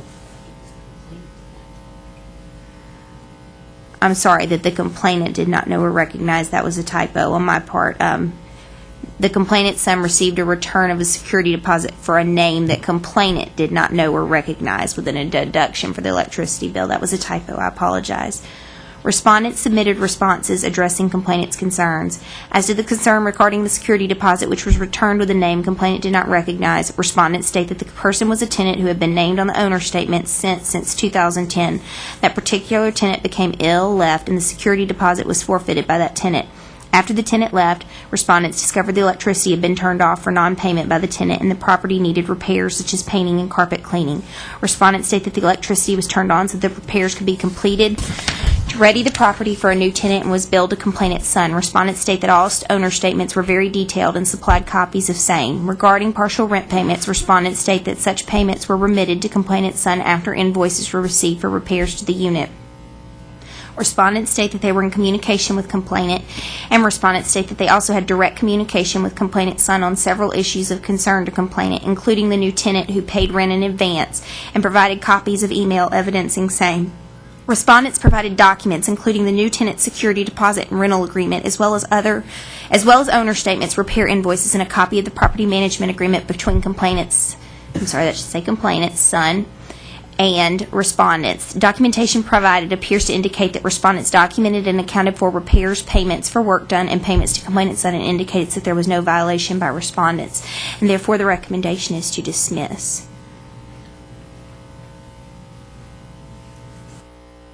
Question. Why is not the son the complainant? Where is the complainant coming from? It appears the son has it indicated in the complaint that the son has a employment position which requires a lot of travel, and so therefore complainant is kept in the loop on these kind of things, and I guess took it upon themselves to file the complaint on behalf of the son who owned the property. Move to accept council's recommendation, Mr. Chairman. Second. Motion by Commissioner Grease to accept council's recommendation to dismiss, and seconded by Commissioner Northern. Any other discussion or questions? Hearing none, all in favor say aye. Opposed, no. Motion carries. Number 9 and 10. 2012-025-711 and 2012-025-721. Complainant is the owner of a vacation home which is located near a number of homes which are being rented by an LLC, of which complainant states Respondent 1, an affiliate broker, is a partner in contact for potential renters. Respondent 2 is Respondent 1's principal broker. Complainant states that Respondent 1 and Respondent 1's brother have rented all of these homes listed on their website for years, packing in as many young kids as possible and hurting the property values. Complainant states that Respondent 1 is running a property management company without a broker because complainant has contacted the firm at which Respondent 1 is affiliated and was told that the firm is not connected with Respondent 1's LLC. Complainant states that Respondent 1 is required to advertise the firm name and number where Respondent 1 is affiliated, and when Respondent 1 advertises vacation rentals for Respondent 1's LLC. Respondent 1 submitted a response stating that Respondent 1 is licensed and in good standing with Respondent 1's association. Respondent 1 states that Respondent 1 and Respondent 1's brother are affiliated with several LLCs, one of which is the LLC referenced by complainant. Respondent 1 and Respondent 1's brother are also the developers of the development where the properties are located. Respondent 1 states that Respondent 1 is associated with a broker, and the LLC was a licensed vacation lodging firm for which the firm license had lapsed without Respondent 1's awareness because the renewal information was mailed to an address other than the office address, and Respondent 1 was in the process of correcting this at the time that the complaint was submitted by reapplying for the vacation lodging firm license. With regard to the advertising complaint, Respondent 1 states that Respondent 1 was unaware that Respondent 1 needed to include Respondent 1's firm information for advertising for the vacation rentals. Respondent 2 submitted a response to the failure to supervise complaint stating that Respondent 2 knew that Respondent 1 owned some vacation properties with Respondent 1's brother that were leased on an overnight basis under a vacation lodging firm license, and those did not go through the firm. Respondent 2 states that Respondent 1 wanted to maintain a license for properties that Respondent 1 might want to list and sale, and in the past it had some properties listed with Respondent 2's firm which were displayed on the firm website at the time with the firm name and telephone number. With regard to the advertising complaint, Respondent 2 states that Respondent 2 made the determination that the Vacation Lodging Services LLC's website could be seen as confusing to the public without the firm information included, along with Respondent 1's name, and made the decision ultimately, after receiving this complaint, to ask Respondent 1 to transfer Respondent's license to another firm. Respondent 2 states that upon receiving the complaint and verifying a possible problem, Respondent 2 took action and Respondent 1's license was amicably released to Trek. Complainant submitted a number of additional letters stating that Respondent 1 and Respondent 1's brother continue to operate what complainant calls a large-scale property management company without any involvement from the firm where Respondent 1's affiliate broker license is held. Complainant also included photos of properties near complainant's home for which Respondent 1's LLC handles the vacation rentals. Complainant states that the renters are out of control, that the renters trash the homes that they are renting, and the renters park too many cars in the roadway which blocks access. Complainant states that complainant is frustrated at having spent a large amount of money on a vacation home where there are out-of-control renters in a legally managed property management company. Further, complainant states that Respondent 1 advertises vacation rentals in the development on a national vacation rentals website in which Respondent 1 calls himself the owner of the home. The website has a link to email owner, which emails Respondent 1. These national website for vacation rentals state that they are used for both owner vacation rentals as well as privately owned properties offered through rental managers, which is what Respondent 1 appears to be doing. The website profile for one of the properties states that Respondent 1 is a realtor in Tennessee, and at this point Respondent 1 was released by Respondent 1's broker. Based on the materials provided by complainant and accessed on Respondent 1's website, it appears that Respondent 1 is not operating a property management company, as complainant calls it, but is operating a vacation lodging service firm. As Respondent 1 stated, the vacation lodging service firm license had lapsed, but currently the LLC is actively licensed as a vacation lodging service firm, and Respondent 1 is its designated agent. Additionally, it would not appear that Respondent 1 would have to include a firm name and telephone number on advertisements for vacation rentals through the vacation lodging service firm. However, Respondent 1 was broker released on or about December 10, 2012, and as of April 1, 2013, and I checked again today, so as of the day of your review, April 3, 2013, has not retired Respondent 1's affiliate broker license or affiliated with another firm.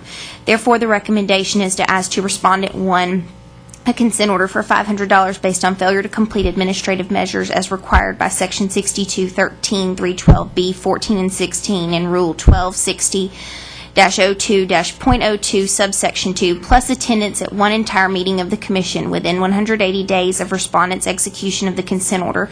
As to Respondent 2, the recommendation is to dismiss.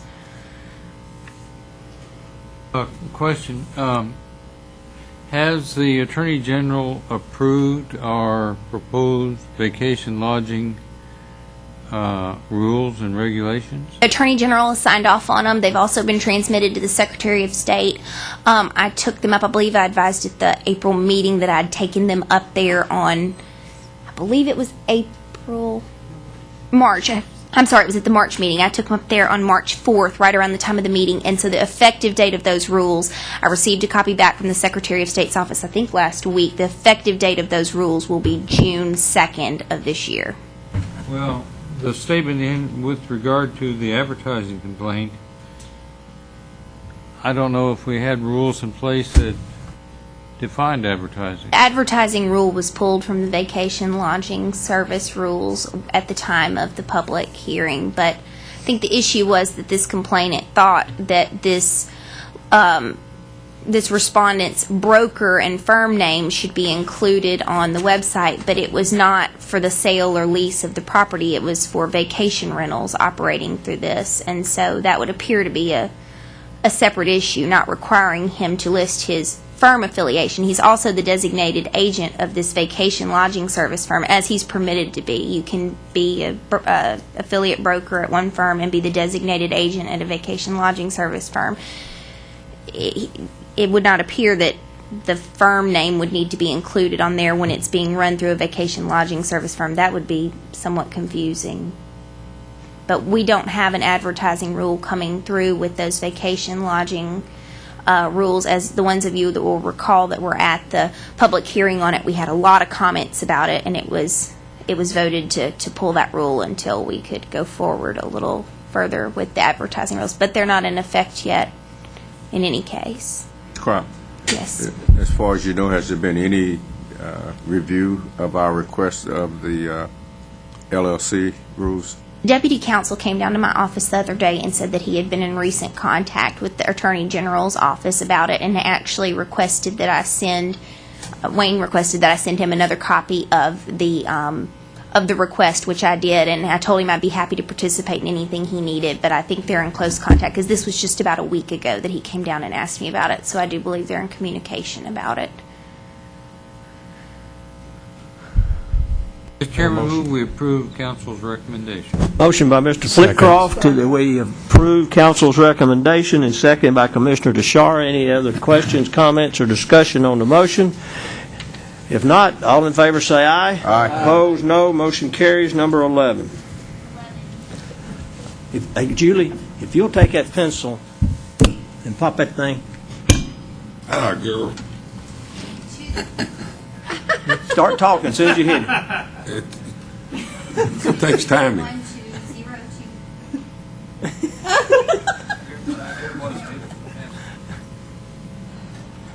I'll just try it. There we Okay, go. 2012025-731.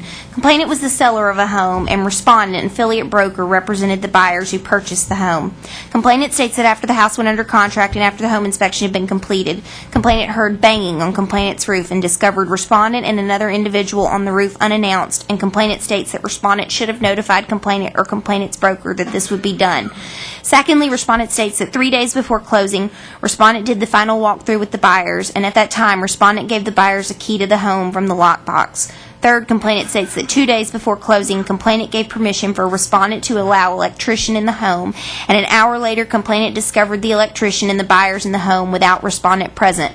Fourth, complainant states that shortly before closing, respondent asked complainant to sign a revised repair counter proposal form from complainant to the buyer inspection contingency removal notification. The original repair counter proposal from complainant stated that complainant would provide an allowance of a sum of money to buyers in lieu of repairs in the form of closing costs and prepaids at closing. Complainant states that respondent told complainant's broker that there would be no problems with processing the buyer's loan, that there would be problems with processing the buyer's loan if complainant did not sign the revised repair counter proposal, which provided for the same allowance of money in the form of closing costs and prepaids at closing, but eliminated the repair reference, which complainant states that complainant felt forced to sign. Fifth, complainant states that on the day before closing, complainant discovered several items in the home, including paint materials, clothing, and drinks in the home, and the walls had primer and paint on them, which was done by the buyers before closing. Respondent submitted a response addressing each of complainant's issues. First is to the unannounced rooftop visit. Respondent states that after the inspection, a roofing subcontractor met respondent at the home, and it appeared no one was home. Respondent states that respondent realized complainant was home. Respondent spoke with her and apologized for the lack of notice. Secondly, respondent states that the walkthrough was 3 days before closing and complainant had already moved out. When the buyers asked for a key from the lockbox, respondent admits that respondent was in error in providing the key and says this mistake will not happen again. Third, respondent states that respondent met the electrician and the buyers at the property so the buyers could get a bid, and respondent admits leaving them alone at the home for about an hour while respondent took care of business a few blocks away before returning. Fourth is to the repair counter proposal. Respondent states that it was the complainant's broker's responsibility to help complainant understand that the buyer's lender had made the request to simply remove the word repairs so that it would move through underwriting more smoothly. Fifth, respondent admits that the buyer started painting the day before closing since they had a key, but this was done without respondent's knowledge. It appears that respondent's act of providing a house key to the buyers several days before closing, which allowed the buyers to access the property and paint before closing, shows a lack of diligence on the part of respondent. The recommendation is a consent order for failing to diligently exercise reasonable skill and care in providing services to all parties to the transaction and failing providing services to each party in the transaction with honesty and good faith in violation of Tennessee Code Annotated Section 6213 312B14 and Section 6213 403 subsections 1 and 4 with a civil penalty of $500 plus attendance by respondent at one entire meeting of the commission within 180 days of respondent's execution of the consent order. I like the civil penalties too high on this.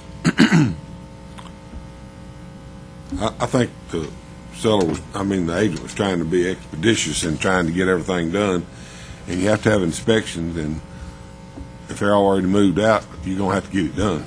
Well, I had actually limited the recommendation to the fact that the key was given to the buyers before closing, and the contract stated that occupancy would given over at closing. So I'd really limited it to the circumstance of the key being given to the buyers to access the property 3 days before closing. But you still may consider that too high. I just wanted to clarify that that was the reason for it.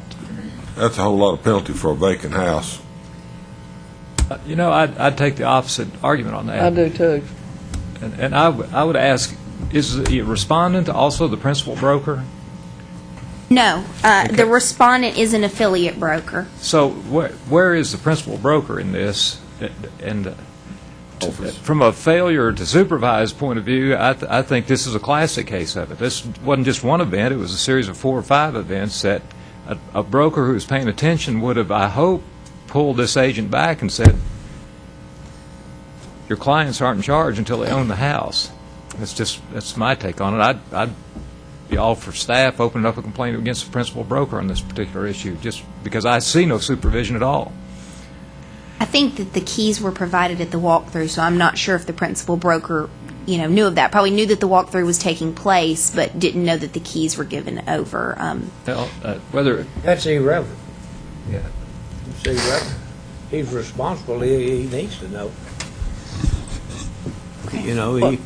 It gets right back to what I said earlier in the day. If you mess up and you don't supervise your agents, you're responsible for them.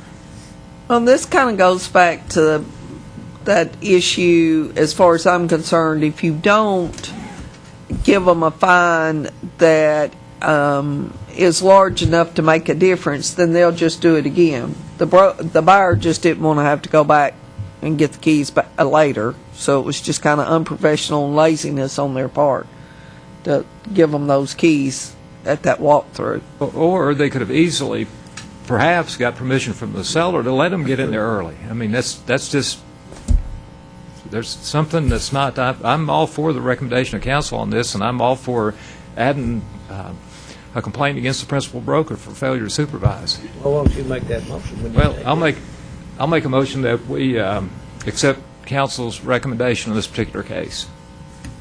I'll second that. We have a motion by Commissioner Grease and second by Commissioner DeShar to take council's recommendation, which has been read into the record. Any other discussion or comments on the motion? Hearing none. It looked like to me if that seller was that upset, they wouldn't have closed. They'd have just been infuriated and say, I'm not going to close. You don't get mad at your money. I know. Now you're doing it, though. Any other comments or questions? Discussion? Hearing none, all in favor say aye. Aye. Opposed, no. No. Record shows 8 yeses and 1 no. Mr. Chairman, just a general comment. Steve, having read number 11 there, it sort of illustrates what happens when things sort of cascade when you do one thing wrong. And the one thing that the agent did wrong is give the keys to the buyer without permission of the seller, without informing the seller. It sounds like an excellent thing to abstract, without any names in it, of course, for the newsletter. To follow up on that, I could probably build a case for this fact that what money was for repairs, suddenly it wasn't for repairs, it was for closing costs and prepaid, so that a lender wouldn't have a red flag show up about repairs on a building. And there could be an argument that there's something not right about that as well. Oh, no, that's just bank fraud. Well, we don't worry about that. We don't deal with bank fraud. I'm sure that's the case. Some risk of violations going on. Yeah. So if we're done with that discussion, I'd like to make a motion that staff consider instituting a complaint against the principal broker in this case. Second the motion. Have a motion and a second that staff open up a complaint against the principal broker in this particular complaint, which happens to be number 2012-025-731. Have a motion and a second. A question for staff. Do we have a statute of limitations problem now? I believe all this occurred just within the last year, and we have a 2-year statute of limitations. I can double check just to be sure, but While she's double checking, may I address the commission? Yes, you may. Thank you. On this particular point, if this were to go to a full... We need, Ms. Ryan, if you would, so we can have it, your comments on the record, if you'll step up.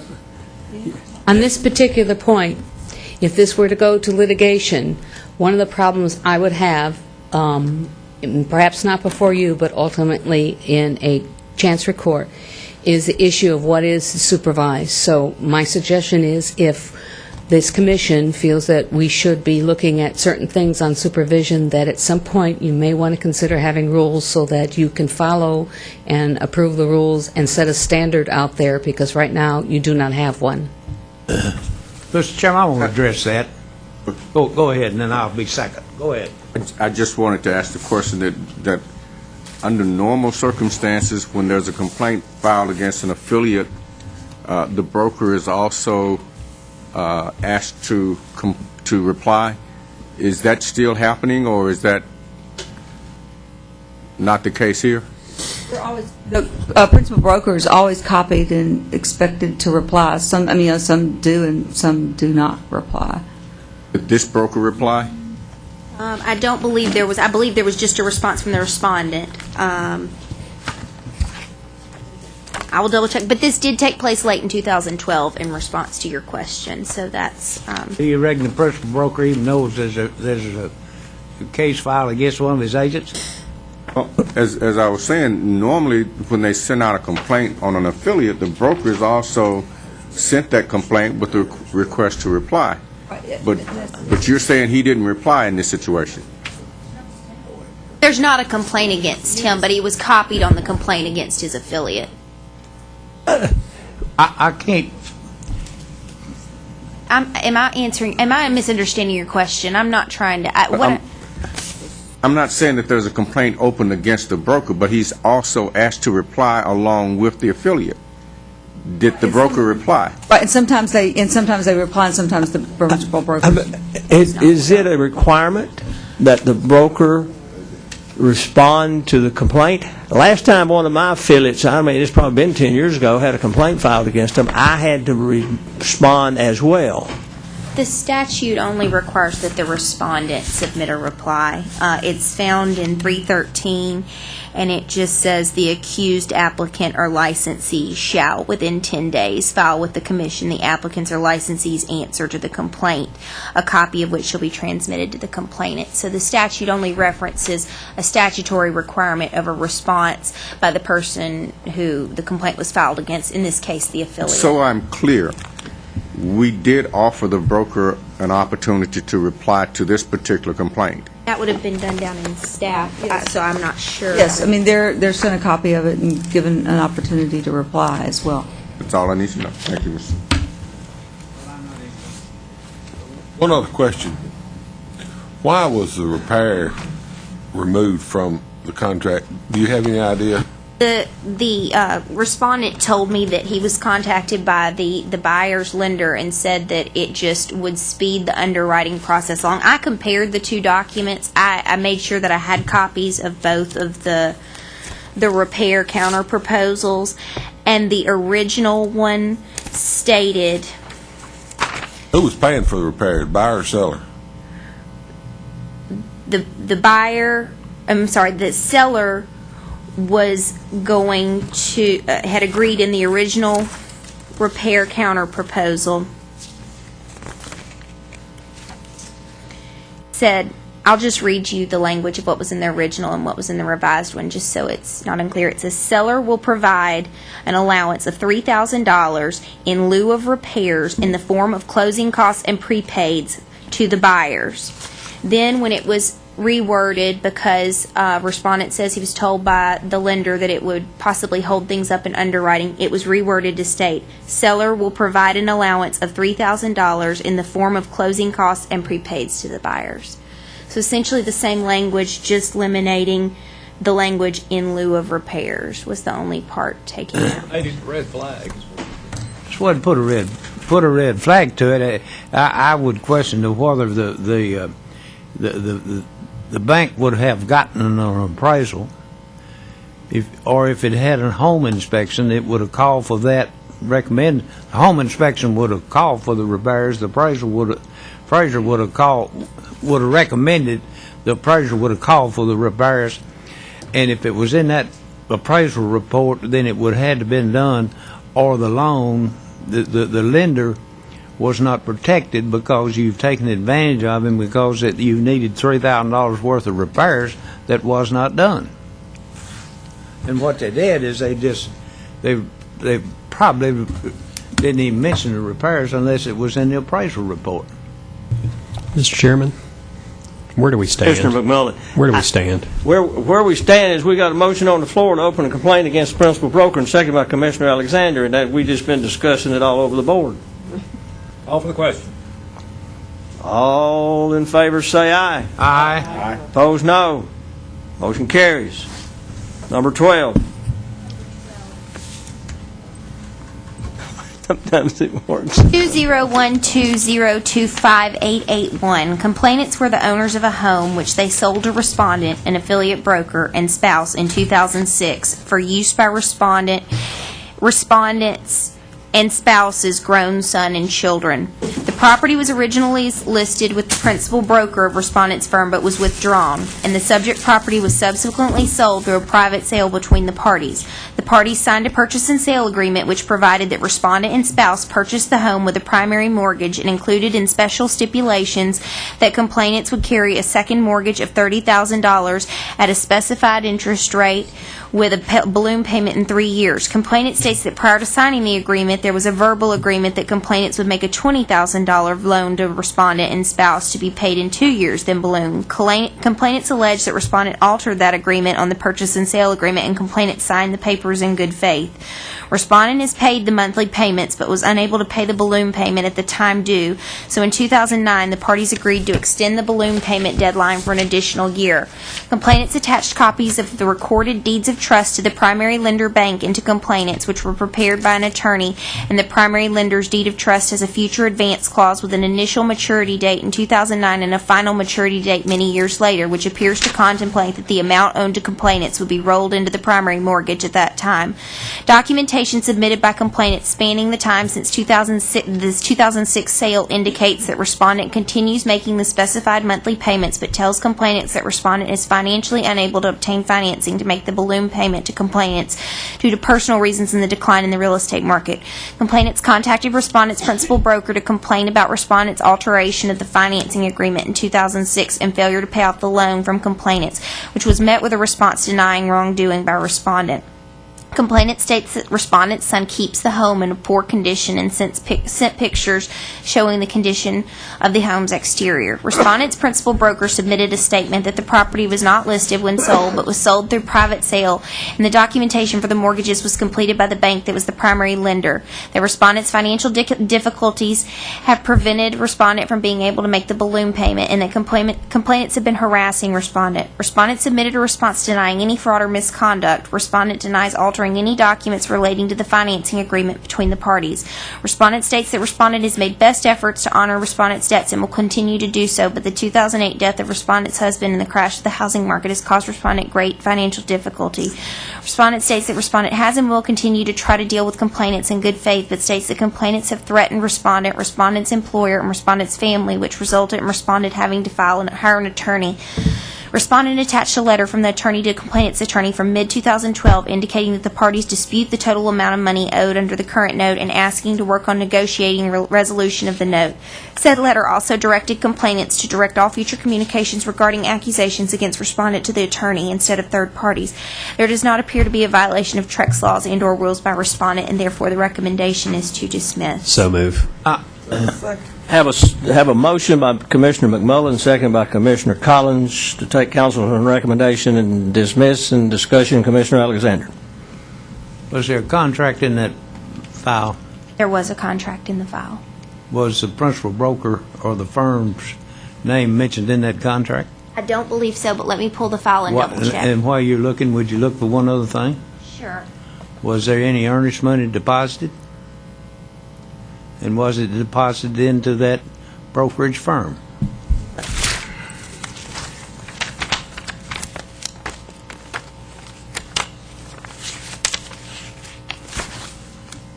And while you're looking at it, look to see if there's a disclosure as to the status of the buyer as a real estate professional.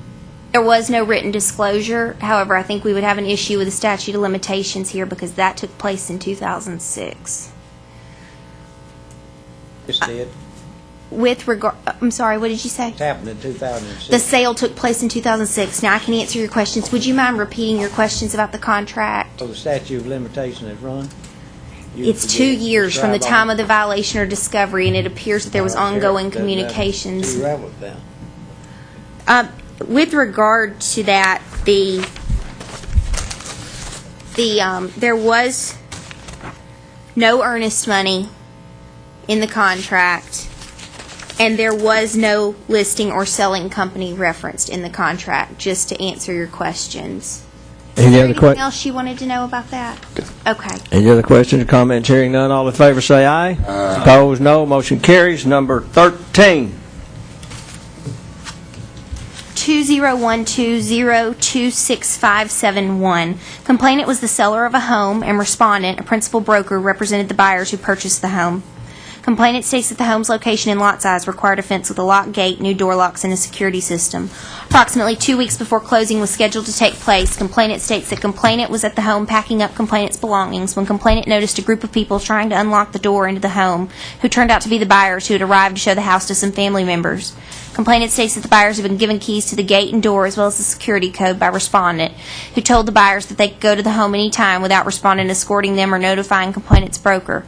Complainant states that complainant is not sure that this is the only time that the home was accessed because complainant found the gate unlocked at another time. Complainant states that respondent should not have given the buyers the keys and the security code prior to closing the home because complainant's furnishings were still inside and complainant was still liable for the home. Respondent submitted a response stating that when the incident happened, the buyers were under contract, termite and home inspections had been completed, and the lender had approved the loan. Respondent states that the buyers wanted to show the home to family over the holiday weekend, and respondent gave them the keys. Respondent states that if respondent had known that complainant was there, respondent would not have given the buyers the keys.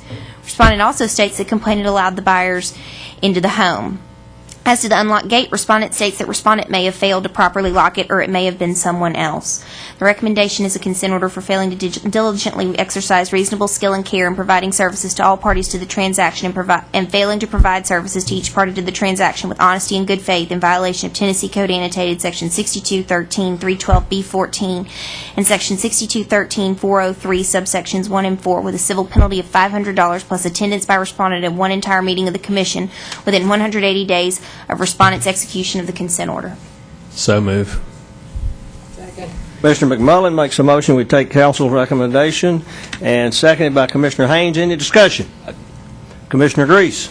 This is, first of all, it's a principal broker, okay, as opposed to an affiliate. So I would think the principal broker would have more sense than the previous affiliate. We fined $500. I'd be inclined to increase the fine myself, but I'll see if anybody else has an idea on that. Here's what I do have a question about. On all of these that we're given, attend an entire commission meeting within 180 days, it seems that it's kind of the habit of this commission at some point on the second day, even though we're not done, to dismiss the attendees, like maybe at noon or so. Whenever you all make that decision to let them leave, I consider that they've attended a full meeting because they've stayed as long as the Commission has required them to. If the punishment or the penalty is an entire meeting, then maybe as a commission we ought to think about that collectively at some point as well. And the reason I had changed that wording was because up until a few months ago, I had it attend one regularly scheduled 2-day meeting, and we had talked about how that was confusing in light of the fact that sometimes we finish in one day. So I think it was suggested by someone at that point to maybe just say an entire meeting. So I may need to rework that language, but I have been telling them, and because some of them have come up at the end and said, hey, they've said we could go early. I've said if you've stayed as long as the commission has told you needed to, I consider that satisfied. So as an example, tomorrow we know we're going to be back here at 1 o'clock tomorrow afternoon. How long we're going to be here, we don't know, because I can't get a straight answer because she doesn't know the answer herself. But should attendees be required if they're supposed to be for an entire meeting to be at that session? We've been customary when we go to lunch on the second day or noon, whichever comes first. Because usually, if you're here from 9 o'clock until 4 o'clock in the afternoon, with hour for break, you've got 6 hours the first day, and then the next morning you've got 2 more hours, which gives the 8 hours of what we give 8 hours of continued education. And we've just been for the last I don't know how long, former Chairman Isaac Northern, how long we have been letting people go on that second day when we go to lunch or noontime. Or I think it's been the practice. I know it's the practice during my 2-year term, because if they were told a day and a half, it was an inconvenience, or actually we were really pushing it to ask them to stay over a second day. Plans were not made, based on when we finished. It was made based on a day and a half. Right. So, Mr. Chairman, I see Ms. Croft trying to come up with exactly good words. It's kind of hard to do. I remember one time we had a violation of fire code, and we told all the attendees they had to go. so We did have the people attending pursuant to a consent order stay, though, for that one. no, they I stay. think if you'll go back to the original, when this started, I'm gonna move this thing over where I would get up scope. And I probably made the motion that this started. It sounds like something I'd do. Yeah. That it was the intention that you stayed as long as we stayed. And I'm sorry Now, if I've been we told may to have make go. we may have gotten away from that, but that wasn't the original thinking when it came into being under Chairman Haynes.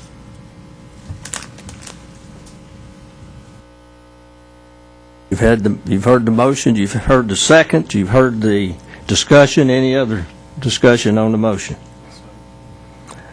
All in favor say aye. Aye. Opposed, no. Motion carries. Number 14 and 15.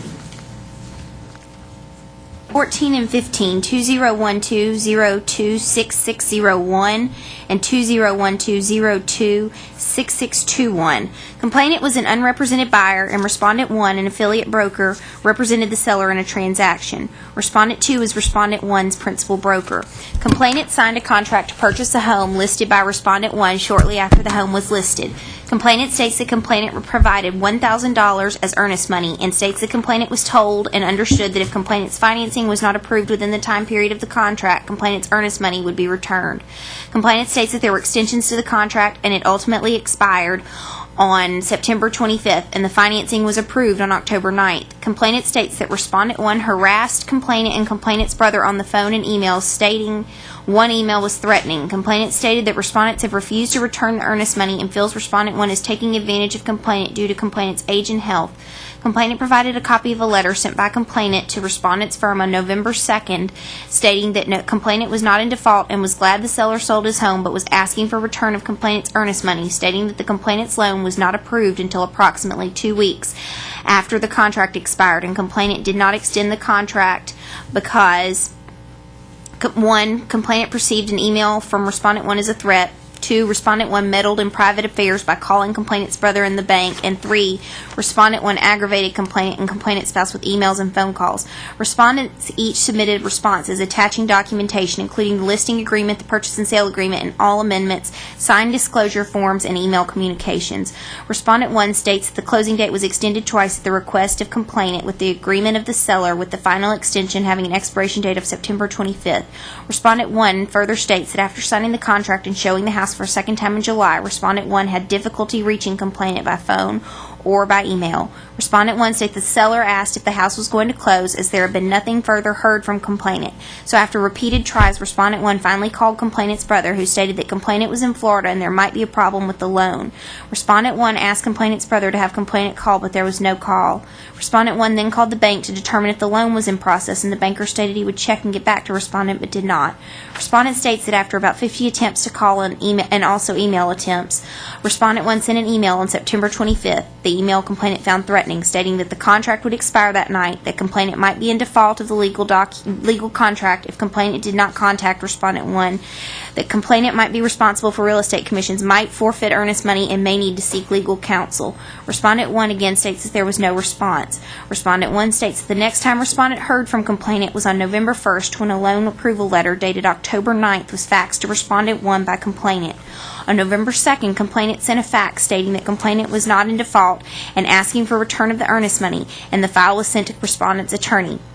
Respondent 2 submitted a response confirming the information submitted by Respondent 1's response and stating that Respondent 1 diligently attempted to contact complainant and could not elicit any sort of response.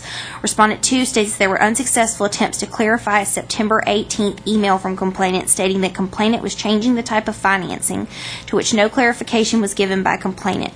Respondent 2 states that on November 1st, when the loan document was faxed, Respondent 2 was able to call complainant and explain that the contract had expired and that because complainant had not closed on September 25th, complainant had defaulted.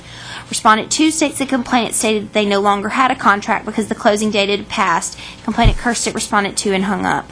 Respondent 2 states that when respondents received the November 2nd letter from complainant stating that complainant was not in default, respondents gave the file to their attorney. Respondent 2 further states that complainant owns 2 homes and there is a contract for purchase on another home in the same area and finds it hard to believe that complainant does not understand contracts. The sales contract had a provision that earnest money could be forfeited if the buyer defaulted, and also had a provision that if the buyer was unable to secure a loan, the buyer could terminate the contract upon written notice and with a copy of lender's loan denial letter. The loan document provided is dated October 9th, and there was nothing provided showing complainant was unable to secure a loan. Legal counsel contacted the attorney for respondents, who stated that respondents provided a copy of the file to the attorney in early November 2012. Respondent's attorney states that he had just been diagnosed with a serious illness and was unable to address respondent's concerns until shortly after Christmas. Respondent's attorney is a solo practitioner and had no one covering for him. Respondent's attorney states that the firm tendered the earnest money to him on December 28, 2012, but the attorney did not get the interpleader filed and the money submitted to the court until February 14, 2013 due to backups due to his illness and surgery. Respondent's attorney states that the hearing on the interpleader action is scheduled for April 4th. It appears that after receiving legal advice from respondent's attorney, it was determined that the earnest money should be interpled, but this was not done within 21 days of the request. However, that appears to have been due to circumstances beyond respondent's control. The recommendation is to close to respondent 1 and to issue a letter of instruction to respondent 2 regarding Rule 1260 2.09 subsection 6, which lists a number of conditions which allows a broker to properly disperse funds from an escrow account, and subsection 7, which states that funds should be dispersed or interpled within 21 calendar days from the receipt of a written request. So move. Commissioner McMullen makes a motion that we take council's recommendation. And second by Commissioner Northern. Discussion. Julie, was this written on a TAR contract? Let me double check. I see so many of these. Sometimes it's hard. Sorry. While she's looking, I'm going to tell you, your attendees, when we finish this legal report, I have talked with Steve McDonald, who is our education director, and upon the completion of the legal report, we're going to let you go for the day, because we'll be almost completely finished when we get finished with this legal report, while Ms. Kropp is looking in this file to see if it was written on a Purchase and sale TAR. agreement is on a TAR form. They appear to all be TAR forms that I see. Was it contingent on financing? It is, sorry. Yes, it's stated that it was under the financial contingency. The loan shall be of the type selected below. It said a home equity loan on another resident, so it indicates that there was a financial contingency there. Any other discussion? We have a motion and a second to accept council's recommendation. Any other discussion? Yeah, discussion. I'm wondering if we're premature in closing this, and if we need to wait until the litigation is completed that determines the disposition of the earnest money. And I'm not really making a statement. I'm just sort of wondering. The reason for my recommendation was because it's the court's determination as to how to do it. The issue is whether these licensees handled it properly. It was interpled. Like I said, it was outside the 21 days. The court's determination, at least I didn't believe, you all may disagree, would be relevant because it's the court determining who the money's entitled to at that point. The licensee's done all they can by having it interpled to the court. So that's why I didn't believe this was premature, but of course you all may have other opinions because it's going into a court of law to determine who the money should go to. Or it is in a court of law. Any other discussion on the motion? Well, wait.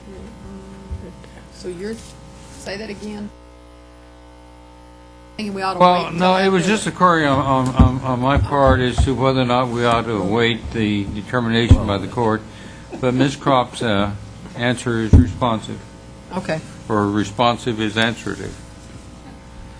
It just, our rules list their obligations with regard to the money. It appears at this point it was interpled. There's nothing that, holds, what the court determines is what the court determines. It's not really, wouldn't be indicative of any wrongdoing that I can see by these respondents, because they did what they were supposed to ultimately under our rules. Does it appear that the respondent did turn the money over to the attorney within the 21 days? The money was not given into the attorney. The file was given to the attorney within days. I confirmed all this with the attorney as well. The attorney had a pretty severe illness which required surgery, so the actual money was not tendered to him until December 28th. So it was past the 21 days. However, he says this was due to me being out because, it was a pretty severe illness. He described it to me. I told him I didn't really want to. He said I could tell whatever I wanted, but it was a pretty severe illness requiring surgery where he was out of pocket, out of town, getting surgery for the condition. So he said, they got it to me as soon as I told them to. I did speak with him and correspond with him by email about it. Any other discussion? Hearing none, all in favor say aye. Aye. Opposed, no. Motion carries. Number 16 and 17. 18 And 18 and 19. Commissioner Flickroff. Address the audience. You have it. In the olden days, when I was growing up, and all the rest of us agents were growing up, before we had TAR forms, we always used to say that the closing date would be March the 15th, but can be automatically extended without a written extension agreement if needed for proper loan processing. Folks, you can still do that. You can do that in the addendum with the TAR form. It's a very good idea. It's probably a better idea just say if needed for loan processing, not proper loan processing. Because when you put the proper, it's not in the TAR form.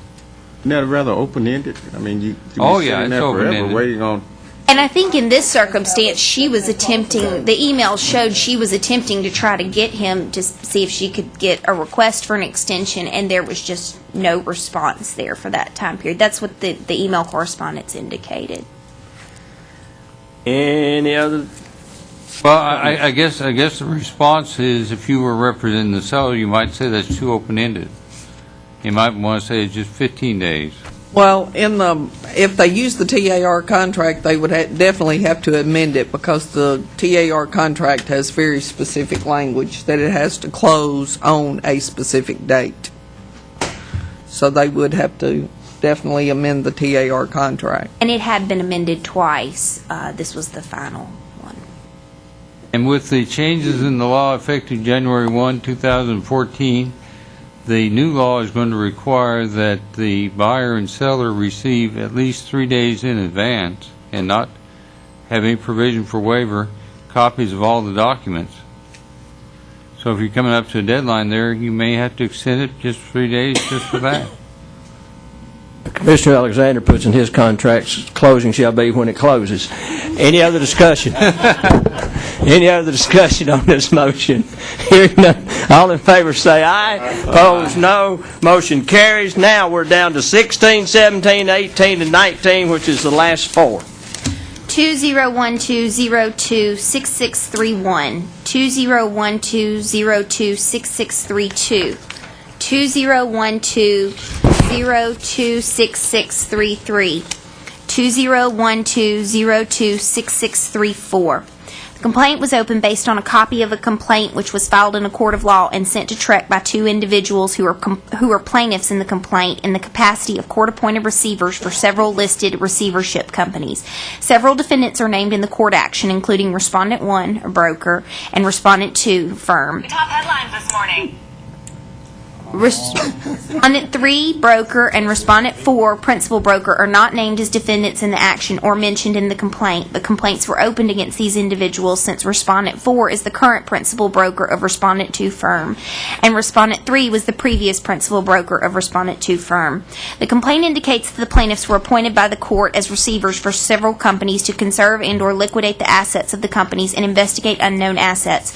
The complaint states that the plaintiffs discovered a number of irregularities attributable attributable to Respondent 1, who controlled a majority interest in the receivership entities. The lawsuit contains a variety of allegations, including but not limited to various acts of false loan transactions, inappropriate distributions, fraudulent transfers, and altered contracts which were done to the benefit of the defendants during the period of 2006 to 2011. With regard to Respondent 2 firm, the complaint states that Respondent 1 owns Respondent 2 firm and alleges that Respondent 1 charged excessive real estate commissions to one of the receivership entities through Respondent 2 firm during that time period.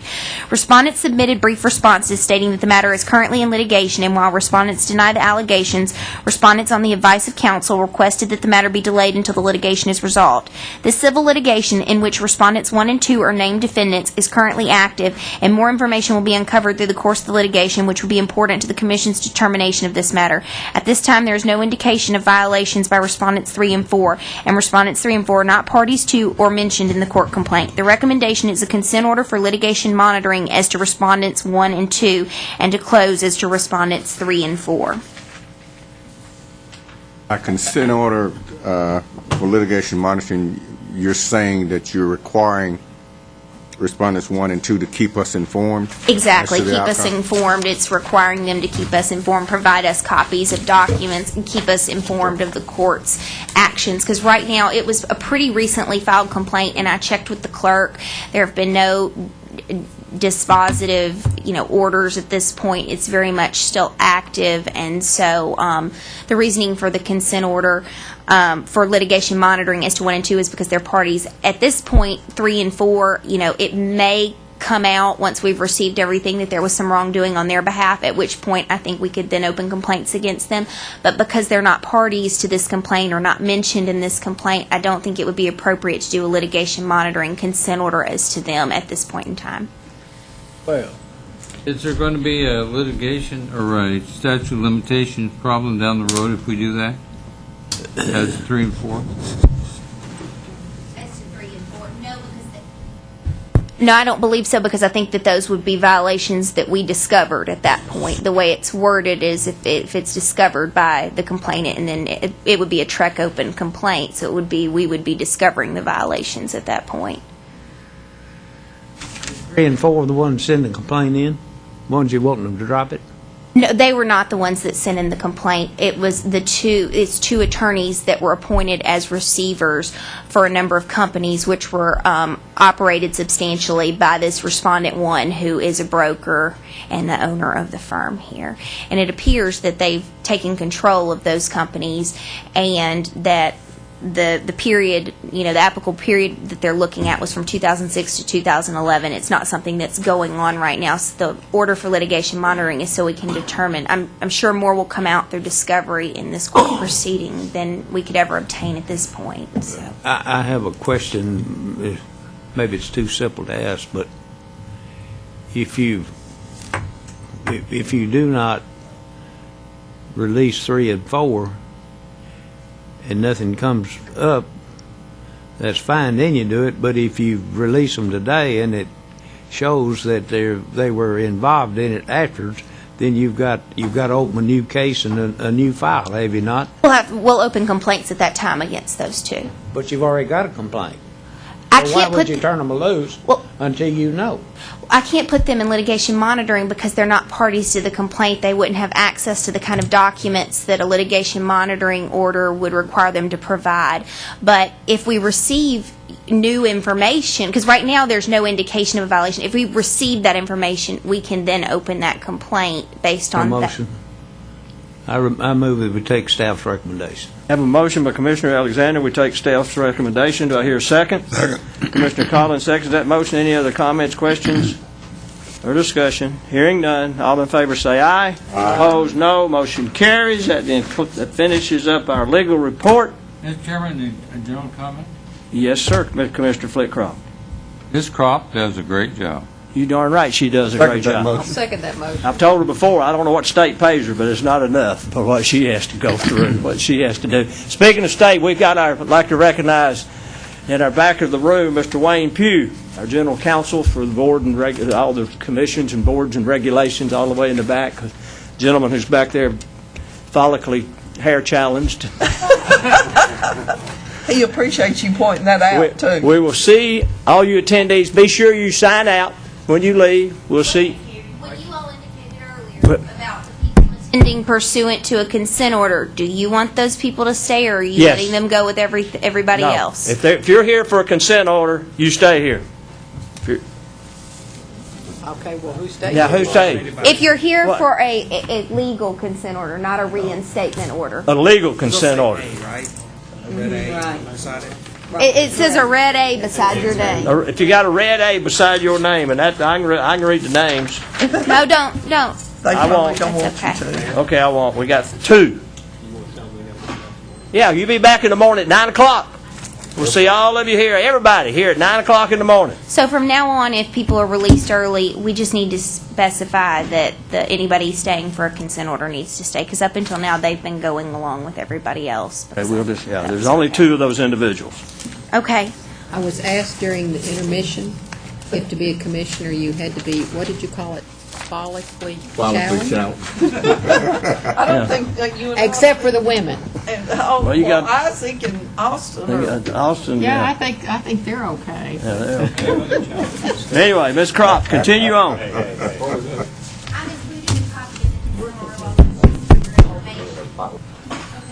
I always attach a copy of the consent order log if anybody has any questions. This is a tracking device where I just keep track of open ones. Once people have satisfied them, they're closed out and removed off of this. I always include a copy, but we can move on to the legislative update if nobody has any questions about that.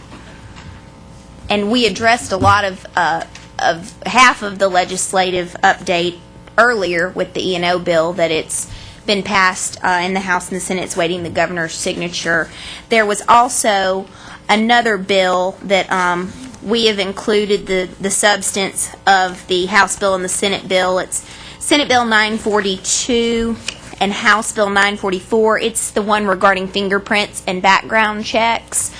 There was an amendment to both of those, and I believe it was the same amendment that Mr. Pugh discussed last month that you were already aware of, but I included a copy of it just in case. At this point, I don't believe this has been passed off in the houses, but it's just one that we had an amendment that posted on 10 Tracks, and I wanted to make you aware of it. The E&O bill was the main development that we were going to update you on, and that was kind of already addressed this morning. So This bill's going to pass, though. the fingerprint. It's going to pass, is that what you said? We just, I don't have that information at this point, but I can keep you all updated as I receive it. We don't know. Okay. Kendall says it is. All right. John says it is. Okay. Mason says it's going to pass. With the amendment? Yeah. So it'll be limited to initial licensees, Right. right? Is that correct?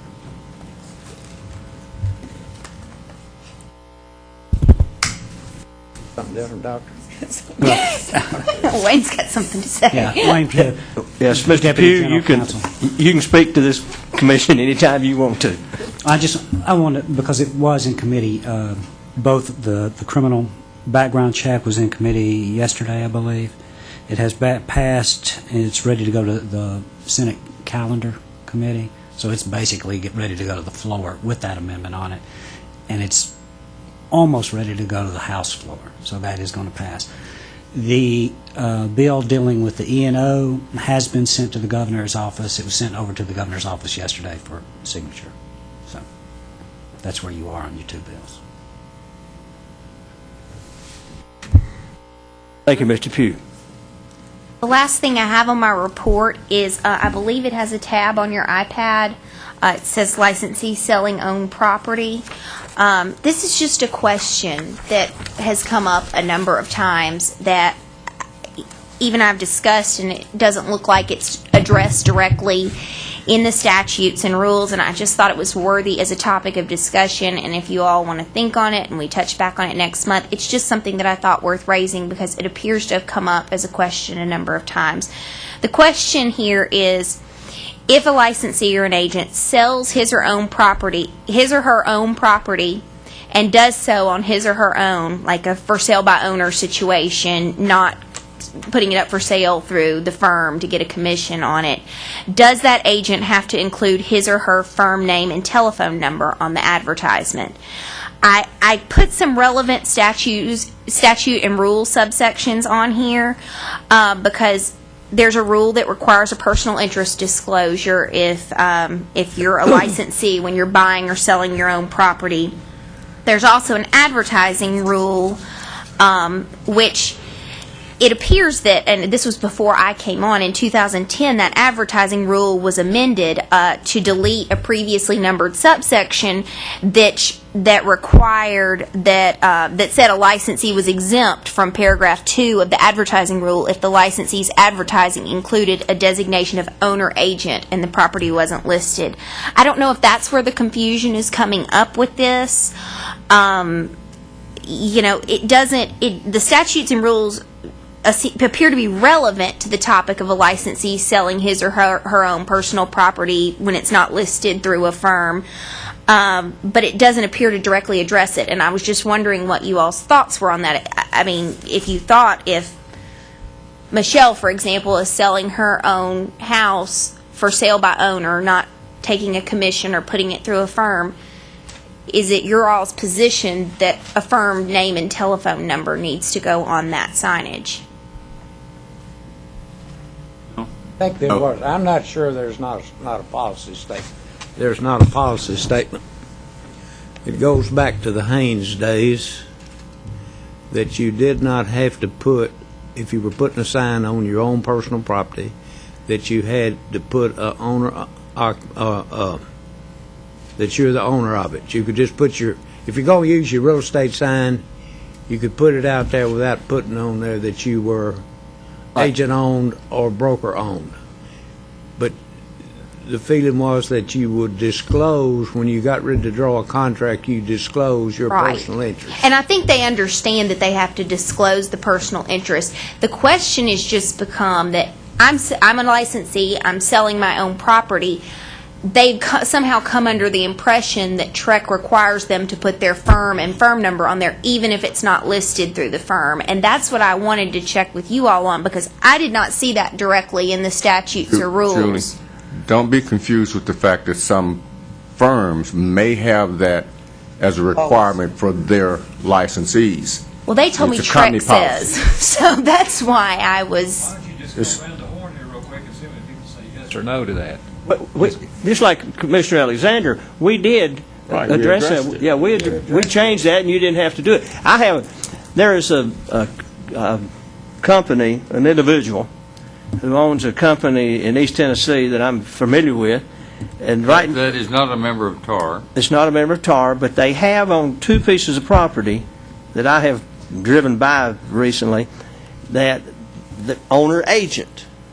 This individual owns these 2 particular pieces of property, but on the sign that they've got on it says owner agent. And when I look at it, I say, well, you don't have to put that on there anymore. You got to disclose. If you start writing up a contract, you got to disclose. Oh, by the way, I do own that property. That's not what she's talking about. She's talking about, I live in a house, and I want to put for sale by owner in front of my house. Do I have to put Haynes Realtors also? Even if it's not listed. Even if it's not listed. I don't see that requirement in here, but because you all are the commission, I wanted to be sure that, I was going to say, I didn't see that requirement in these rules and statutes, but I wanted to discuss it with you all just because it's come up apparently a number of times and there's some confusion, so I wanted to be sure that I was correct in my understanding of that. I'm of the opinion myself that you need to disclose, when you get ready, whether you use a written contract or a verbal contract, you need to tell them that you own it yourself.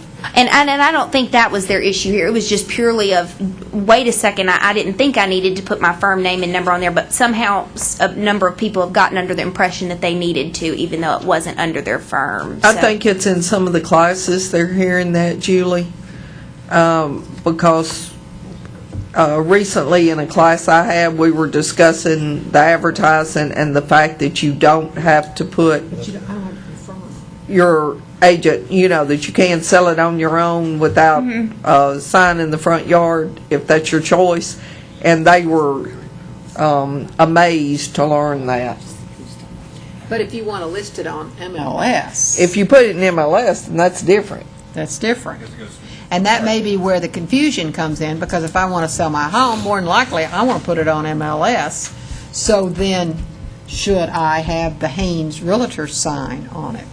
And I would say yes. Well, you're in that gonna have case, to because of MLS rules. Because of MLS rules. So that may be where the confusion comes in. So if they've got it listed on MLS, they should have the company name. But if they've just got it, just a sign out there for sale by owner, and they're an agent, but they don't have it on MLS, To do it, to satisfy the MLS, but what if I'm not a member of the MLS, or I'm not a member? What about those other 20 or 30%? well, then it really Other doesn't people. matter. But that's when it does matter is when you've got it on MLS. You're doing that to satisfy your trade association, not to satisfy Correct. TREC. Not Right. to satisfy track. And that's what we're saying. It may be an MLS rule. But that's where the confusion comes in, is what I'm saying, I think. Does that make sense? But the same caveat applies, you need to look at the firm's policy. Like in my firm policy still, we still put owner agent on the signs. I do on everything. If I've got a sign. Disclosure. Disclose as early as you can, so there's no question. Yeah, I just prefer that it's up front. Once, and I didn't want to be misunderstanding Well, something. like one of my agents is an appraiser.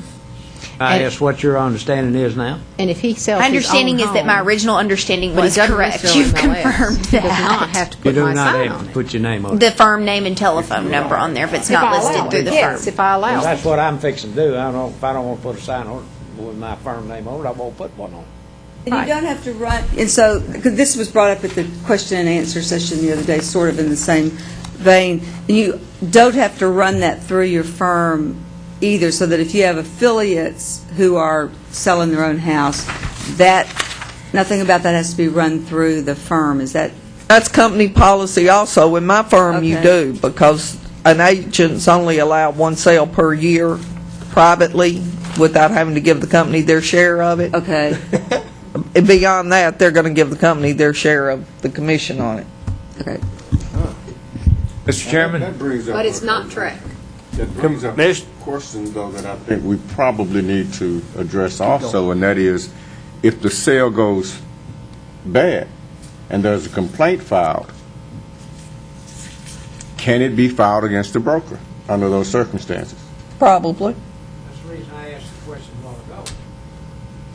If the case we had was that the statute's run, was it on a contract, and did the money get deposited in the escrow account? Where, this was where it started out, the house was listed, they withdrew it, and then the agent sold it on its own, where they were arguing over the bogus note, where they took the note and Well, have you ever cut raised the top of your contract off? And just, Well, there was no contract there. Jude says there was no contract and there wasn't any earnest money to deposit. There was no in earnest it- money there. In that company, it was simply an agent selling his own property to another individual. It was outside. actually an agent purchasing the property. Okay, well. But yeah, and we there, know under our E&O policy, if it's a RISE policy, they're not going to cover anything. They're not, you're The not. question, again, that I have is whether or not the broker or the firm is subject to being sanctioned by this body. Isaac, I think you need to read your company policy. If the I have an company agent policy who's an says- appraiser, sells a house for himself. Somebody files a complaint against him, even though he sold it for sale by owner. Then am I responsible as his managing broker because he sold his own personal property? Even though there was no sign on it, he used somebody else's contract, but he sold it himself. My company didn't touch it, they didn't use my contract, I didn't get any of the commission, he didn't sign any disclosures, then I don't feel like we ought to, or if there's anybody that I'm you not can responsible. file a claim against that broker. I think that's why it could be I confusing would if the firm agree. name was on there. I would agree, and but it I wasn't want to involved. make In fact, sure it staff shouldn't be on. understands that such a complaint is not merited. Well, I wonder how a court of law would look at that, because we talk about all the time, you can't just take your real estate hat off when you don't want to be a real estate agent anymore. So how would a court of law look at that? Well, that'd be up to the court of law. I think court of law would look to supervision, and unless you had authority to supervise, I don't think your principal broker can be disciplined for not supervising. Yes, we could. Robin, you think we could? I actually think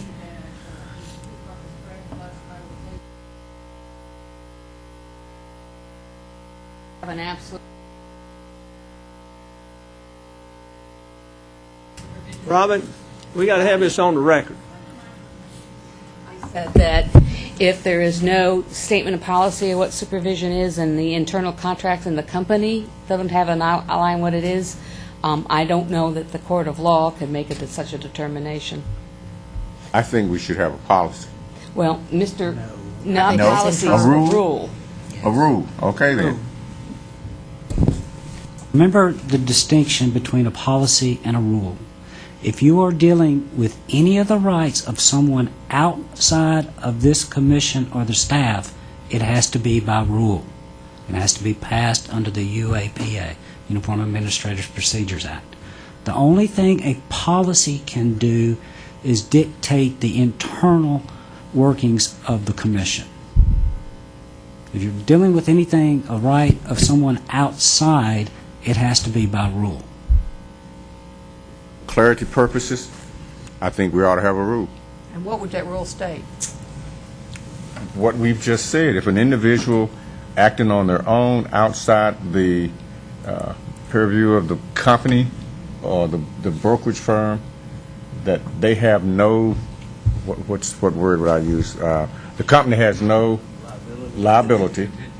The firm nor the principal broker has no liability with regards to the actions of that individual. Selling his own Wait a minute, here comes Robin again.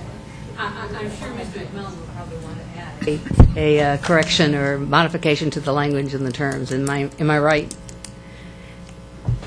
I mean, I'm troubled because of the Liability. idea that, we have the principal brokers there to supervise, and there could be situations, I would imagine, where maybe a affiliate broker was doing things that weren't authorized, but with reasonable efforts, the principal could have known about them, and it seems like that could be a situation where possibly they would be.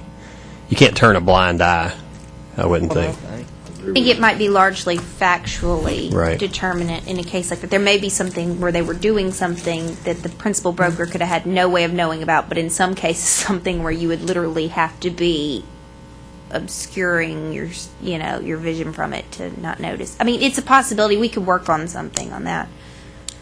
I'd like to see if Farillo has any guidance. If what? Farillo has any guidance? We'll be there next week. We'll ask them. They do. Julie, we've answered our own question. We'll send a team there and ask them that question. Yeah, we're going to send a team out. That's right. You're it. Okay. I got a team. I got Steve and Eve. Commissioner Ashara, you take this upon to give us a report back next month on this topic, owner-agent stuff. You were going. Nope, I'm not. Mr. Chairman, I'd asked for the floor quite a bit ago, and you didn't recognize me. But at that point, now again, I'd like to make a motion we adjourn. We don't adjourn. We recess. We recess until tomorrow at 9 a.m. Commissioner Northern. Kelly's going to take the picture.